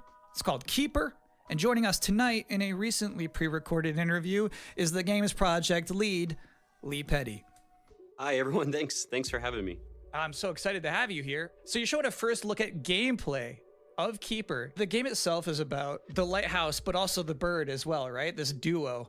And I'm curious about whether that was conceptualized first as like imagery, like it sounds like a cool idea, or if that was conceptualized first from like a gameplay standpoint. I always think about the total experience more than, say, mechanics and art and story. A lot of the game is about, this lighthouse waking up after eons of lying dormant and learning to walk. And the bird is part of that, right? So the bird and the lighthouse are perfect companions because they're different. At the same time, the bird is wary of dark spaces, and there's a malevolent presence around the island that the lighthouse can keep at bay. So together, those two set out on this tale, and their abilities complement each other, but also the bird becomes, I think, kind of the emotional heart of the game. You have an extensive background as an art director, right? I think that's apparent when anybody just looks at Keeper for the first time. It did look nice. So I'm curious about your inspirations. There's so many inspirations for Keeper, and one of the ones that really stuck out was the Dark Crystal. I saw it as a kid, and it was really inspiring to me because it felt like such a different take on a fantasy world that I hadn't seen before. And it was beautiful, but also a bit tragic. It was scary at times, but also really playful and fun. Do the bird and the lighthouse have names? Yeah, well, at least the bird does. And we call the bird Twig internally because she has a beak that is made of driftwood. But for now, the lighthouse is simply the lighthouse. It's just simply the lighthouse, yeah. Lee, thank you so much for joining us here in the pre-show. When will people be able to play Keeper? On October 17th this year, which is coming up really soon, and we can't wait for people to get in there and experience our strange, beautiful world for themselves. Thanks so much for joining us. Thank you. Well, that was a great interview. And if you thought this pre-show couldn't get any more masculine, buddy, watch this. At last, Castle Grayskull is mine! Not so fast, Skeletor. Whoa, what's happening? He-Man and the Masters of the Universe, Dragon Pearl Destruction coming soon to all platforms? Yes, it's He-Man and the Masters of the Universe, Dragon Pearl of Destruction. Intense beat-em-up action that puts the power in your hands. I can't think of anything other than that song. 4 playable heroes, classic arcade controls. It's powered up pixel perfection for your gaming console or personal computer. He-Man and the Masters of the Universe, Dragon Pearl of Destruction, coming soon. From Limited Run Games. Thanks for joining us here at the Opening Night Live pre-show. We're only about halfway through. It's a sufficiently chunked up show. And just to prove my point, here's a new trailer for Absolum.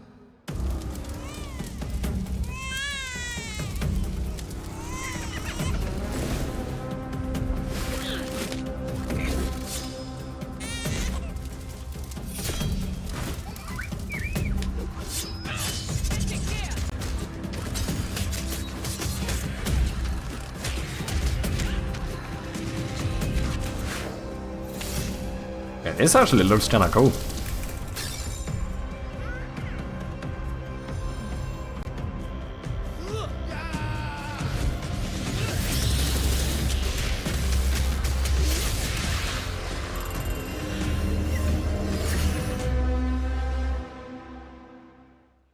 October 9th, that's a release date reveal.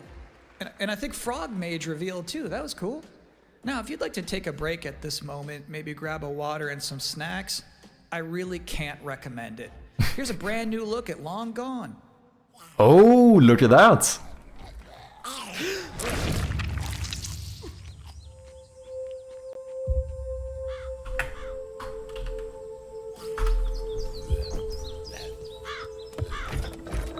What did they do? Weld these things on?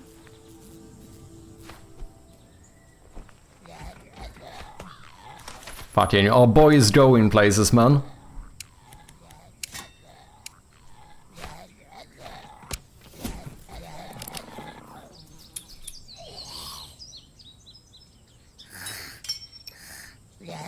80,000 people watching this as well.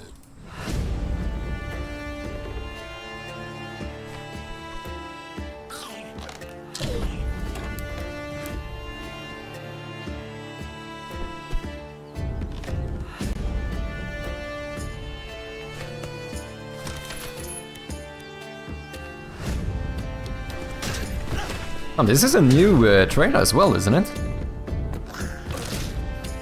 I would be bumping wishlist such a look over game. True.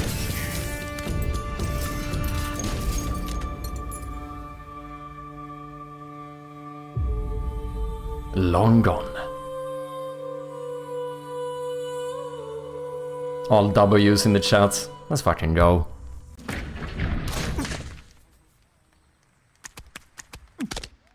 Sometimes, frankly, I'm impressed by the amount of nice worldwide reveals they book for this show. Here's another one. Hey, what is this? The creators of Ghost Runner.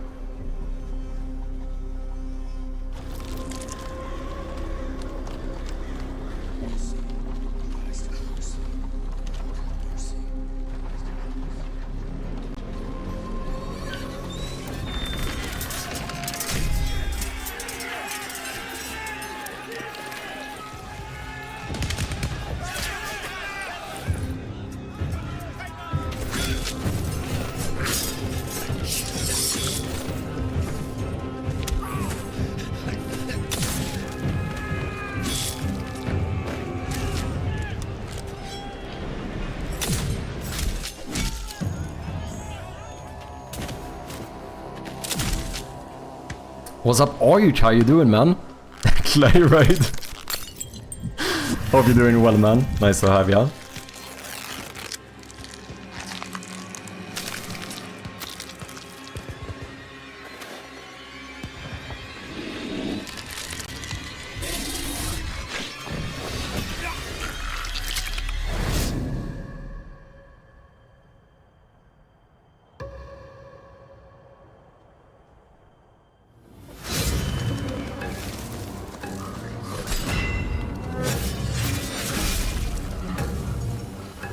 Okay, this does look pretty sick.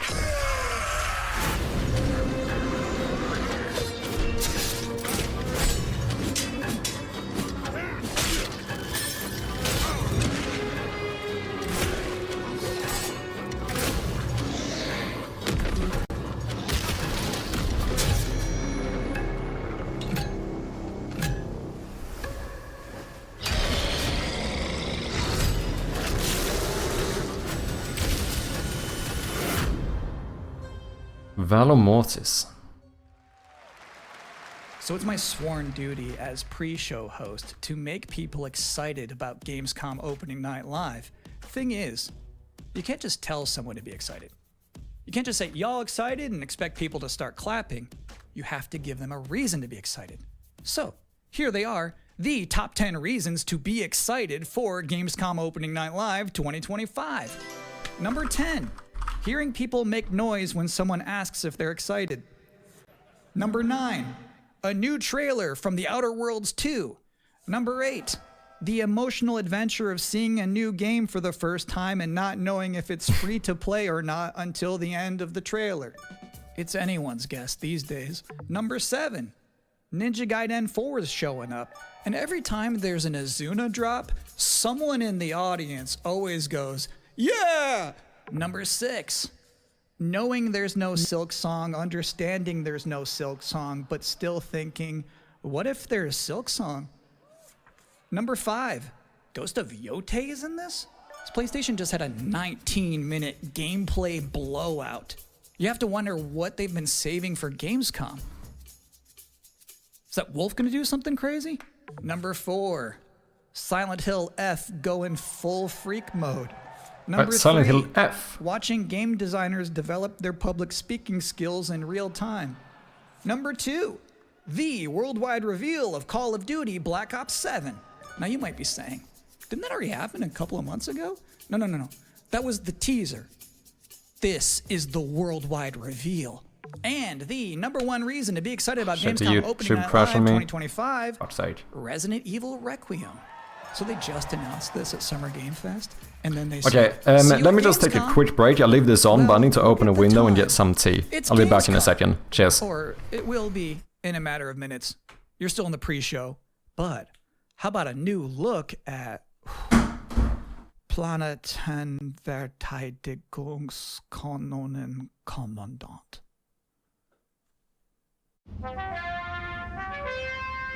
Good morning, Commander. The cooperative state has honored me with the supervision of your well-being. Get you back up to speed before our lives are on the line.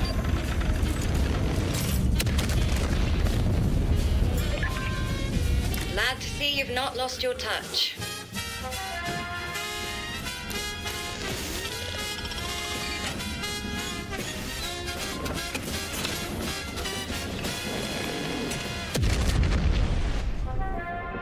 Multiple separatist vessels approach. They wish to eliminate this facility. Destroy them before they do.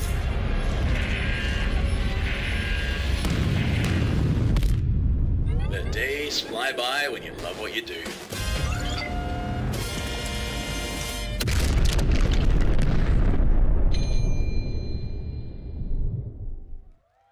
Welcome again to the Gamescom Opening Night Live pre-show. If you're just joining us, there's still plenty of time to enjoy some bonus video game trailers before the big show begins. Here's a freaky one.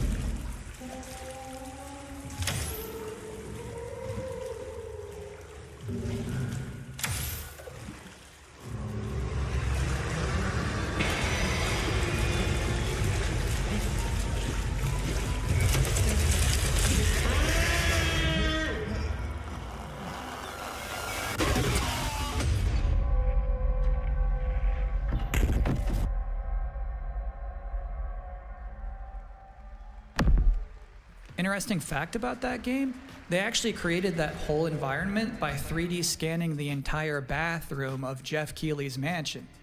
Now, we've got 3 more videos and not a lot of time left before ONL begins, so next up, 2 trailers back to back.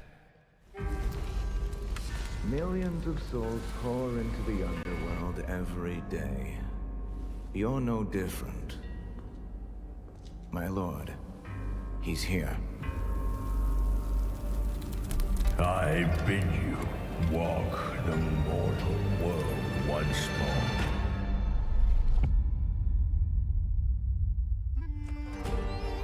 Fallen leaves return to their roots. You shall gather the souls that stray. Okay, we are back. What's up, Rudy? I hope you're doing well. What happened? We are currently watching the Gamescom Opening Night Live, showing off a bunch of new games. Was just getting a cup of tea. You can judge my fate. Why wrestle rogues when their artifacts can do what brute strength cannot?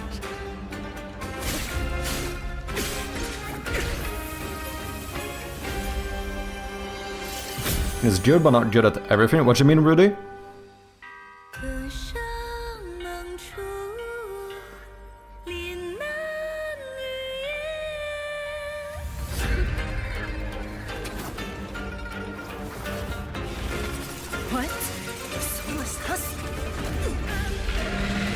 I have to finish electricity in one whole house and I have a week left. Damn. The living cast their dead to flame, and sacrifice ignites. Sorry about that one, man. Hope you get some decent rest afterwards, at least. And tell me you just finished gamedev? No, I think we basically started with gamedev, didn't we? We've done the daily one, at least.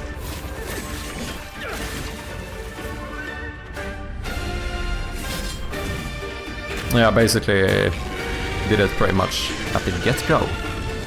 How you doing, Lupo?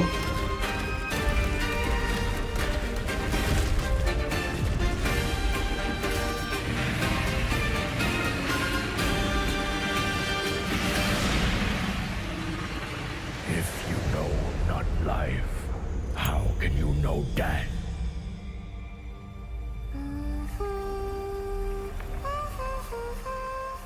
But yeah, Madia, I think maybe I told you about. I need to make game design docs to remember the story of it. I did write a game design document for my game.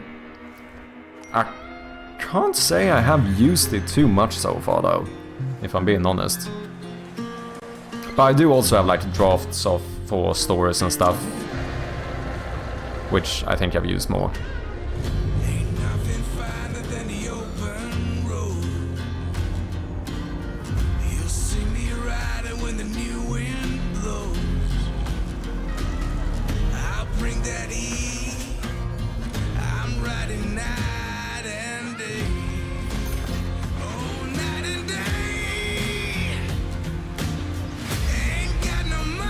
How do people get on stuff like this?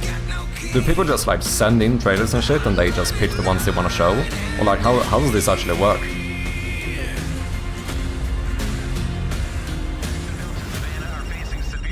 Bad news, Deacon.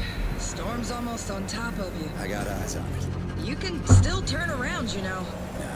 Pineview won't hold out. I'm working on this game design for quite some time. XDC Logistics. They said you were coming. But take care now, you hear? Let's get it done.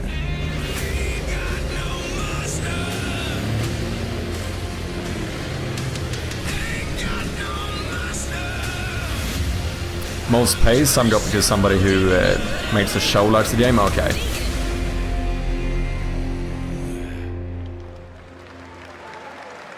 I'll give you a moment to catch your breath after that. But to be honest with you, that was not the last King of the Road you're going to see in this pre-show. I've got one more trailer for you, a brand new reveal for Sonic Racing Crossworlds.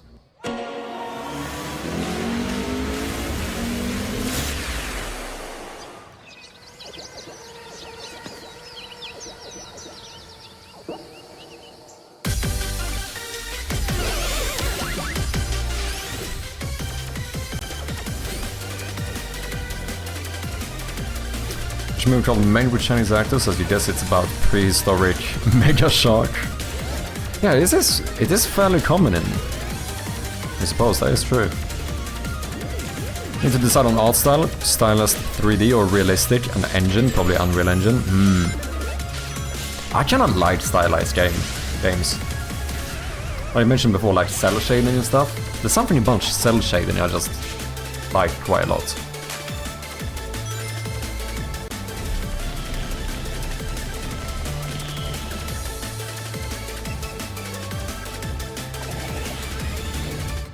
And that concludes another 10 out of 10 pre-show. Up next, Black Ops 7, Ghost of Yotei, Silent Hill F, Resident Evil Requiem, even more apparently. It is time for Gamescom Opening Night Live 2025. Thanks for watching. Okay, let's see if we can do something like this.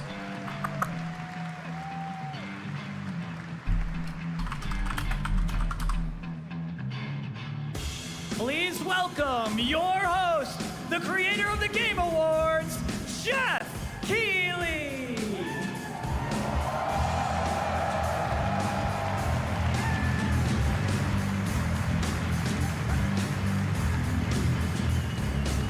Alright, just 1 second here. You guys ready?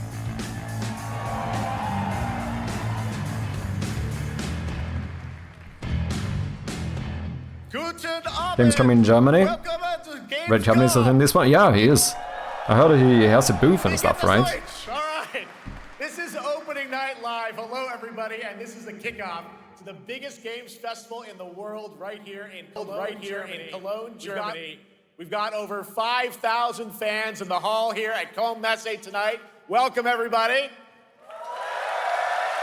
And by Didn't the know it was end this of the big. week, more than I think it's one of the biggest, 300,000 isn't it? people will walk the show floor, which for the first time has more than 1,500 exhibitors. It turns out that E3 didn't die, it just moved right here to Germany. Let's play Find Red Cabin, see if we can see him in the audience. Around the world, no matter where you are, we're all connected tonight as one global community to celebrate the art, creativity, and joy of games, from the boldest indies to the biggest blockbusters.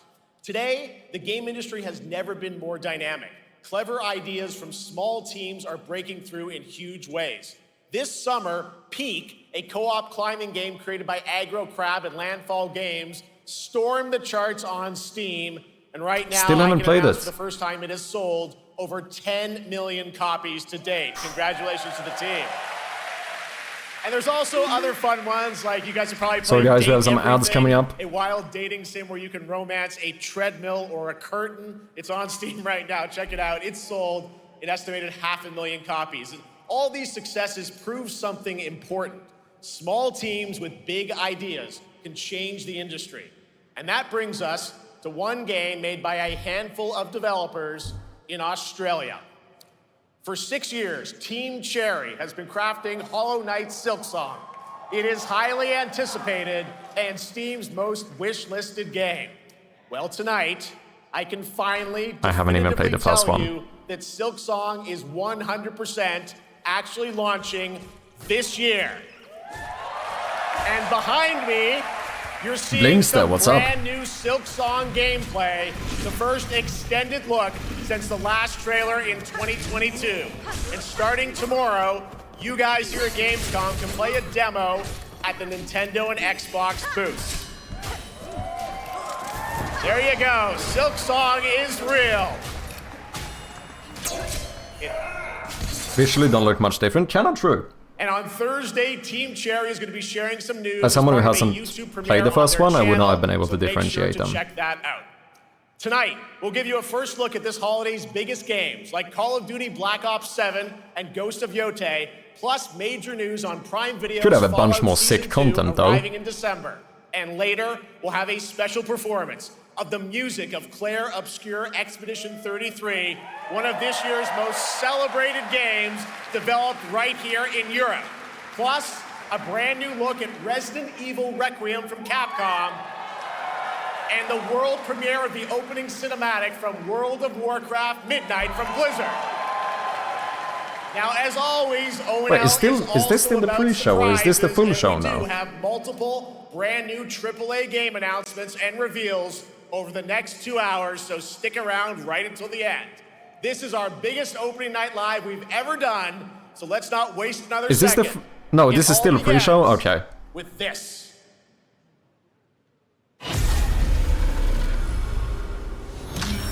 Main show will probably be floor. What you mean be floor? It brings me such satisfaction to see you here. A witness to my work. You will know fear.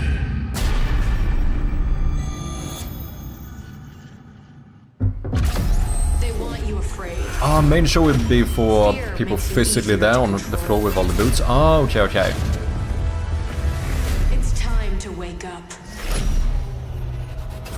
Your streets shall once again run red with your blood. Black Ops 7, holy shit. Global unrest on an unprecedented scale. Menendez is a terrorist. We're bringing peace and security to the world. He refuses to let me go. Stop looking backwards, David. What matters is what you do next. A lot of people counting on us for answers.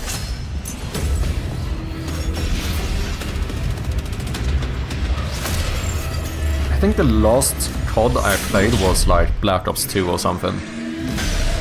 Oh no, I did play a little bit of the Battle Royale one. Very little though.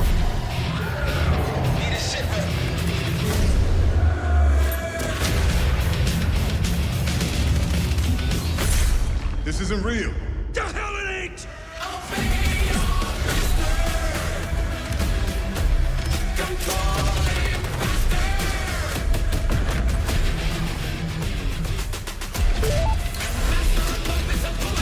Elves should be over. Welcome back, people.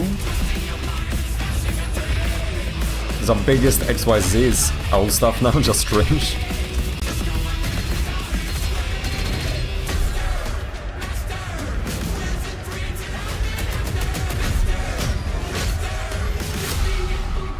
Pull it together, man!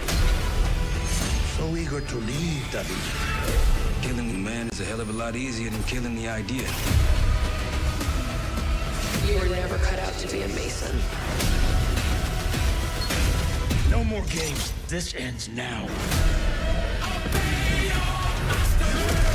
Maybe the first COD I'll actually play. Sometimes it was World War II.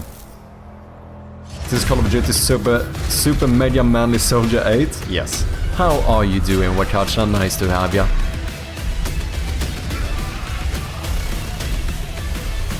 Wait, what? How about Wait, was that? Zombies, of was course. that top down? Dead Ops Arcade as well. And it looks like we also have an official date. Call of Duty Black Ops 7 releases on November 14th. And to tell us more, please welcome Miles Leslie from Treyarch and Natalie Pohorski from Raven to Opening Night Live.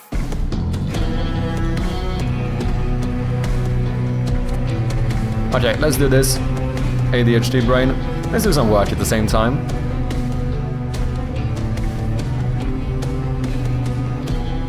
Is that good? You want bigger?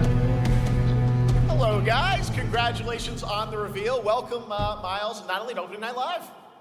Thanks for having us. We're very excited to finally talk about this game. Yeah, excited. Let's get into it. All right, well, that trailer was obviously intense. Black Ops is back. Twisted world of Black Ops as always, and it looks like you're definitely pushing the envelope again. Absolutely, Jeff. It's been a long road, and we're thrilled to finally be sharing what we've been building.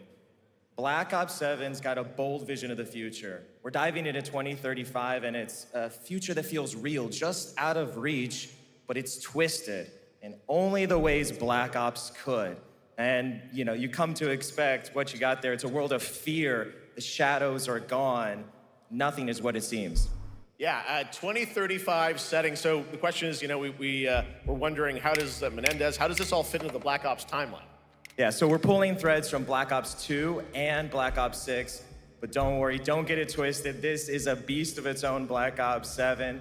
We're stepping into a world spiraling from the return of Raul Menendez and the consequences of the past. All right, well, I'm curious who the protagonist is, so you can tell us who's stepping into the light in this game. Yeah, David Mason returns, but he is not the See you same. again in next Call of Duty. I was just joking. Oh shit. Some you can. No, He's it got a new actually team is. With him, and every mission, every move. New World of Warcraft cinematic? Yeah, they mentioned. Now, what makes the story stand apart? Yeah. We're also introducing the Guild. Yes. Important to mention, a global tech force that claims to be humanity's last line of defense against this mysterious threat. And their CEO, Emma Kagan, is a visionary leader with a clear mission, but how she chooses to confront this crisis is often at odds with David and his team. So it's not a battle of good versus evil, it's a clash of philosophies. What kind of future are we building, and who gets to decide? All right, so some deep thoughts there. So yeah, tell us about, how does this story stand apart this time? It's the characters. Okay. So the story is about identity, memory, and consequence. And we've crafted this cast like pieces of a puzzle. So each one has a reason to be there, and each one brings something unique to the table. And we've also got our central city of Avalon, which is more than just a backdrop. It's a living, breathing space that evolves with the player. And it's also where our story roots take hold. All right, well, one thing we want to talk about is gameplay, and I understand you're doing a co-op campaign for this one?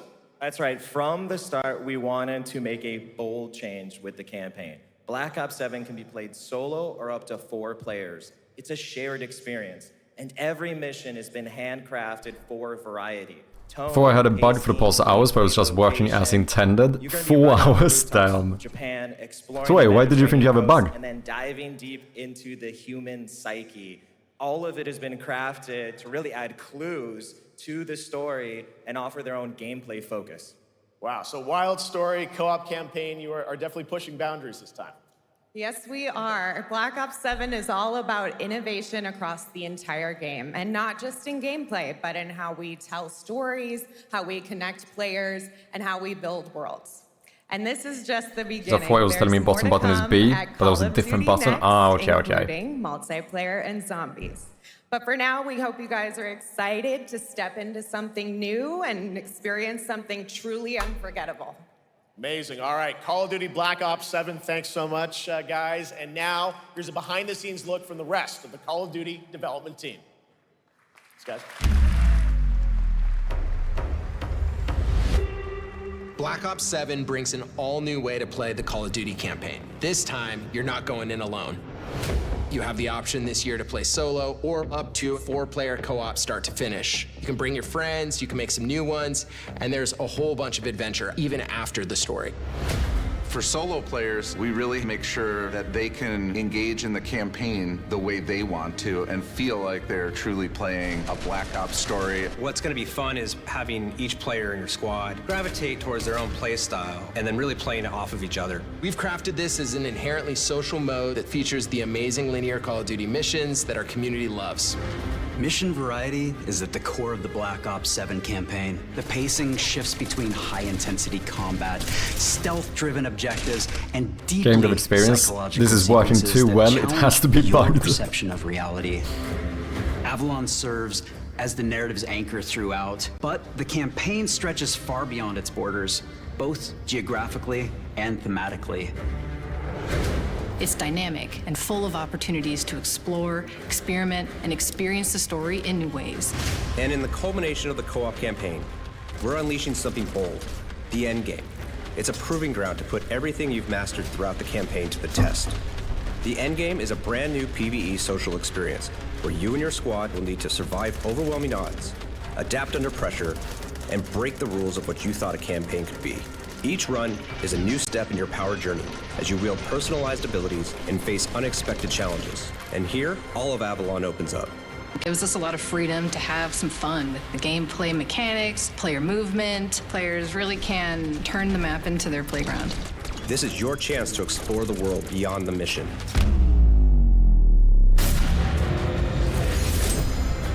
That's just a quick look at what's to come with the campaign. Every mode of this game is built with the intention to deliver the best possible experience to our players. So whether you're a Call of Duty veteran or new blood, there's something for you in Black Ops 7.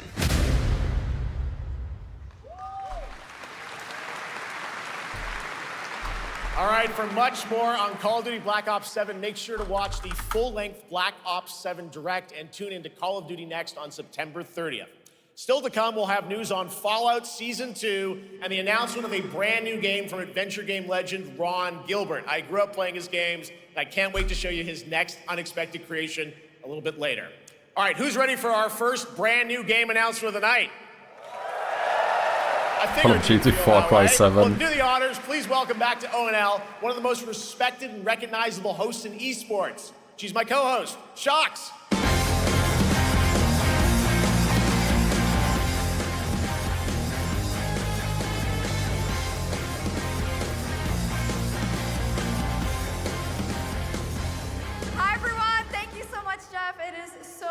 To be back here at Gamescom and ONL. I just had so much fun last year that I had to run it back. And let me just say, we have an unbelievable show for you tonight. And now without further ado, it's time for our first new game announcement at ONL. Please enjoy. Our gods have forsaken us for fear of the coming darkness. Consumes all but you, lamp bearer. That was fucking gnarly, man. Within you, something ancient, powerful, hungry,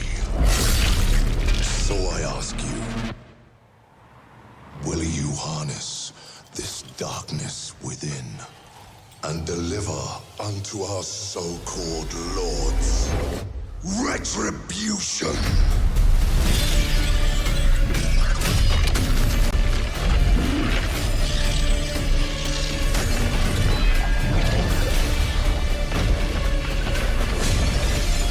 Okay.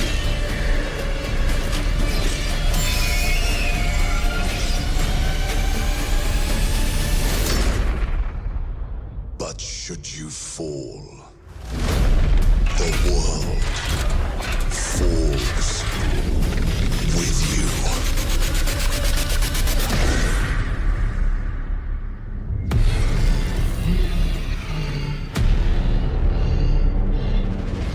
I think when they made God and Angels the bad guys. Lords of the Fallen 2. Ah, okay. Now. I've seen a bit from the first one. Wishlist now. All right, Lords of the Fallen 2 is official, set 100 years after That's kind the of last Souls-like, game, isn't it? as the fragile veil between the living and the dead begins to tear. CI Games promises a sequel that's bloodier, faster, and more brutal than ever, with more aggressive combat and new boss battles. Yeah, Your first Souls-like. look at gameplay will arrive later this year. All right, now for something completely different. This next game won Game of the Year at the Game Awards and comes from one of the most celebrated studios on the planet. Next year, it's making the leap to become a major anime. And tonight, we're breaking the news with your exclusive first look.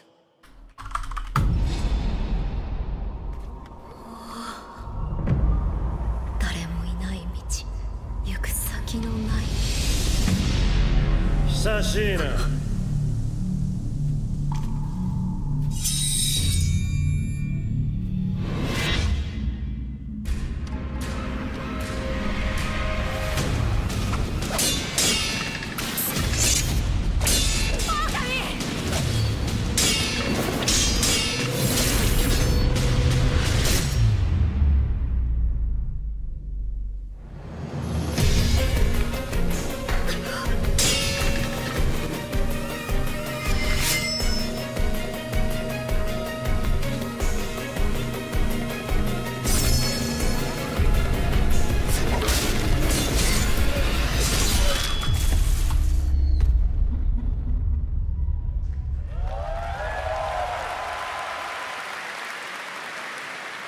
Looks awesome. All right, we're just getting started. Our next new game announcement stars a hero who needs no introduction, a true legend of justice and gadgets.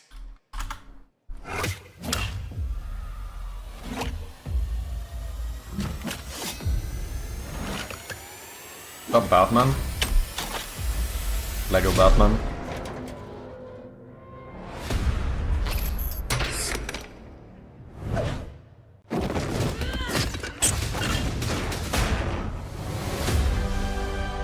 Hold it. I need to become more than a man. I need to become a symbol. What did you have in mind?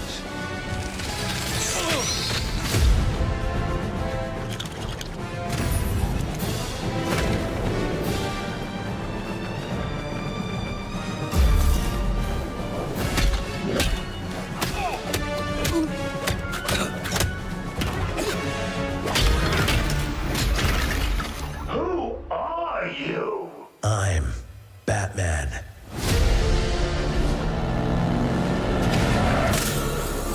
Why so serious? This is Lego Arkham, yeah, basically. You want to get nuts? Let's get nuts. I'm allergic to nuts. Who's the man behind the mask?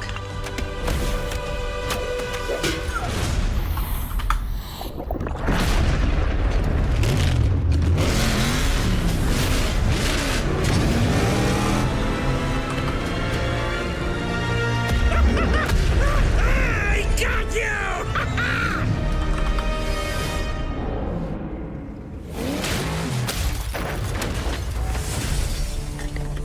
I know I played some Lego Star Wars back in the days. Otherwise, I don't think I played too many of the Lego games. Oh, you think darkness is your ally. You merely adopted the dark. I was born in it, molded by... Ah! Who put that there? I could have really hurt myself. The game's actually really good, I just don't like the style so much.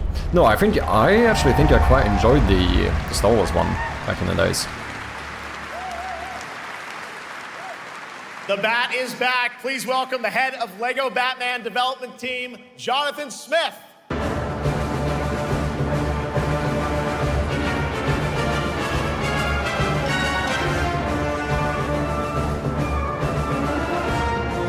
Jonathan, welcome to ONL. All right, so after the huge success with LEGO Star Wars, you guys are returning to LEGO Batman? We are so thrilled to reveal this game tonight for the first time to you all and to the world. Yep. And that's not all. At Gamescom, you will be able to play LEGO Batman Legacy of the Dark Knight. Wow. Pretty amazing. All right, well, there will be a demo on the show floor for everyone.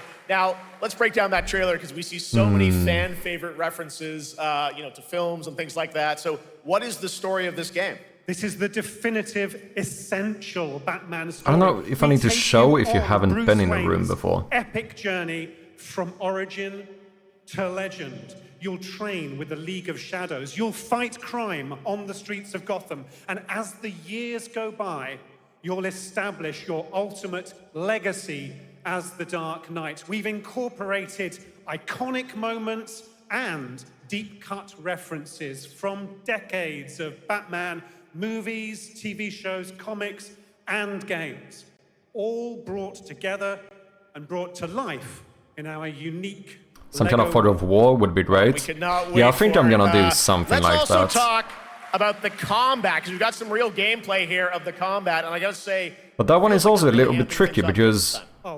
Say if you haven't been in here, if I go around like this, I wouldn't show all of these walls. I don't know how to like display a unvisited room. Takedowns. You'll use cool gadgets like batarangs to stun enemies and the Batclaw to reel them in. For the first time, we've added difficulty levels, Caped Crusader and Dark Knight mode for those who want an extra challenge. And you'll build a new Bat family of allies as you're joined by fully grey could do that. The thing is that I tend to not fill stuff in. With their own gear, which you'll need as you take on a rogues gallery of villains. And it kind of looks like this is the visited one. And many more, including the mighty Bane, as you saw in the trailer, voiced by the incredible Matt Berry.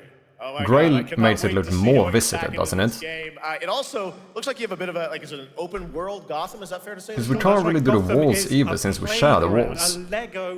Unless I double up the walls. You can grapple from rooftop to rooftop, glide over the streets, or cruise around in your choice of Batmobile. This game has it all. I think you've sold me on it. All right, John. I'm pretty hyped about it.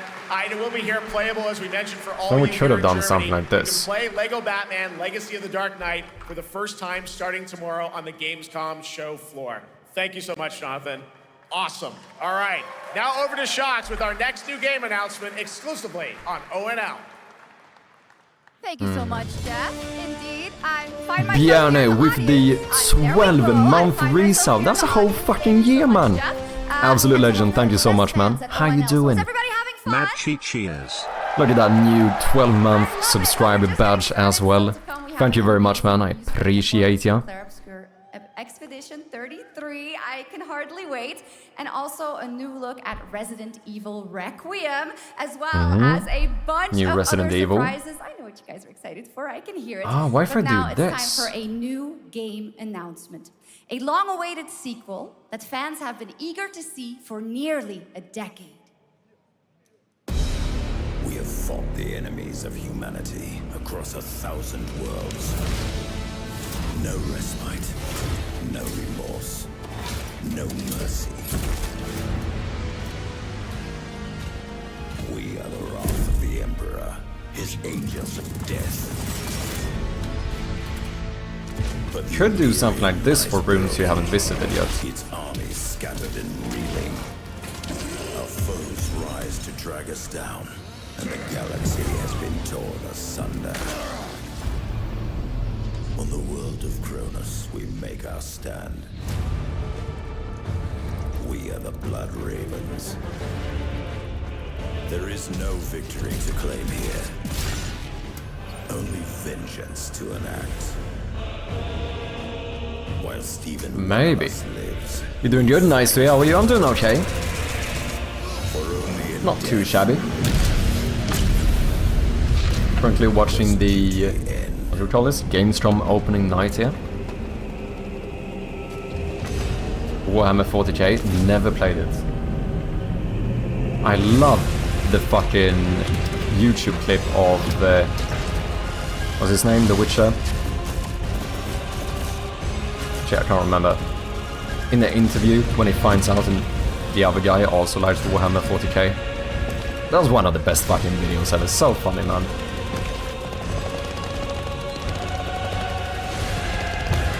What is his name? Henry Cavill, right. 2 centuries after the last great conflict, the battle for Kronos begins again in Dawn of War 4 with 4 playable factions and over 70 missions. Dawn of War 4 is coming in 2026 to PC. All right, now it's time for an unexpected update from the Monster Hunter Wilds team about a very special crossover event. Cavill is making a Warhammer 40k series. Oh yeah, I think I heard of that.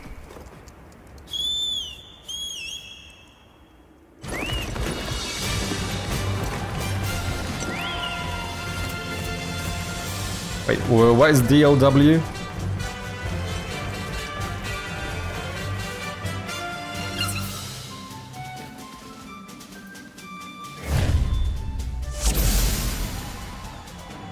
Wait, what? Monster Hunter and Final Fantasy collaboration?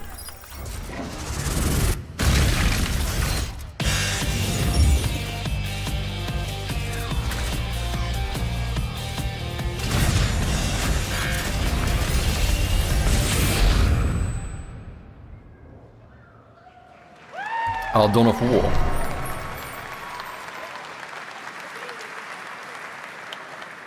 All right, to tell us more, it is my great honor to welcome 2 very special guests together on stage. Ryozo-san from Capcom and Yoshi P from Square Enix.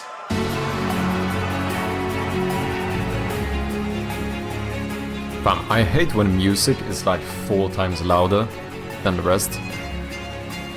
Always the case in like movies and shit as well.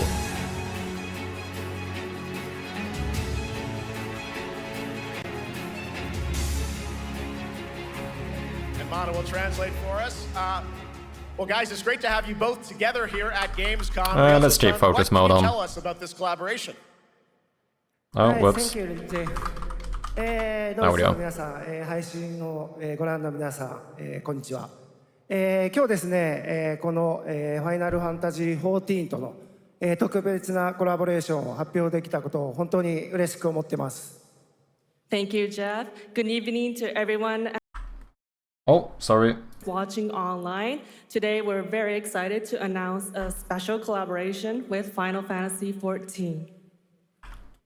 ですね、モンスターハンターワールドの時にもコラボさせてもらったんですけど、その時もですね、吉田さんとまたちょっと機会あったらどっかでやれたらいいですねみたいな話をしてたんですけど、今回それが実現しました。今日お見せした、映像はですね、まだ一部でして、詳細は、来月皆様にお伝えできると思いますので、そちらの方を注目していただけたらと思います。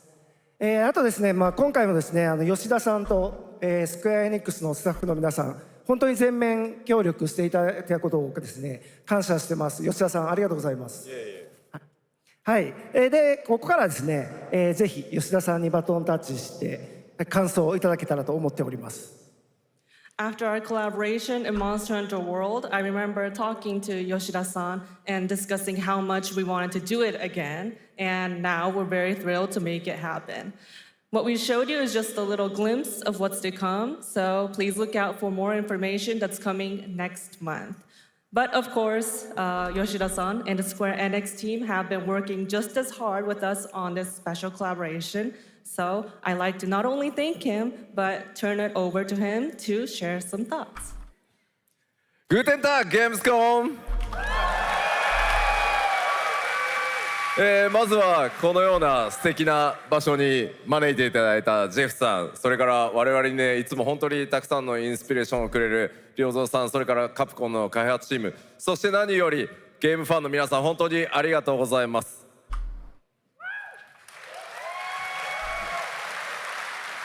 Guten Tag, Gamescom. First of all, I'd like to thank Jeff for having us here and Ryozo-san for all the inspiration, the Capcom team for working on this special collaboration, and to everyone enjoying our games. Thank you so much.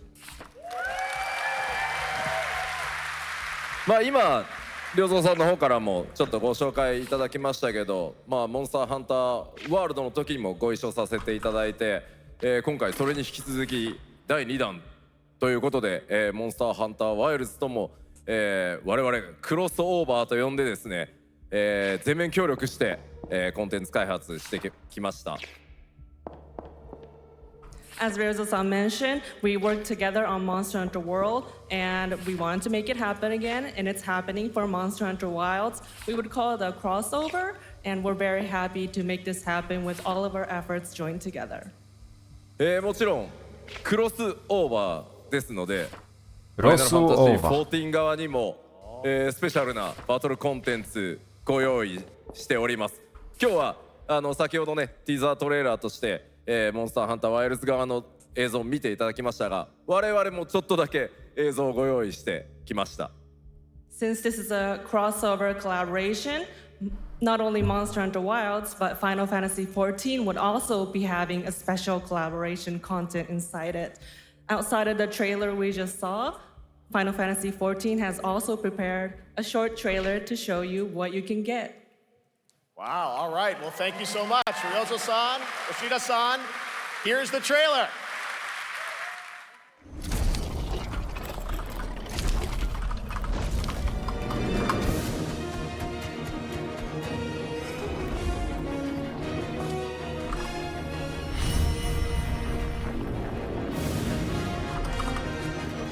Still haven't played a single Monster Hunter either.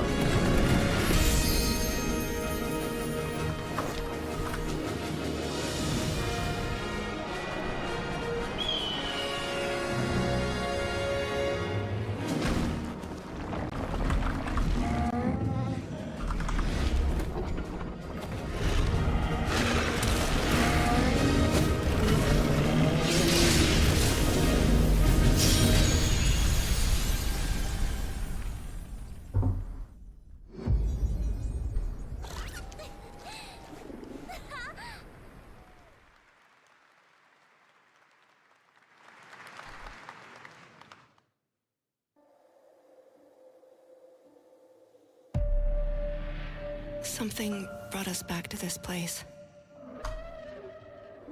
Something that knows us.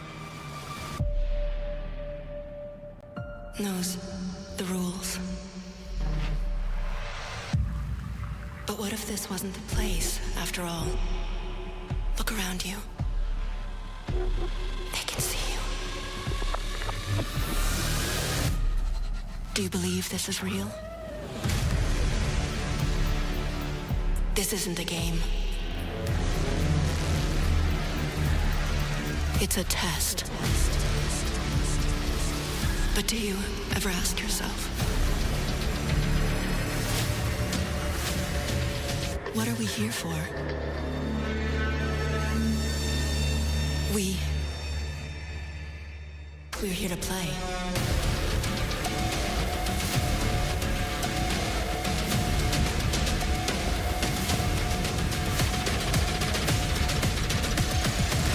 Are you ready to play?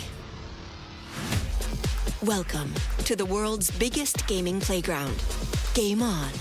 500,000 people, 1,500 exhibitors, endless games to explore right here in Cologne. That Discover is rising massive. stars at Gamescom Awesome Indies. Step into the cosplay universe, on-site or online. Watch, join, become the hero. Experience live shows, esports battles, and creator events in the Gamescom event arena. Not in Cologne? Go Great to place for indie devs. Gamescom.global. Stream the highlights on Gamescom Now, vote in the Gamescom Award, or dive into our Gamescom studio on Twitch and YouTube. And of course, we're here to play. Join the fun in our community RPG, Gamescom Epics. Loot awaits. We care. Gamescom runs on 100% renewable energy and puts accessibility first. The whole city joins in at the Gamescom City Festival. It doesn't stop there. The whole world comes together, not only here in Cologne, but also at Gamescom Latam, Gamescom Asia, and beyond. Welcome to Cologne. Welcome to Gamescom. All over the world. And now, keep on watching Gamescom Opening Night Live. I don't know if I should show the description if you haven't interacted with I'm it. ready to game, all right, and that was only a glimpse of what is to come here at Gamescom, the biggest playground in the world, and what it has in store for you. We're here to play, and the fun is just getting started. So, Jeff, what's next? Is it anything good? I think it's going to be good. It's going to be a video game, I can tell you that much. Last year at the Game Awards, we had the honor Or of if we should announcing show the it at all. long-awaited return of one of Capcom's most iconic action series, Onimusha. And tonight, we take the next step on that journey. Here's a brand new look at Onimusha, Way of the Sword, coming in 2026.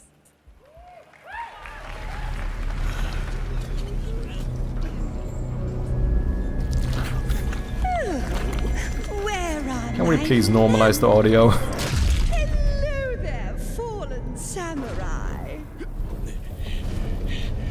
To think something like this was right under the city.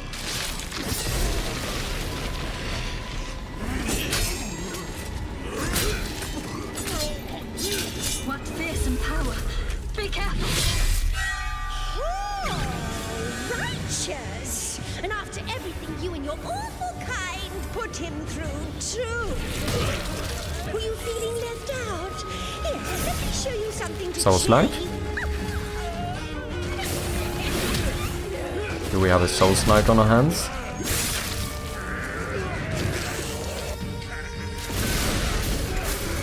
Could you please normalize the audio is what I think when I go into 99.97% of Twitch streams.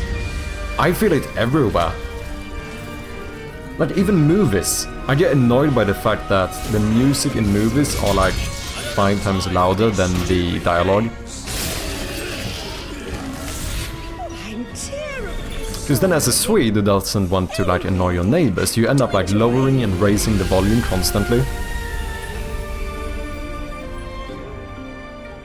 Ads as well. I understand, I know the reason why, but the fact that they boost the volume on ads is outrageous as well. Complex will be the link, connecting and uniting every fragment of this shattered world. This is the driving force that will keep us going. Continuous improvement is essential for keeping pace with advancements in technology. Your PC has a setting for that? Does it? Enfield. They don't simply talk about our dreams. We do what we can to make them a reality. All operators accounted for.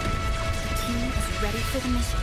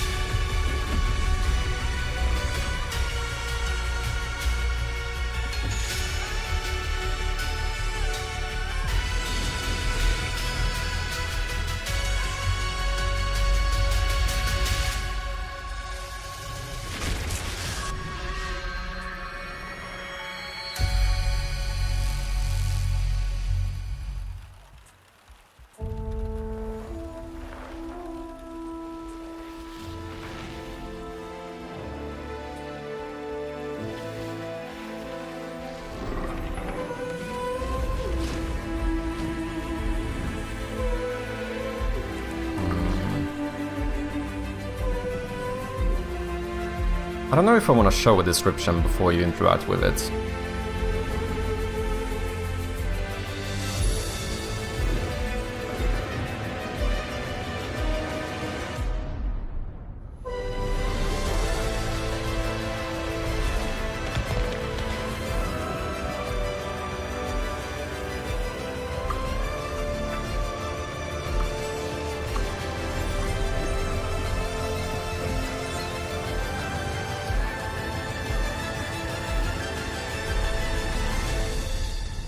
They don't boost the volume on ads are just normalized, everything else is too quiet. One other matter.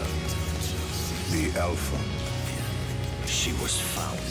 Wasn't that a thing back in the days with like, you know, when you actually watch TV? Or was that the same thing?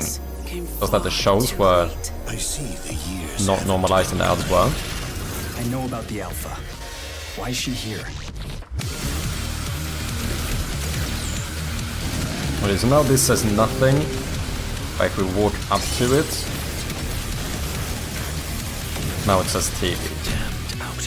You tore my heart out when you took him from me. Now it's Door doesn't say anything. Try to open it.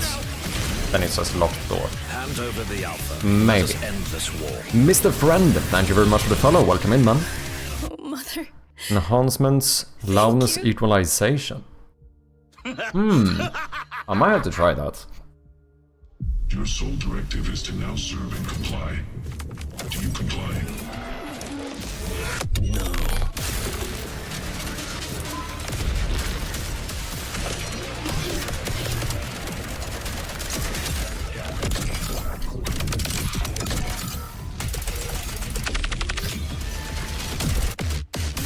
Holy fucking particle effects. The way out is here. I can feel it.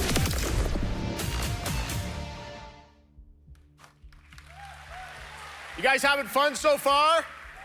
We got a lot of shows still coming your way. All right, now it is time to head back into the wasteland.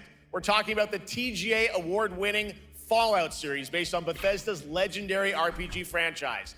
Season 1 earned universal praise for its tone, storytelling, and original characters, not to mention how faithfully it brought Bethesda's game world to life. Well, later this year, the series returns to Prime Video for Season 2. To tell us more, please welcome to ONL some very special guests. Series executive producer Jonathan Nolan, executive producer Geneva Robertson-Dorrit, and stars Ella Purnell and Aaron Moten.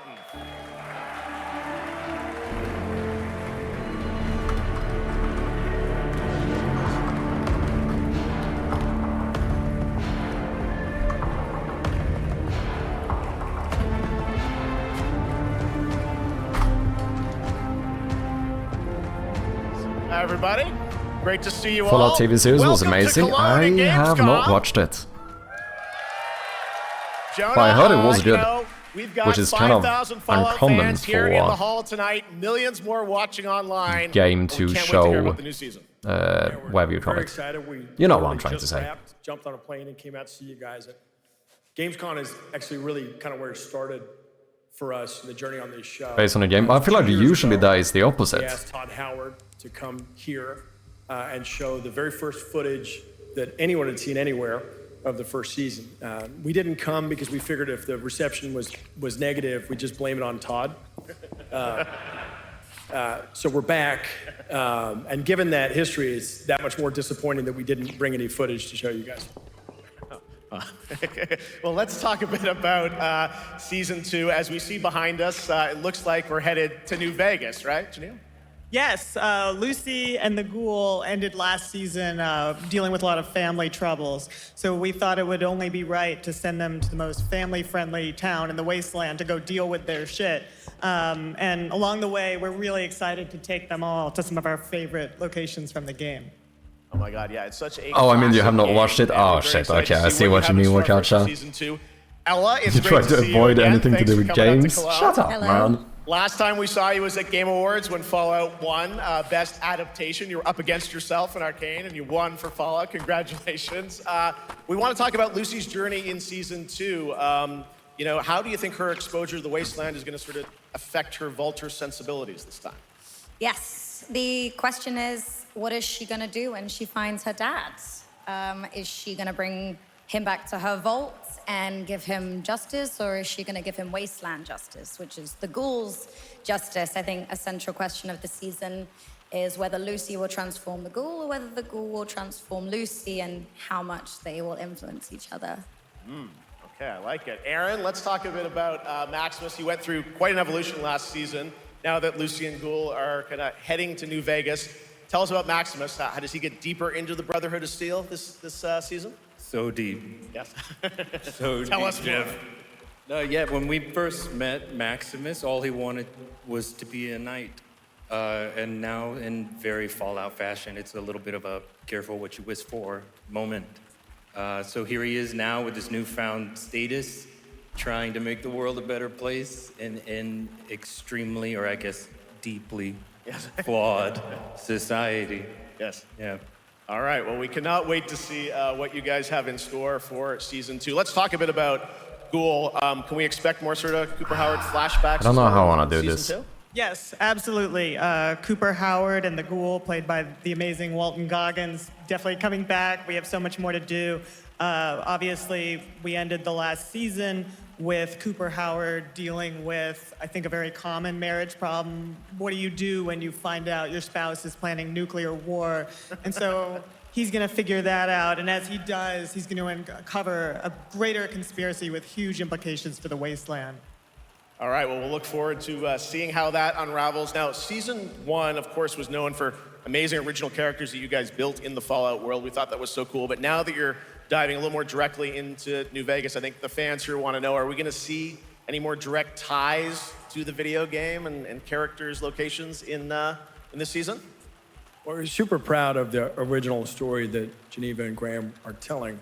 But there was one character in particular from New Vegas that I was really excited at the possibility of seeing a little bit more from. We're writers, we're no good at describing this stuff. Maybe we should, pictures worth 1,000 words? Oh. I think so. Okay, all right. Well, it sounds like then we might get to hear a little bit more Seal of Season 2. Is that possible tonight? Well, I don't know, Jeff. I heard you like world premieres. We like those, right, guys? Right, Gamescom? Gamescom. All right, Gamescom. Here's the world premiere of our teaser trailer for Season 2 of Fallout, streaming this December on Fallout Prime Video all over the world. Amazing. All right, let's check it out. Thanks so much, guys. Here we go.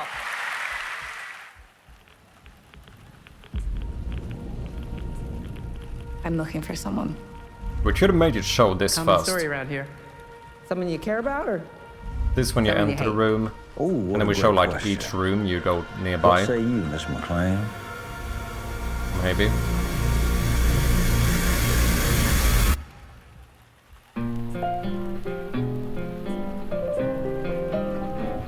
Why would my dad go to Las Vegas?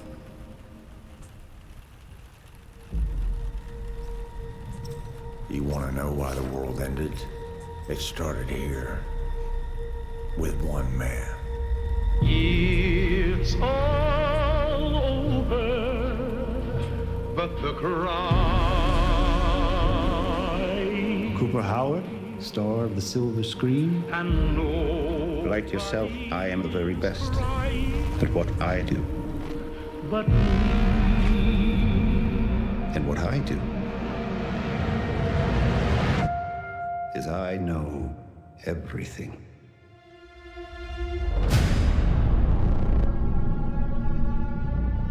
I know there's a war coming.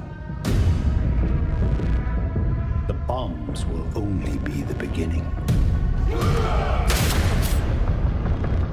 My concern is that you would do just about anything to save your family. I think you are actually quite a violent man. You just don't want to kill me yet.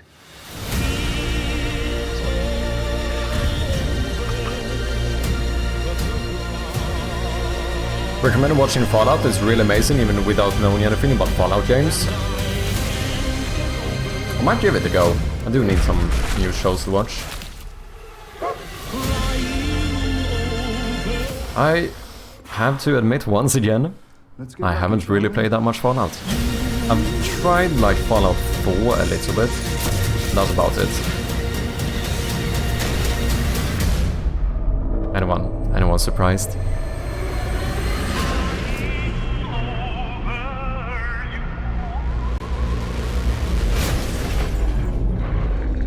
Only I'm so surprised. I'll see if I can sort out a little animation for the map when you switch the map.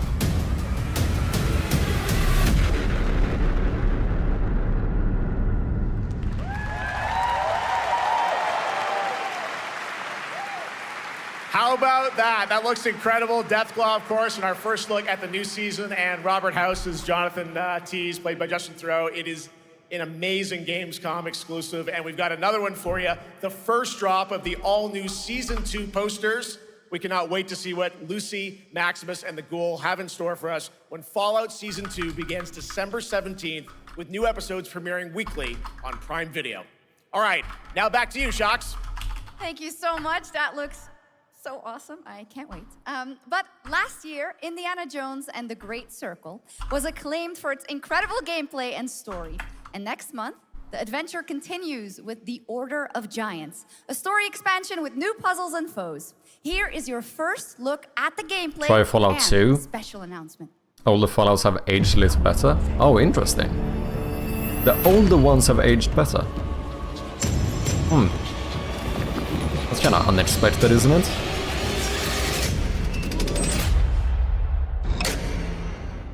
What do you know about the legend of the Nameless Crusader?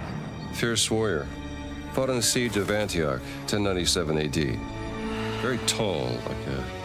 Oh, is this Indiana Jones? Pope Paul IV had an item of this crusader in his possession. Sunbro helmet. Where's I'll the tell sun? you what, if I see the helmet, I'll leave it exactly as I found it. Sound good? Top-down view. Ah. Oops.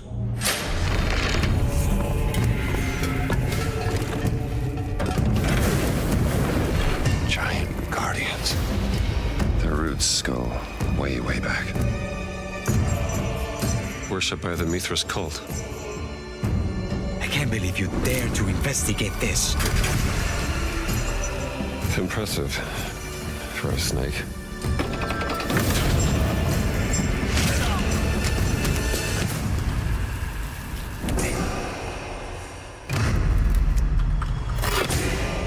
It says Semper Vivus. Always living. Not dead. He's not in a tomb.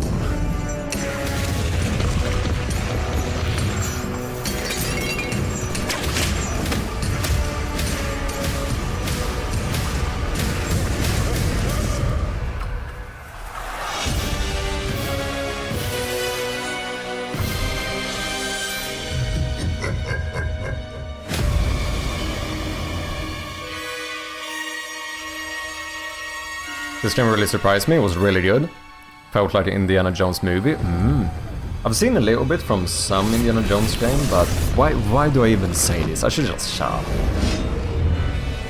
Like no one here expects what I'm gonna say next. Do you know what I mean? But I haven't really played them.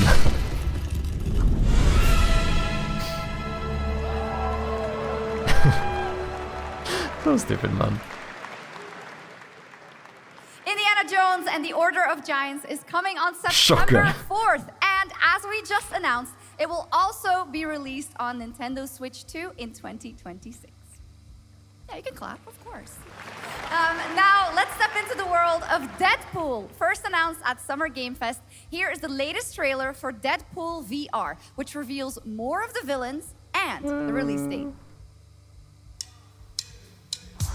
My massive, galaxy-spanning streaming network is expanding. Nice imagery. To score eyeballs, I need talent. Now that is efficient exposition. The biggest, baddest bastards recruited across time and space. They require persuasion. Look who it is. Spyro Gyro, a deluxe portal for two, if you please. Adoring fans will be watching your every move. You know, I've seen a little bit from one of the Deadpool games. I haven't really played it. VR Deadpool, that would be kind of sick. Just saying, that makes me seasick. I don't really have an issue with that when it comes to VR games. I don't really get like sick from it or whatever. Nauseous. Yeah, that's right. Mojo is in Deadpool VR 2, voiced by John Leguizamo. Now, on to this next world premiere.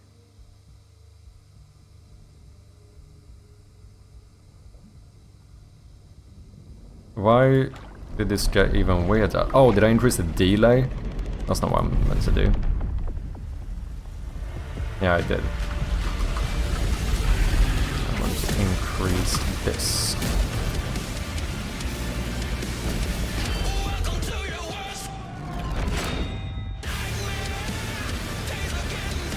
Nowadays I just see if the FPS is 30, damn.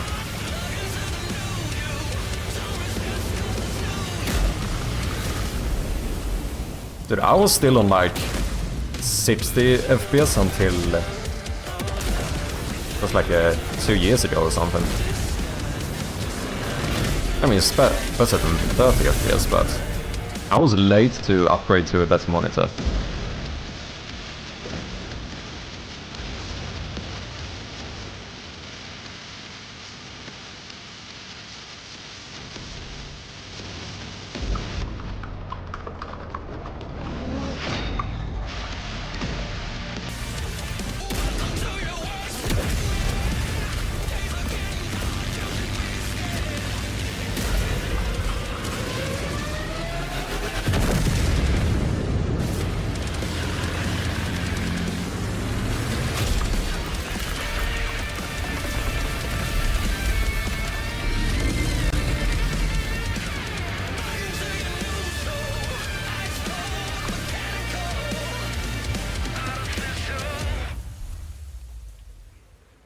World of Tanks.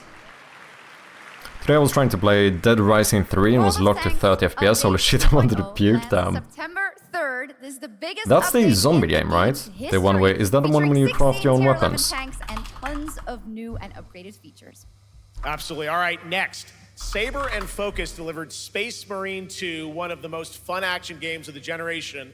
Well, next year they are set to do it again in John Carpenter's Toxic Commando. Oh yeah, it is, it is. This FPS action game. I have played it. Yeah, that's right. Sit down, Wakacha. You don't know shit. I have played it. Here is the world gameplay premiere of John Carpenter's Toxic Commando. Didn't see that one coming, did ya? I know shit. I've played games.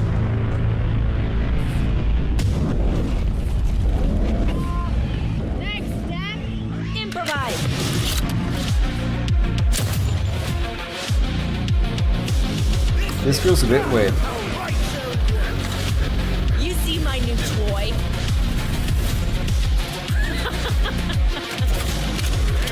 Do I have to bring it down lower? Liar, liar! Zombie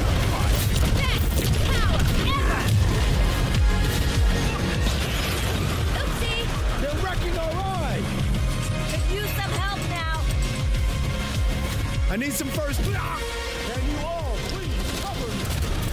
Whatever works. But with a controller, did you watch your friend again? No, no, no, I've actually played it. I think I have it on Steam.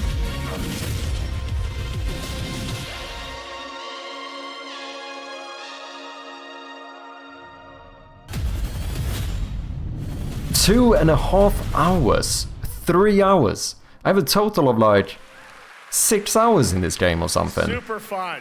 All right, insane. Our next reveal comes from a true legend of game design. Shit, is this on sale? The mind behind Monkey Island, Maniac Mansion, and so many other classic games that define the golden age of point and click. Nice, it's true, Wakacha. In the 80s and 90s. I love those games growing up. Well, now Ron is Played back. someone to play? I did not. I played it with my own bare unexpected. hands. It's called Death by Scrolling, a roguelike, vertically scrolling RPG set in purgatory where you'll battle waves of enemies, hoard gold, and do everything you can to stay one step ahead of the Grim Reaper herself. Here's the first ever look. Uh-huh. This sounded kind of interesting.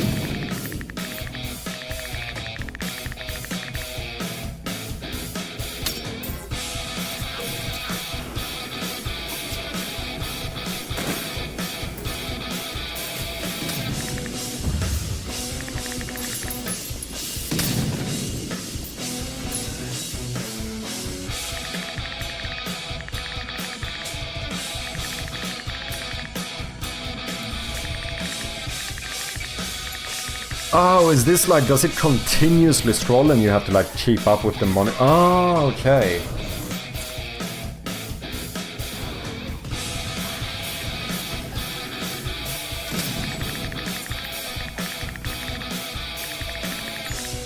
Kind of like an infinite run, but in another perspective-ish.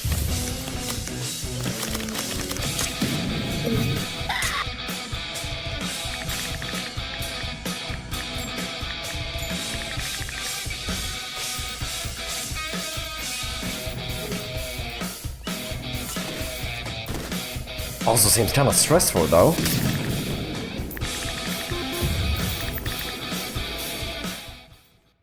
If you've ever seen me play Binding of Isaac, I am a slow fucking player. I've actually been playing this game over the past few weeks. So we do have some ads coming up soon. Addictive.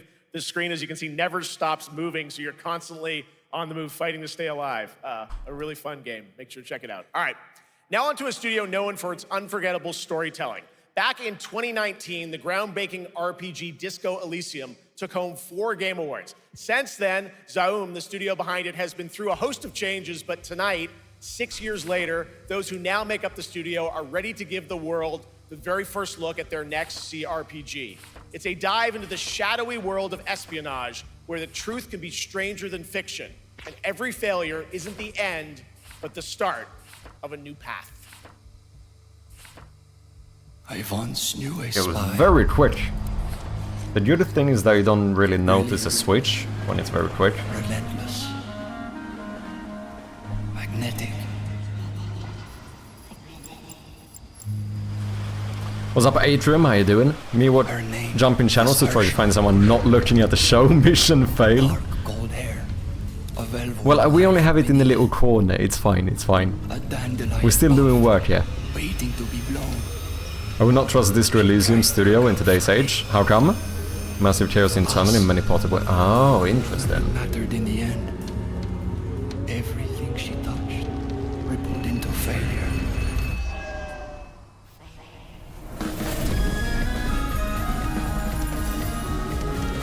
The other one was really well reviewed though, right?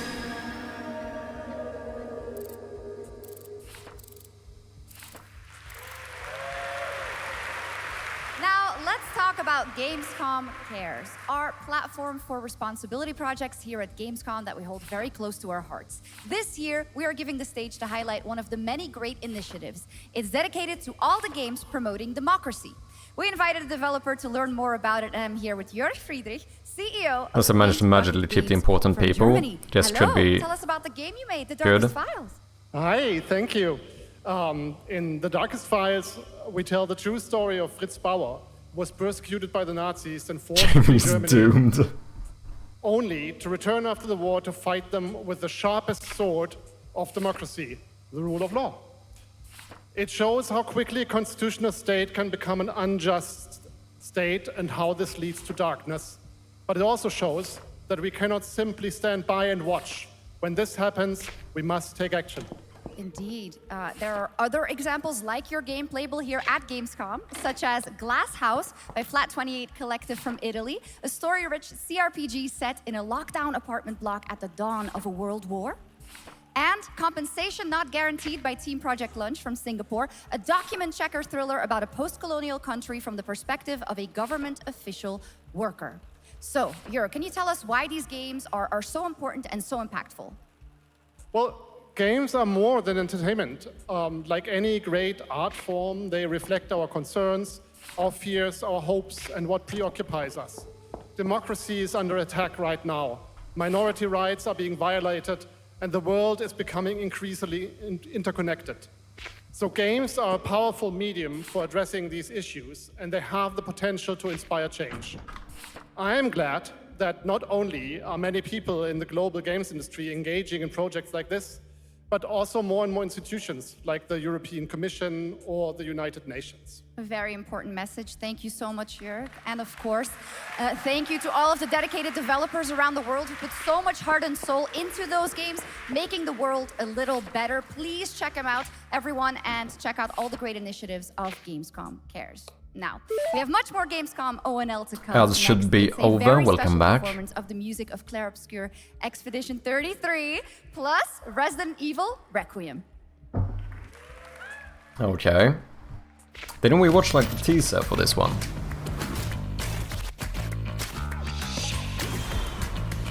Wait, what? Was I not following? Did we not see Resident Evil? Damn, they have really changed the art style. I don't think I was paying attention.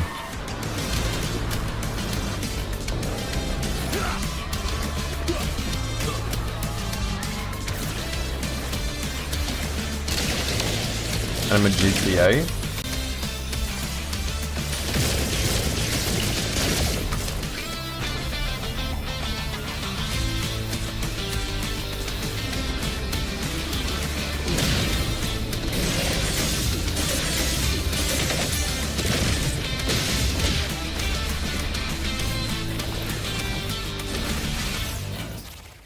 And a good song though.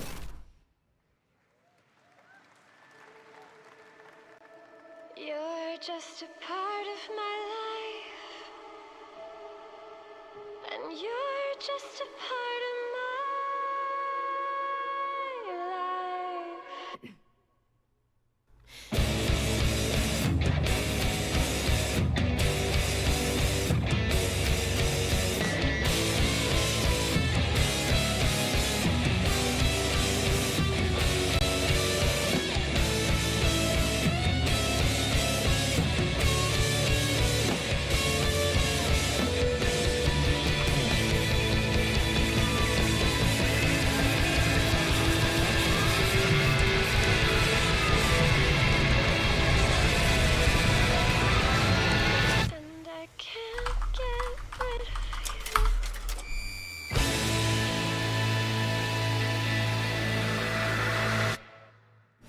After an ageless slumber, the primal flow awakens once more.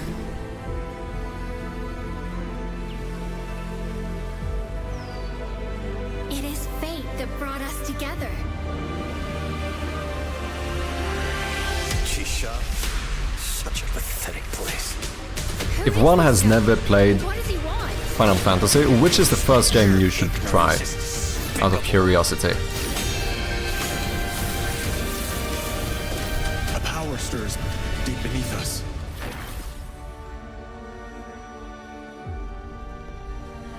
Whatever's lurking, it's behind this gate. Depends, but I always say Final Fantasy 6. Best story.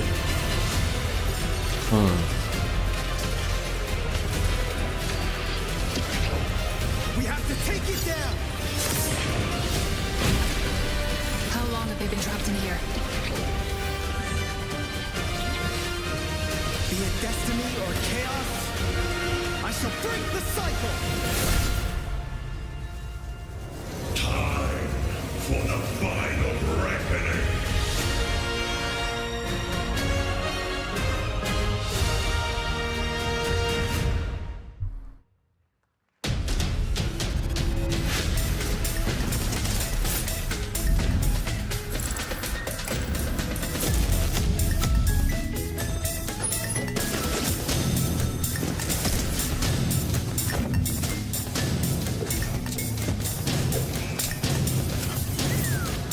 Demon Stories and Final Fantasy 7 run something more silly and family-based. Final Fantasy 9.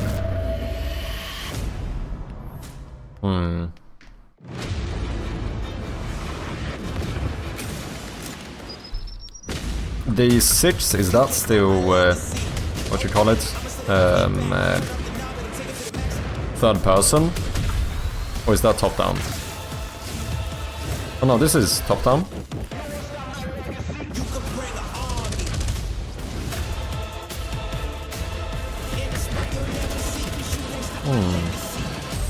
The old school, exactly. Something else I would like to try is I kind of want to play Delta Force, which launches today something like Link to the on Past or PS5 something. and Xbox, and the best part, it is free to play. Now it is time for something truly special and one of the most requested moments from our community this year. We need to make a list of like classic games I've missed out on and take some time at some, maybe after Shot of Gloom is released.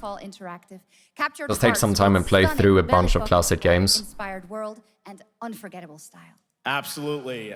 This is a very special game, and tonight we wanted to bring that world to life right here on stage at ONL with a special acoustic performance from the game's soundtrack.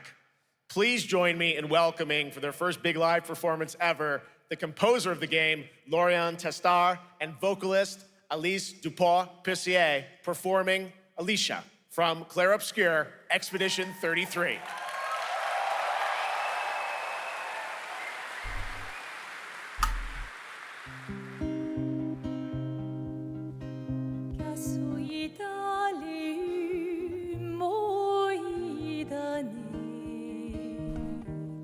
Our Chrono Trigger.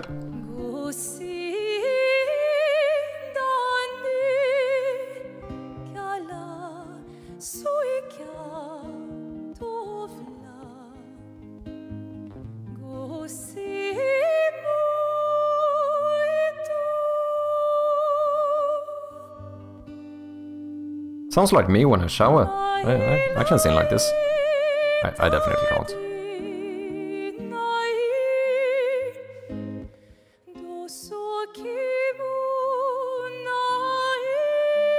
I would get evicted immediately if I even tried. Was overhyped, the combo was super boring. Interesting. It was kind of turn-based, wasn't it?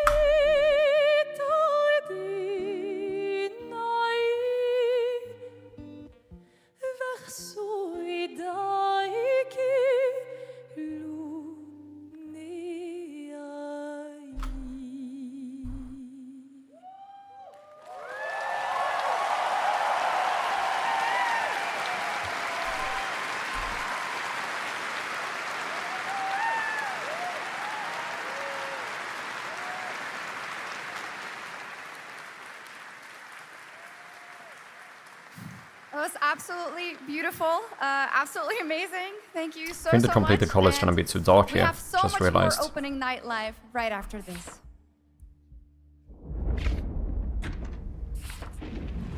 Since ancient times, the Hayabusa and Raven ninja clans have fought to keep peace, with the Hayabusa clan in the spotlight. But your clan, the Raven clan, has always had a secret motive. Thanks. I owe you one, Hayabusa. Okay. Resistance from the DDO. I'm changing the completed color.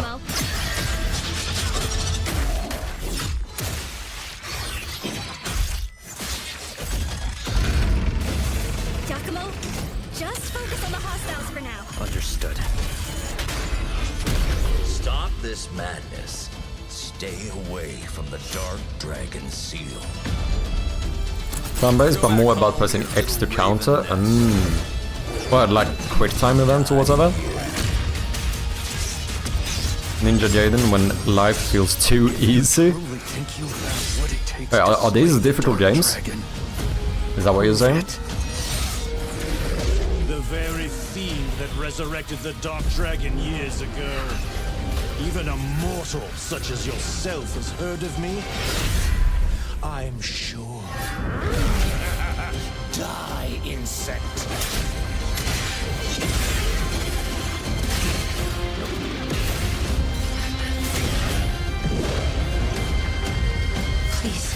Not played in years, but yes, I was stuck in the first boss for days when I was younger. I mean, that sounds like it could just be a skill issue. Come on now, come on now, come on. Watch out, you can be honest with us. You can be honest. So many great games so far, so make sure it's okay. It's okay to be bad at games, you know. Teams behind them and like not everyone can be good. Game on Steam by checking out our Gamescom Steam event. And the best thing is you'll find even more games from this year's Gamescom show floors, from beloved indies to big blockbuster titles, by scanning the QR code below. Now it's time for the world gameplay premiere of an MMO shooter set in a post-apocalyptic dystopian Seoul, South Korea. From NCSoft, this is Cinder City, blending narrative-driven shooter action with a vast, seamless open world. Freeze, ADF! Get on the ground now! Drop your weapon or we'll shoot! Drop your weapon, last Yeah, somebody I'm not even playing games. People bad at games are tragic people. I feel like I'm probably bad at like competitive games. Like I've never been like high ranked in any like competitive game. I don't think I'm you know, bad at games.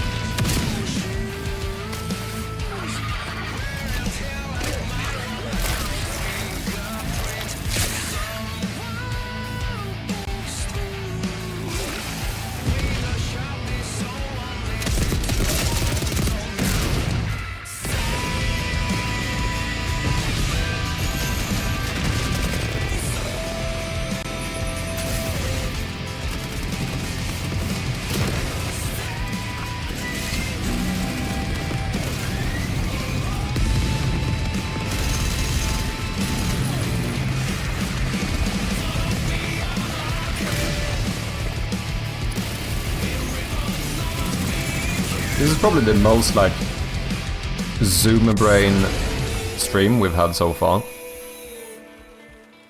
All we need is like an endless runner down in the other corner. But that's not all. We've now got a second brand new game from NCSoft. Halo 2 at pro level, or more like Halo 3, but I started at Halo 2. Where the ultimate prize isn't points, it's time. I've never played Halo. I played a little bit of like local PvP or whatever in Halo. I floated in an ale-induced stupor. Are you surprised, Focaccia? My former glory.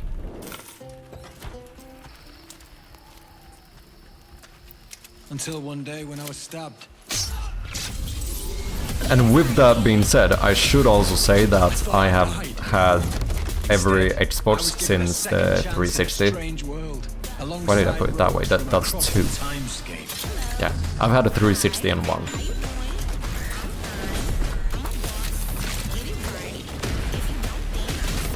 And we were promised to fix our past. I guess that's what we're here to do.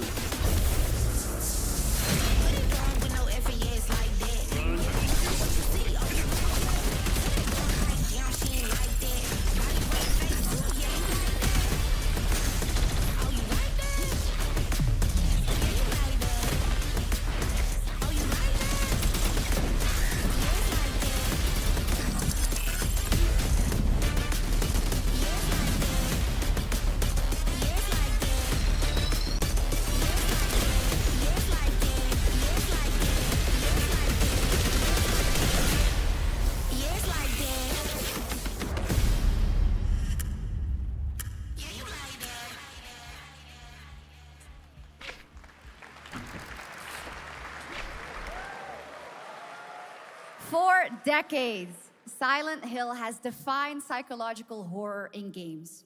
And tonight, the fog rolls in once again.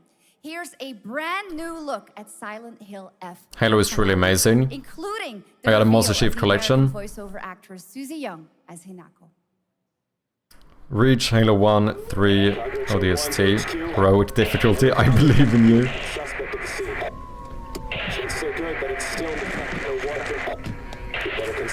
Legendary, not heroic. Heroic is for kids. Wait, Wakacha, didn't you struggle in Ninja Gaiden?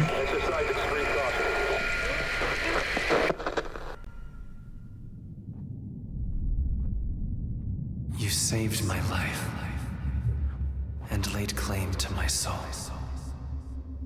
In turn, I shall save your souls by claiming the life of your old self. What's that? What is this place?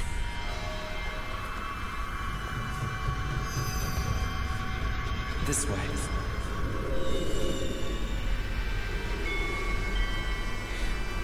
I better get going.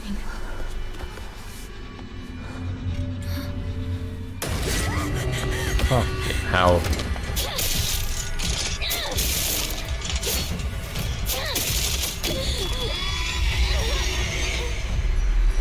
Freedom Mouse and Legendary, not a good experience. On the topic of Chirpy not having played great games, not having played Bloodborne is the biggest upset. I thought you would say Ocarina of Time. Oh, I did play it though, I never finished it. Well, technically I have played it. Today's a bit too extraordinary.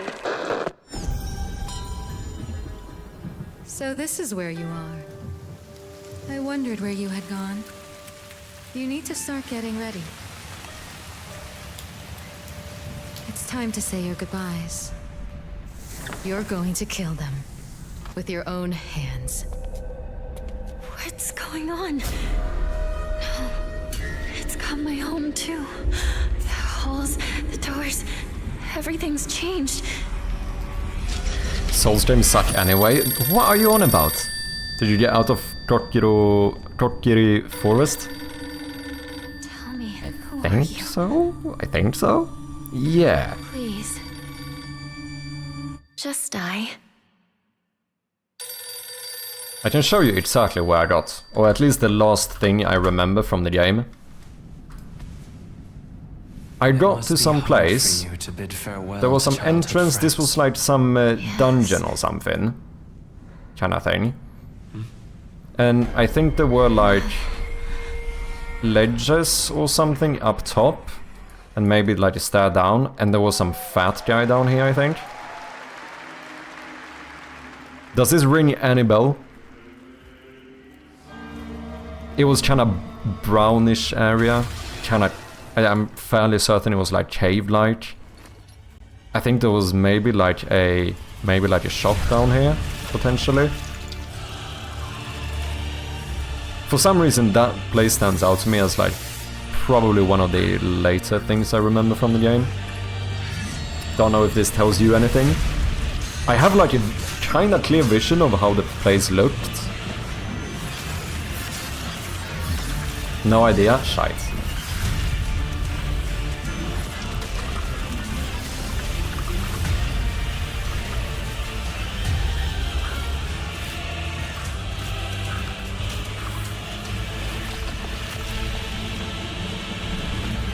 What's the some... Is this it? Oh, this might be it.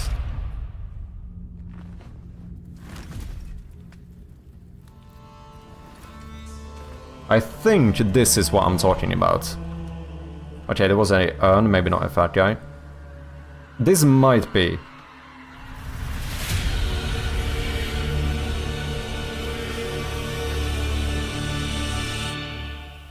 I think that might be the case. This might be. I think I mixed up the urn or whatever for a fat guy, but otherwise it seems to be the.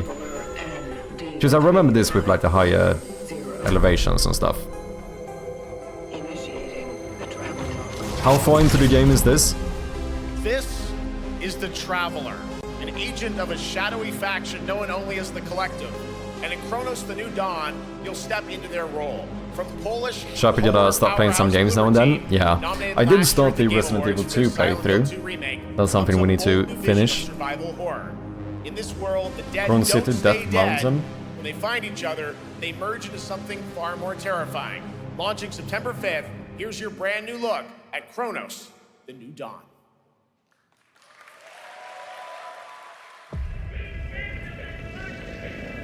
On the way to the second dungeon.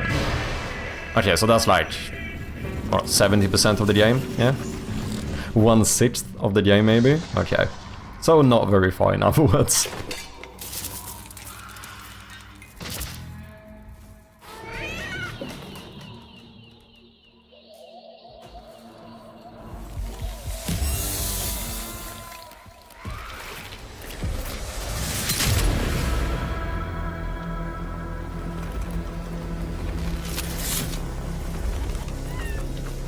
Are you glad to see me, friend?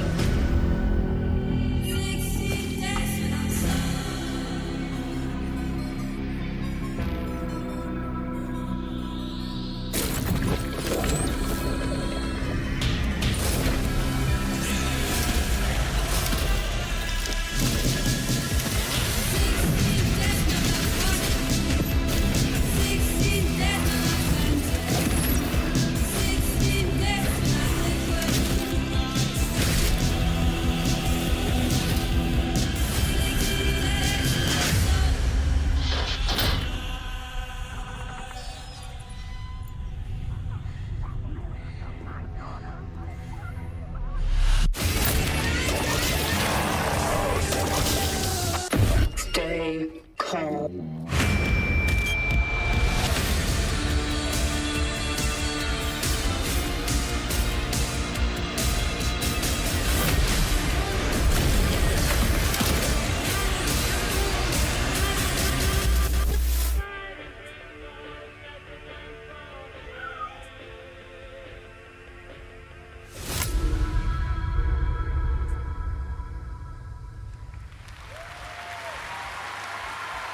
China's face All right, for spaceman. our next trailer, let's turn it over to the head of sequels at Obsidian Entertainment.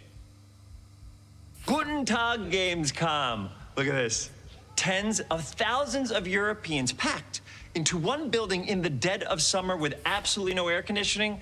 This is the type of dystopia we here at Obsidian Entertainment absolutely respect. What is this?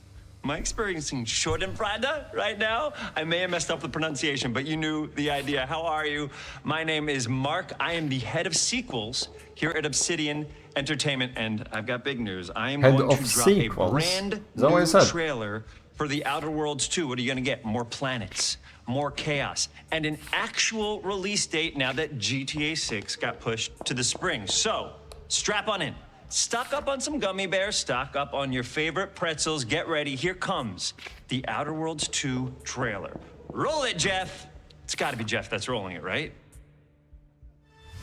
And now, a trailer for the part of the game you'll remember more than the ending. Outer World was fun. The Companions. Let's skip the diplomacy. Chemically enhancing your statistically unsafe lifestyle. This might sting a lot. Who's an enemy? Son of a spread. Sorry, 1 second.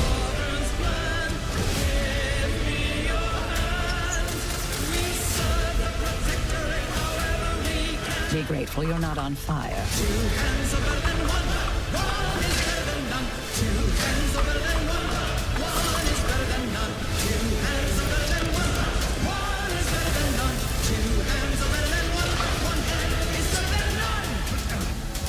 And no, you can't sleep with them.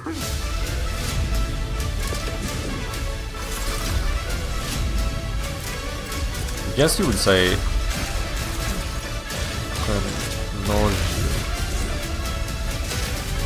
Pelagio for a big clot as well.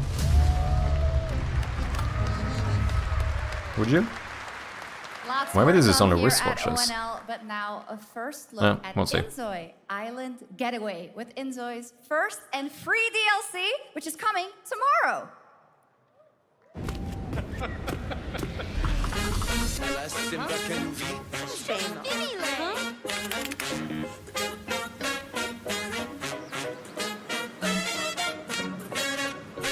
Was this a new Sims?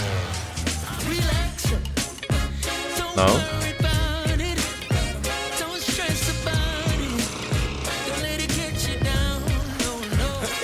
Korean Sims? Ah, inside.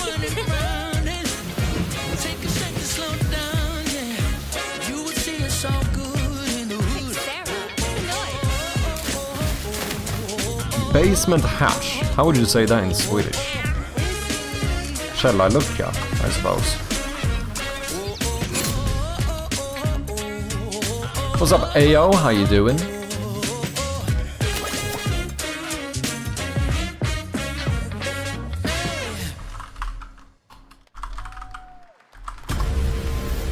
Where calamity Attic hatch. Does that sound weird? this trial shall end. Awakeners, prepare for the final confrontation. I think that's fine. No plug. What are you on about, Wakasha? How you doing, Ayo? Hope you've been well.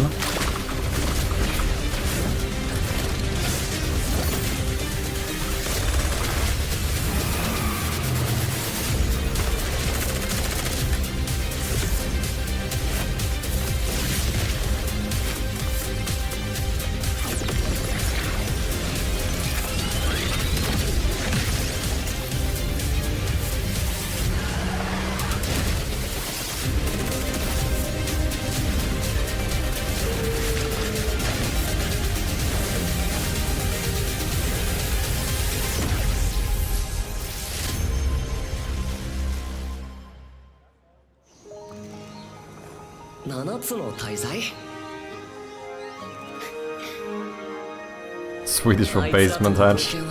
騒がしくて大変だったけど、なんとかなってよかったな。けどな、俺たちにまた一つ面白い運命が待ち受けてる気がするんだ。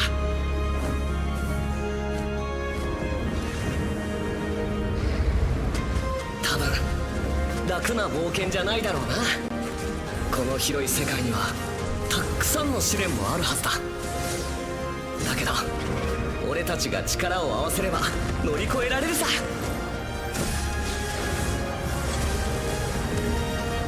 何ぼーっとしてんだよ。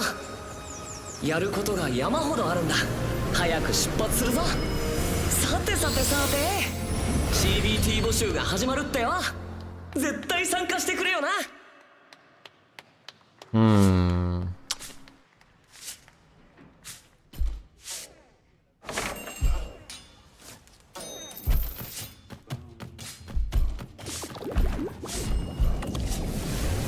Ah, fuck, I just realized I should have added these components to the prefabs instead of adding them manually to every fucking one. So dumb.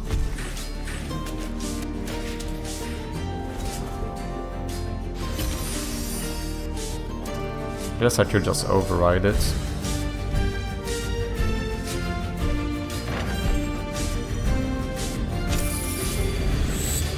I assume if we're gonna do this door thing, every locked door is gonna update the map somehow.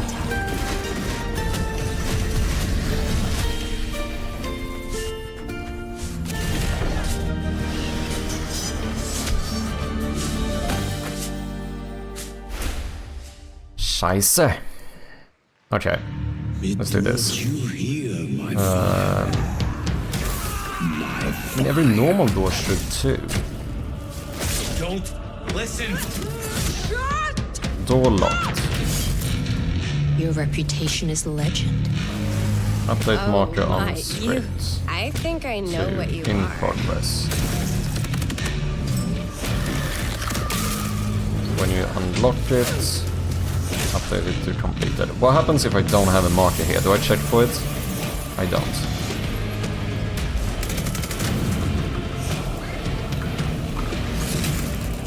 So weary is the wanderer that treads upon the fertile soil.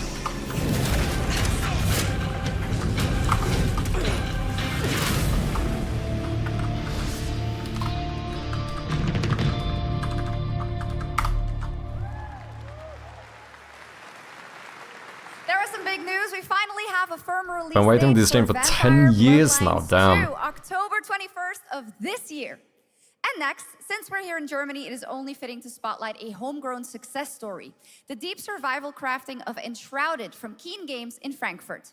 Still in early access, Enshrouded has already let friends adventure, fight, and build together in endless ways. But tonight, the world is about to change forever. A new force is coming, one that will redefine how you explore, how you build, and how you spending survive. dev hell. It's a monumental edition, and you're hearing about it first, right here at Opening Night Live. Listen.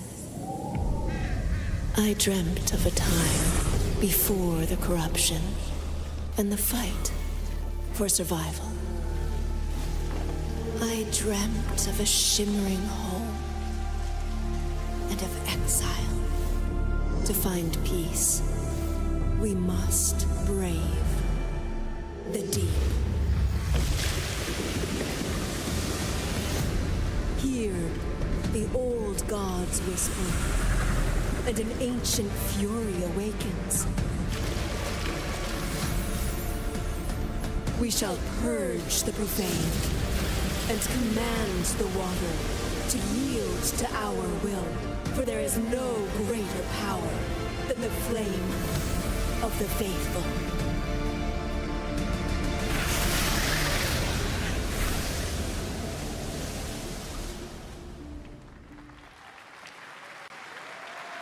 Awesome. And tonight at ONL, we have news of the latest Xbox franchise that is coming to PlayStation for the first time, and the reveal of brand new expansion as well.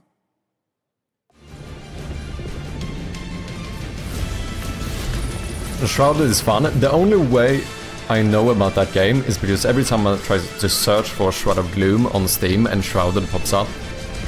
That's the main reason why I know of the game. Mix of Zelda and Borderlands with survival elements.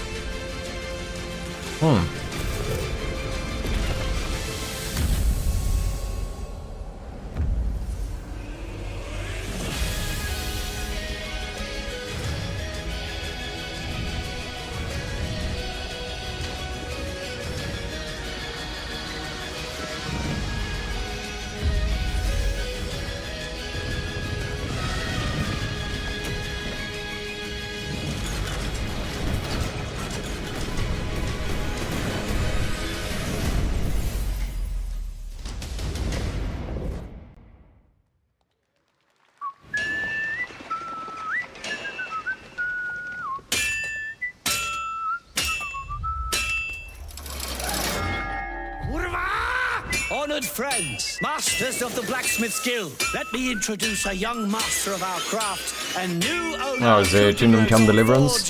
Henry of Scallop. This game also seems kind of fun, to be honest. It's the playtime that makes me less inclined to play it. I just feel like I don't have time to play these type of games.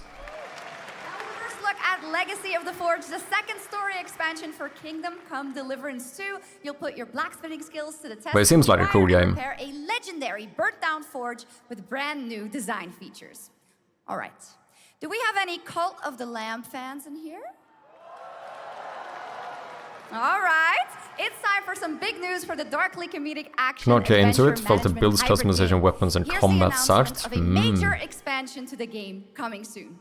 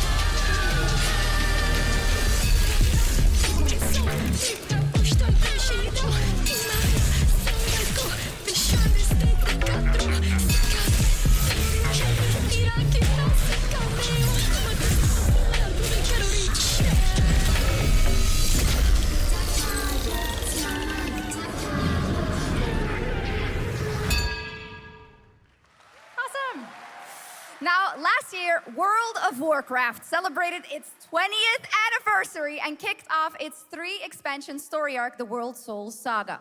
Here to tell us more about what's to come is executive producer Holly Longdale. Did you play Cult of Lambs?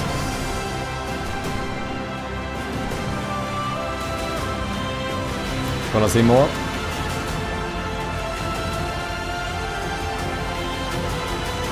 Let's have a look.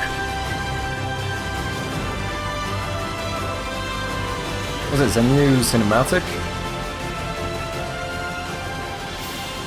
10 hours in Shrouded Blade co-op. Hello, everyone. It's not too shabby. I am so excited to be here to reveal our next adventure, World of Warcraft Midnight. I'm equally excited to welcome you all home with our Is it new expansion? Yeah, okay. And if you're here at Gamescom, please come by and check it out on the show floor. We have a lot coming in this next expansion, our 11th expansion. To start with, 11. on the horizon, there's a looming darkness, and it's threatening the ancestral home of our blood elves. But Midnight is also about light, and about hope, and about heroes who rise when the world needs them most. Tunnbrödsrulle, cream cheese, vitlök, salami, ost, saltgurka och senap. And doesn't sound too shabby. Saltgurka, otherwise, yeah. Well, do you remember the Sunwell? Like, I can eat saltgurka, but I'm not like gonna enjoy it. Do you know what I mean? Pickles in English, right? Cinematic introduction to Midnight. Last expansion was so ugly looking, but it's being underground. Okay, what do we have here? The light guides my steps and illuminates my path. The light flows through me, and by its grace am I made one with all that is sacred. The light Liadrin, it has begun. I need you with me on the wall. Lorthamar, the void will envelop us soon. Only the light can save us now. No. The time for prayer has passed. The Sunwell will not fall. Not while I draw breath.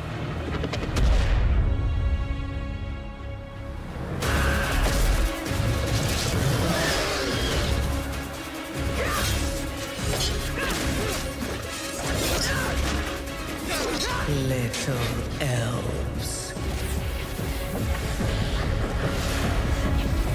I can see you grow weary. How much longer can you hold out?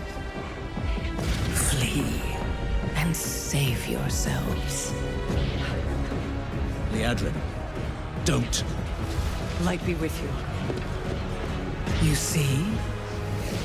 She understands it's hopeless. Soon, you all will. The light guides my steps and illuminates my path. The light flows through me, and by its grace am I made one with all that is sacred. The light guides my steps and illuminates my path. The light flows through...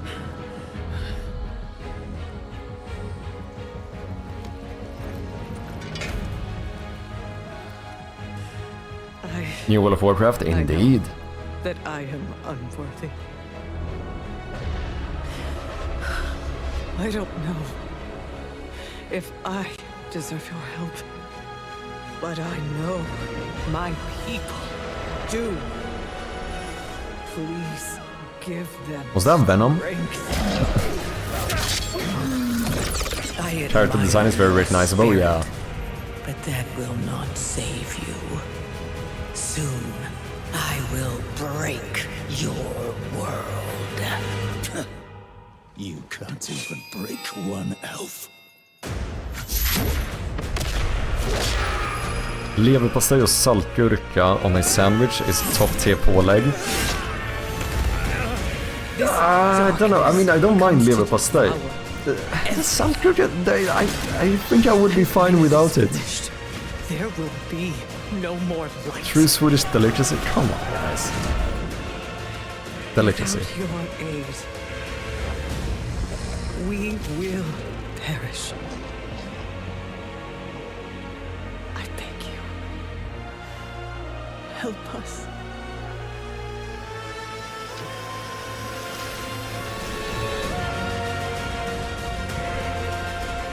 But if you order like a hamburgare from the Donken, you don't want the saltgurka on it. Right?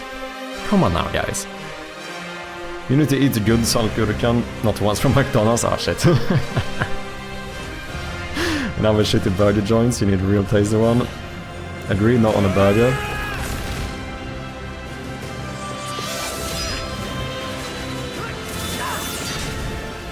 The Sunwell will not fall! Not while we draw breath.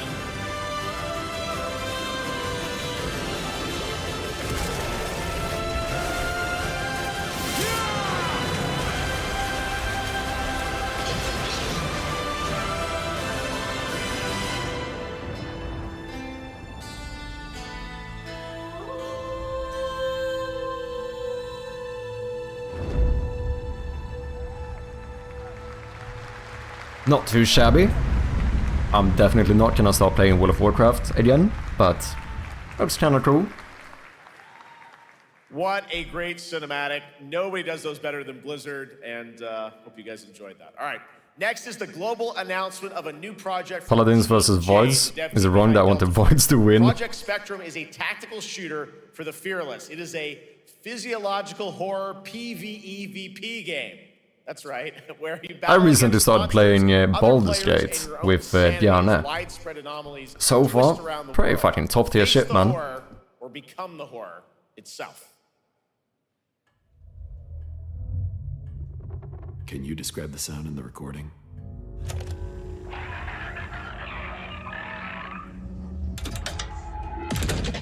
Sorry.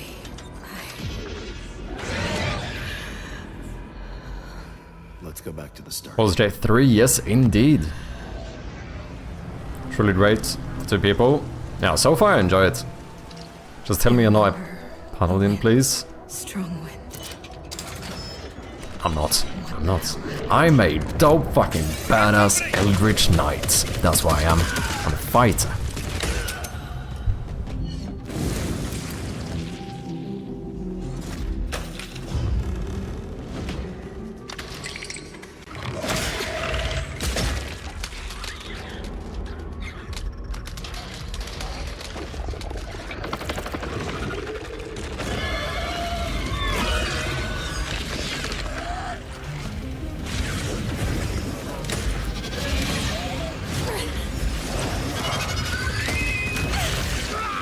It seems a little bit too spooky.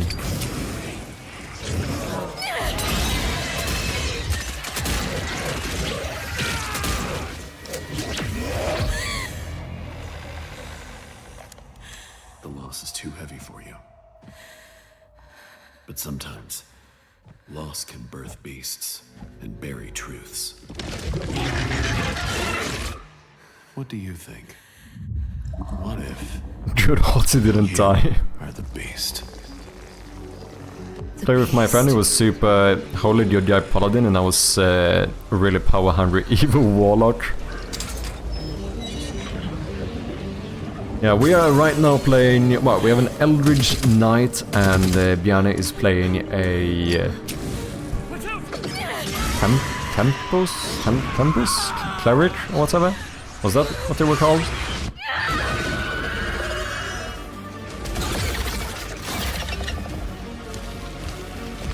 Tempest, there you go. Oh, was Tempest, was that a god maybe? Did I mix that up? Tempest Cleric, there you have it. You need 2 characters each. We do have, if you mean like, we have 1 companion each, if that's what you mean. Tempest Cleric, oh, you like him as well? The reason I feel like Tempest Cleric, and also kind of Eldritch Knight, seems pretty fun to me, is that you do get like the, like, melee, but also you can cast a few spells, you know? I do suppose everyone can do melee damage, but, you know, if you're a wizard, you probably don't do it that much. I suppose that's like spamming cantrips. Go back to the start. Like, the balance between All right, this next melee and moment magic feels seems familiar, kind of yet fun. It is something brand new from wargaming, and trust me, you've seen them with tanks. Can you roll out my cleric though? Do anything like this before. Warlock was super broken at the end of the game. Oh, were they?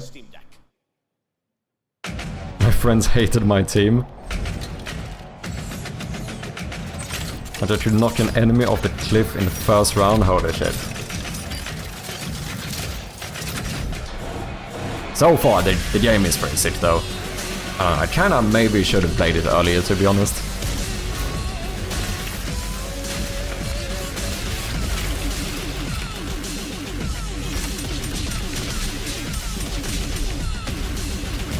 There's a lot of good loot because of that. Oh yeah, right. Can't loot them in that case, right?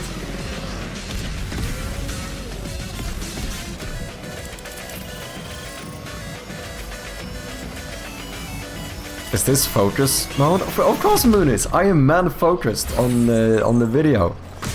I'm man focused. I mean, to be fair, I am doing stuff in the background as well, potentially. So I guess I'm unfocused. Scheiße.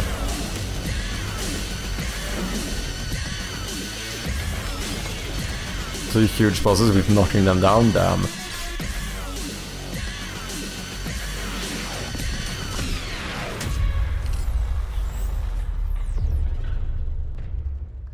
Heat. How long have you been focusing? This October, Sucker Punch and PlayStation. A few hours.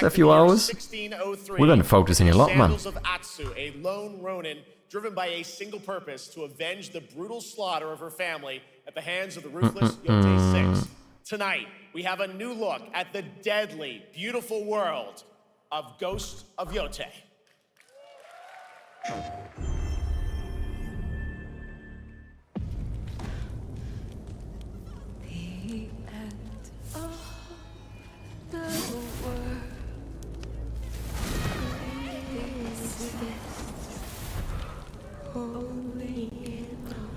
I want this game, but first on PS5. Oh, is it on PS5 only to begin with?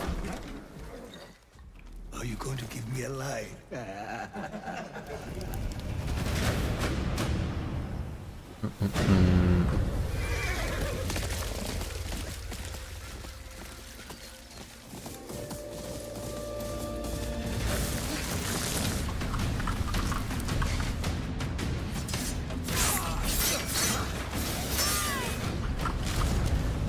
Swordsmith's daughter.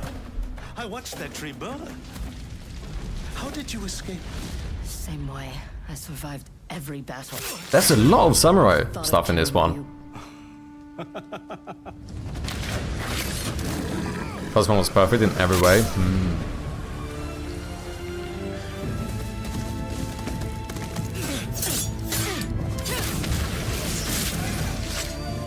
Ruthless spirits, wandering the land, driven by vengeance.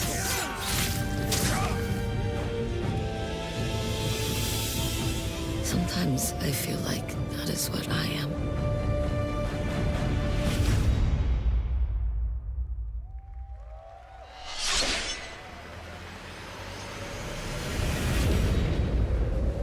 Oh, wait. Is this Ghost of Tsushima? But like a... Or is this different? Oh, it is? Oh, okay. Second one, okay. There you have it. Can't read title. Well, it didn't say Ghost of Tsushima. Yeah, it said Ghost of some. It could have been. There's more than some games share one word. You know, come on now. Survival missions, all free if you own the base game. Like, you know, The Legend of Zelda. There's other games called The Legend of. Doesn't mean it's from the same series. Survival horror genre. Same font, same artistic style. Hence why I asked. I feel like I was in the right here. I feel like this is justified. Resident Evil Requiem. And tonight, we are diving deeper with a brand new look that explores the haunting backstory of the game's protagonist, Grace Ashcroft. Call of Duty Black Ops 7. Oh, is this a Call of Duty game? Yeah, fair question. Oh shit, is it time for Resident Evil? I'm not gonna get jump scared here, am I?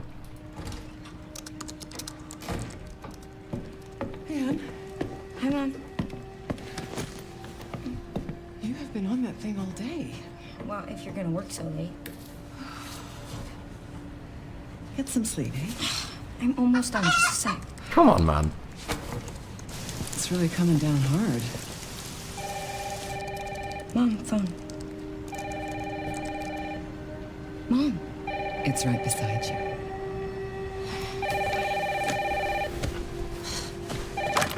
Hello? Miss Ashcroft? Yes.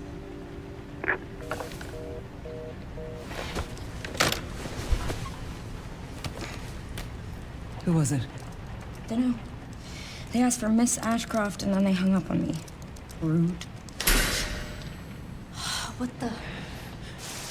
They're coming. Grace, we need to go. Go where? Mom, Yeah, what's that's what I going mean on? with this. I feel like changing one word Hurry. is not clear enough. That's all I'm Who's saying. coming? At least not for someone who hasn't played the game. We need to keep our voices down. This is ridiculous. Come on.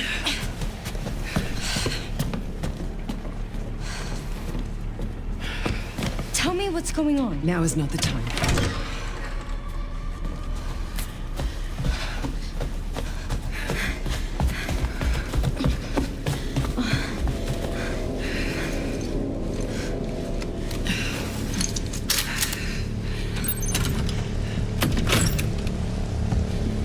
Stay close. No? I felt like wait. Spoopy thing was gonna come here. Grace, keep moving.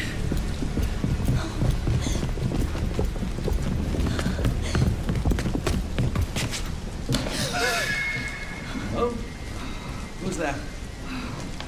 Oh, No, spooky old man. I'm so sorry about the power outage. What happened?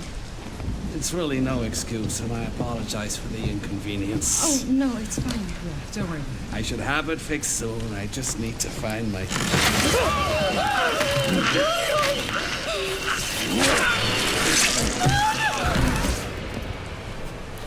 Come on in here, Grace. Grace, look at me. Grab my hands. Okay, look at me. Look at me. In and out. Breathe in and out. Oh, Grace. I promise you, I will explain this all to you one of these days.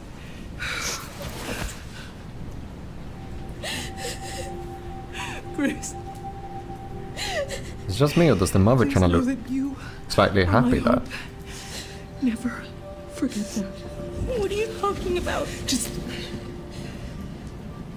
I love you. I love you too. Okay. Mom, I'm scared. No. We need to find a way out of here now. But we don't have any of our stuff. We can come back for it later, Grace.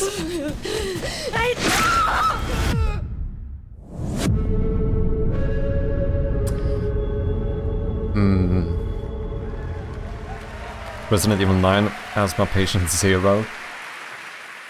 That game is insane. I got to see that. I need to sequence finish in Osaka Resident about a Evil month ago. There's a lot 2, more man. to share, and there is a reason it was the Those most facial consistent expressions were title kind of bad. coming I out think of so Summer too. Game There was Fest something this with June. the... Now, for those of you here in the arena tonight, Like at when Gamescom, there's some the good mother news. had She'll the be chat, over like on obviously show you could hear from the floor, voice that she was crying, but hands-on with a looking playable at her demo face, of she Resident almost Evil looked directly happy, at the Capcom booth. which felt very So off. countdown to the launch this February. A huge thank you to Capcom and Takeuchi-san for Resident that Evil games always have really bad expressions. And with that, Gamescom Opening Night Live comes to a close, but the celebration of gaming doesn't stop here. We'll be back on Thursday, December 11th for the Game Awards. Oh shit, is it Streaming finishing? live around the world as we honor the best games of the year and give you a glimpse of what's coming in 2026 and beyond with tons of brand new game announcements. You're leaving, but before we say goodnight, we do have one last surprise. A global announcement from a studio that walked away with multiple Game Awards not wins convey the for its feelings? last Mm. project. Please. Wait, read my older message, even older. Call of Duty Black Ops is suddenly a completely different game. True. Very true. Humans always look like dolls. You ain't even trying. It's all me.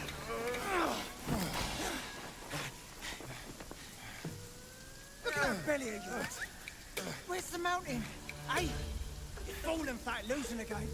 Drop that Coswallop. Master will take us back. As long as we keep that mountain in our heart. Hey. Nice Flogging like spade. What is going back? It's very surprising with the like heavily British accent.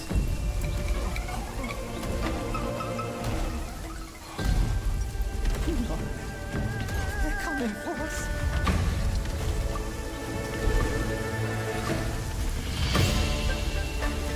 Wukong game? Maybe.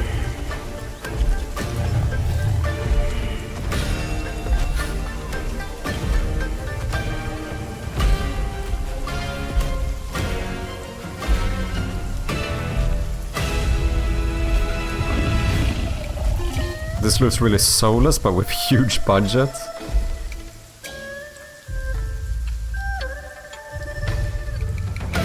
Whole budget's not fair. Sorry guys, we do have some ads coming up. I cannot skip this one. It's... Oh yeah, no it is, yeah. But once again, they changed some words, so now I'm unsure if this is the same game. There's a special announcement. Game Science has announced and kicked off development Kind of on the mad that they second actually did kind of do the same thing again. series, this time starring Zhong Kui, the ghost-catching god who wanders between hell and earth. This will once again be a single-player ARPG rooted in ancient Chinese myth and folklore. And don't worry, to those who love the Black Myth series, the westward journey won't end here either. It's been amazing opening night live tonight. Thank you so much to Shox for joining me. Thank you so much, Jeff. I had so much fun. Also a huge announcement at the end of that to close out opening night live this year and kick off Gamescom 2025. It's been so much fun to host this thing again with you, Jeff.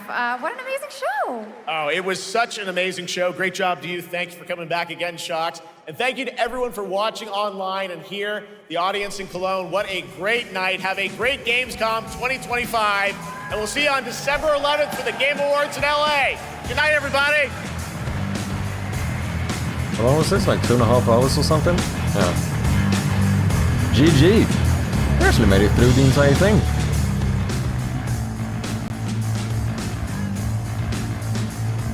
I really hated the first one. It was super soulless. Do you think so? I'd rather play Dark Souls than Wukong. What the fuck do you mean by that, Wakacha? Dark Souls is a great fucking game. Of course you would rather play Dark Souls. What?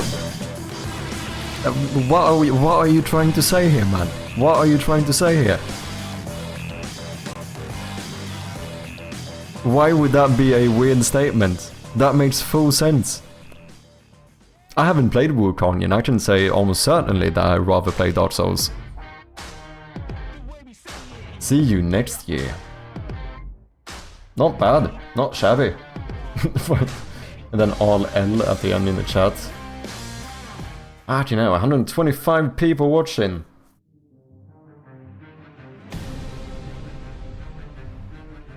Not too shabby, not too shabby.